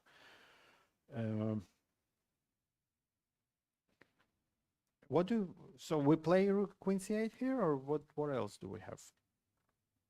Queen c8. So far it worked out. We're threatening to take on c5 as well, so that's a possibility. If black,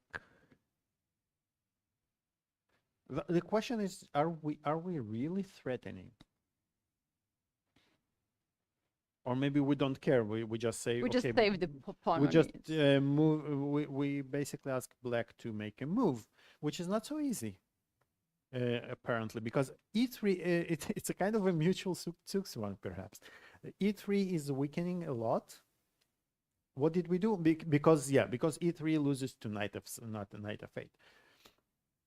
And if we move one of the knights, maybe we have this move. Attacking this bishop.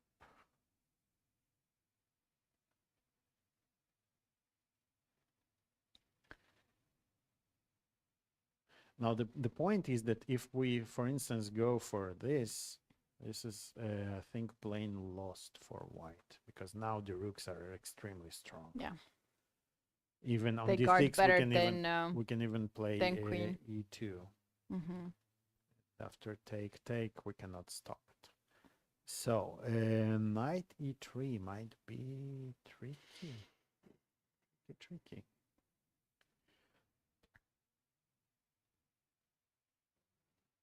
Bishop b1. Actually, I was thinking to keep this bishop here on this diagonal, not change too much. And the point is that what happens after this? Take and bishop a2.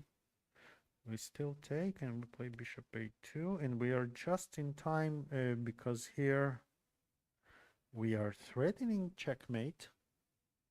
And when you take, queen e8 wins the pawn. And if you take, we are right on time. But Alexandra has made a move, and I'm not sure. I think knight f8 is her choice. This is.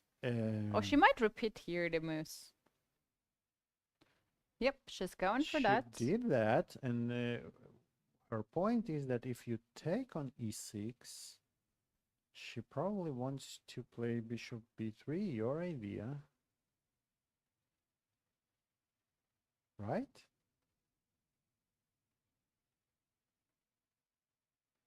That's actually right. And but if the if Gershon is not taken, then it might end in a draw. If she's not taken, it might end in a draw. I'm a bit worried though about this e4 pawn. She will not take for sure. She feels Really? the danger. Knight f8. They repeat. We are one move over a2. Wow. They draw 96. Wow. Alexander Kostyuk will be happy to make a draw after suffering so long It in would this be game in the worst position. amazing escape by Alexandra. Second game in a row. Second game in a Yesterday, row, although yeah. she had quite tough position against Tsatsalashvili. But it ain't over until it's over. So let's. Gershon makes the move. It's going to be a draw if she moves the king away. But if she captures the knights, the game is on. Let's see. So I can't believe she will capture. She's you think not you don't taking think that much she- risks. Really? No. But is it really so risky? It is. Because like if you don't take on e6, if you move a rook away, then queen e4 might be Right. This is serious thing. unless we stop the queen from getting to e4. Rook f6 is possible still, but queen e4, then bishop b3 keeps the pawn on e6 alive. Yes. Okay, let's say we take first. We take. You go Bishop here. goes there. Knight b6. Queen Where? a5. d5. And I managed to protect this, and I'm really liking my position here. No, queen c6. Ah, you're tricky. Yes, queen c6 is strong. It's very strong. And e3 is nothing because you are you're in time to do whatever you want. You have even this check. Yeah. Okay, so knight b6 doesn't work. And you know, in this situation, the longer you think, the more reasons you give yourself to take the draw, because you're You're getting not lower, happy with the lower on time, and unless you see something very forced, you. Yep, she's down to. No, it's not Alexandra's move, I think. Oh, Alexandra. It for sure is Alexandra's move. That this match is really tricky for us to name the players. Yeah, so bishop b3. I have this feeling that, but I cannot prove it. e5, e3. No. Ah, no, but no, wait, no. they Draw. agreed.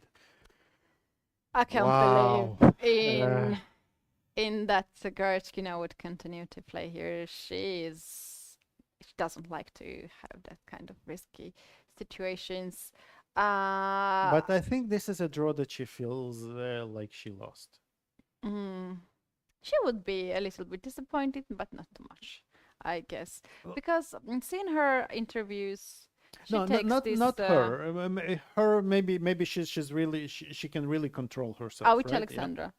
No, I mean as a player, as a black player, a general black player, after having such an overwhelming advantage, to not win it, it's almost like losing, right?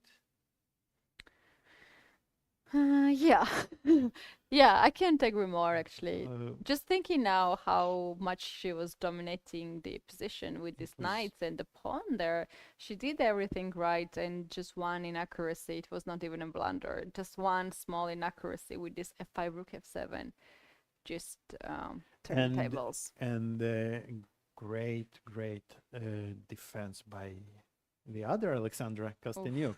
What a fighter. She keeps proving for the second game in a row why she is the next world champion, why she's Oh, the she doesn't top. like to say to be called ex-world champion or former world champion. Okay. Let's better not call her. Okay, sorry. But she is a world-class player for so many years and absolutely For amazing. a reason, I think last year was very successful for her. She won all possible titles in all possible tournaments. Sometimes you have a slow start, sometimes you're just exhausted. Let's once again mention that she was in Germany for Armageddon event, which is a very tense event. Yes. Armageddon is no fun for the players indeed to have. I think was Bibi Sara also there, or That's right. Nana was there as well, and I think Gunai was there. So all those So they're players all- played there first and then came here. So we can suppose that Bibisara is also not having fun here. Alexander Kostyniuk, 2 days in a row, she's trying to survive with after the a loss in best the of, first game? So yeah, best of the play. Gunai Mamazada here making mistakes like this G5 that she would never do, and Nana on the other hand lost the game the other day, so I can assume that they might be just a bit tired compared to the Yeah. other players who arrived here not from the other event. One remaining game so far. We do have 5 decisive results. 5 draws, decisive results, I wish, but we don't have. And one last game on the screen right now, you can see Polina Shabalova very confident in her position with extra pawn, connected pass pawns. Gunai seems to be very disappointed by her decision to open up the king side where she already achieved equal position. Now she is suffering very much to hold this one, and I believe it's impossible to hold it. Yeah, it doesn't. It really doesn't look so good.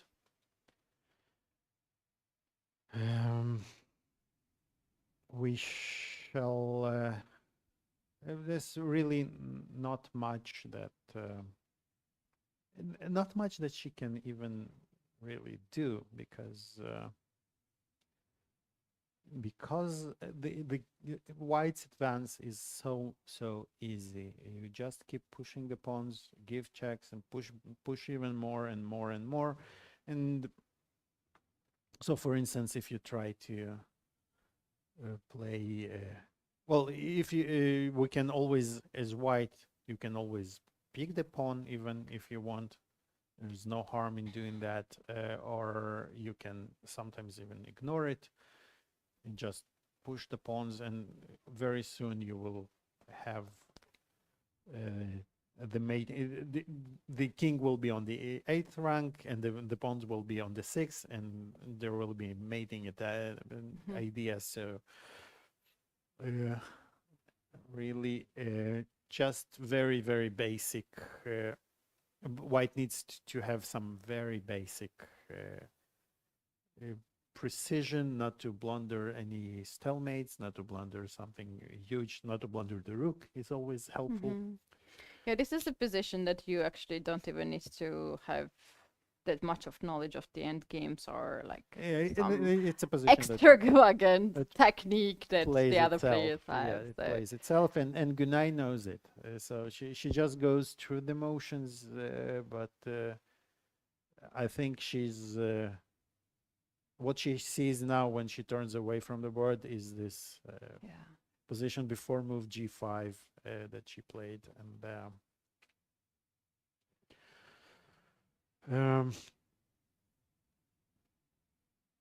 Polina takes her extra time to play King F3 to drive the rook to G5. How did we get here? Let's see.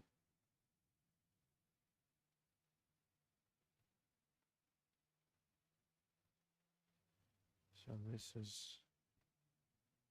is the current position.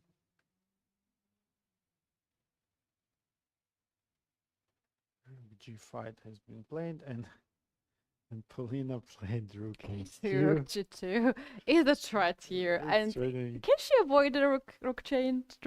She can't avoid rook trade. Yeah. This is a very nice Whoa, technical solution. is that a winning already?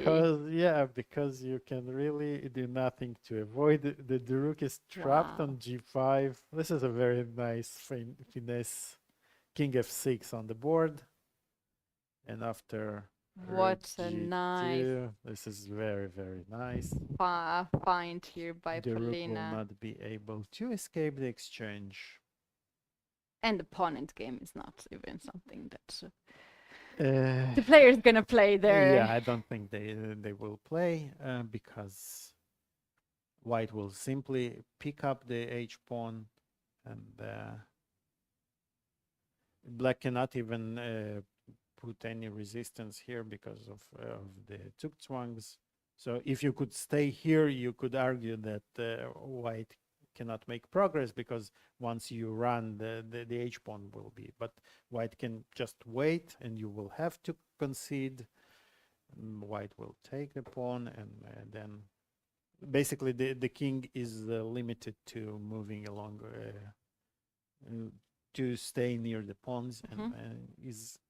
Rook G2 on the board, 1 or 2 moves, and we are expecting here. I'm actually very impressed by this rook resignation. This is a very, very, very nice idea.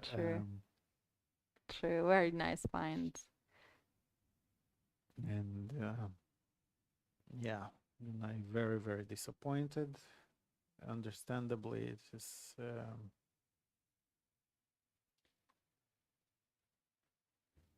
That's a very annoying loss, a very, very annoying loss. And now she plays H4. This is a desperado.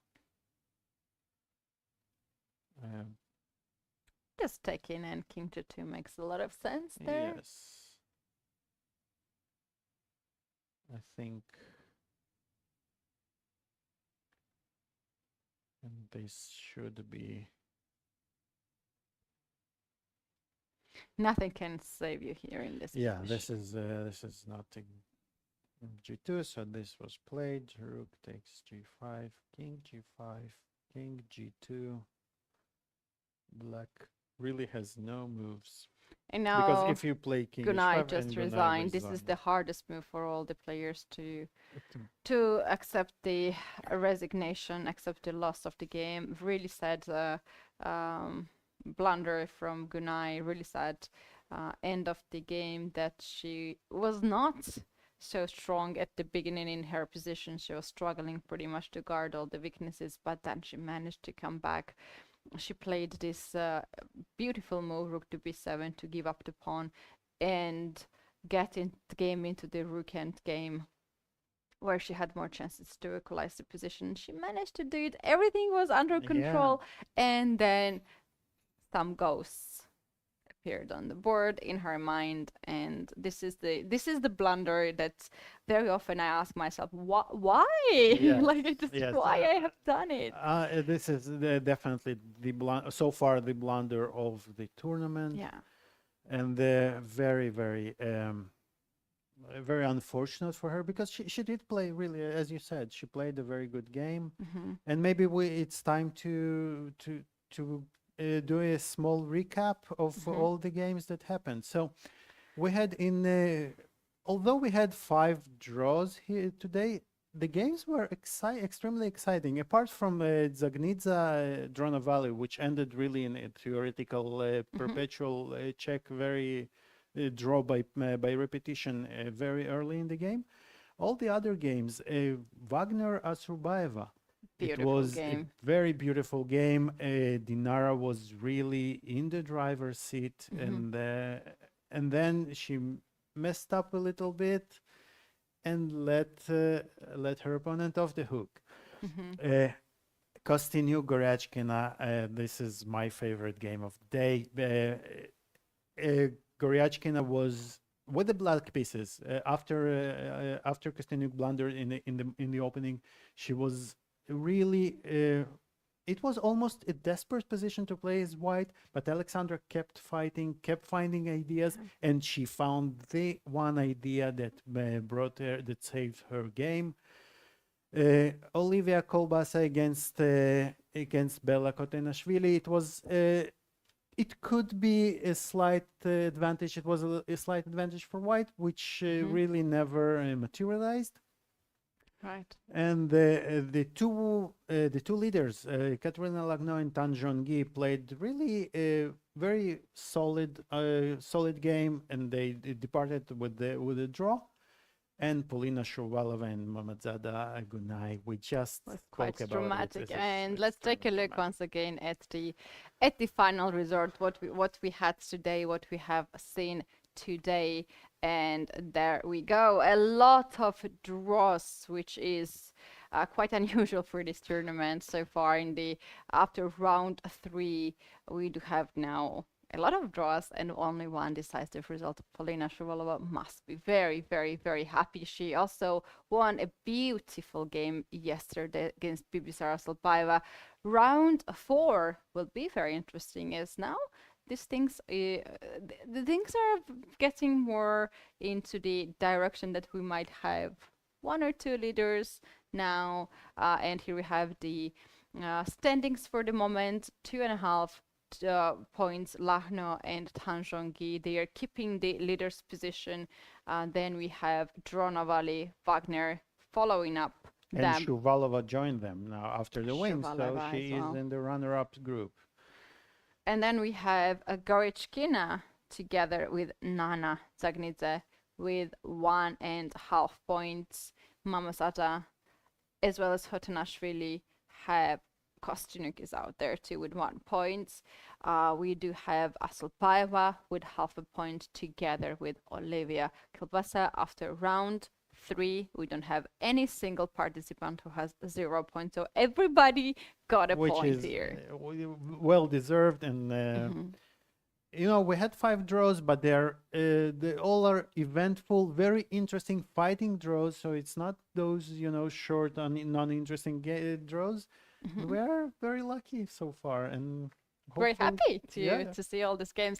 You guys, thank you so much for being with us on YouTube and Twitch chat as well. Big thanks once again to our broadcast team who are putting this show together to show you what is the whole situation here and to see the games live. As we have 15 minutes delayed, it's quite difficult to follow the games online. And thank you very much, Alik, for all this commentary. Fun as always. Yes, you guys, we're saying goodbye to you today, but please come back tomorrow because we're going to have round 4 at 3 p.m. local time. Bye. Bye.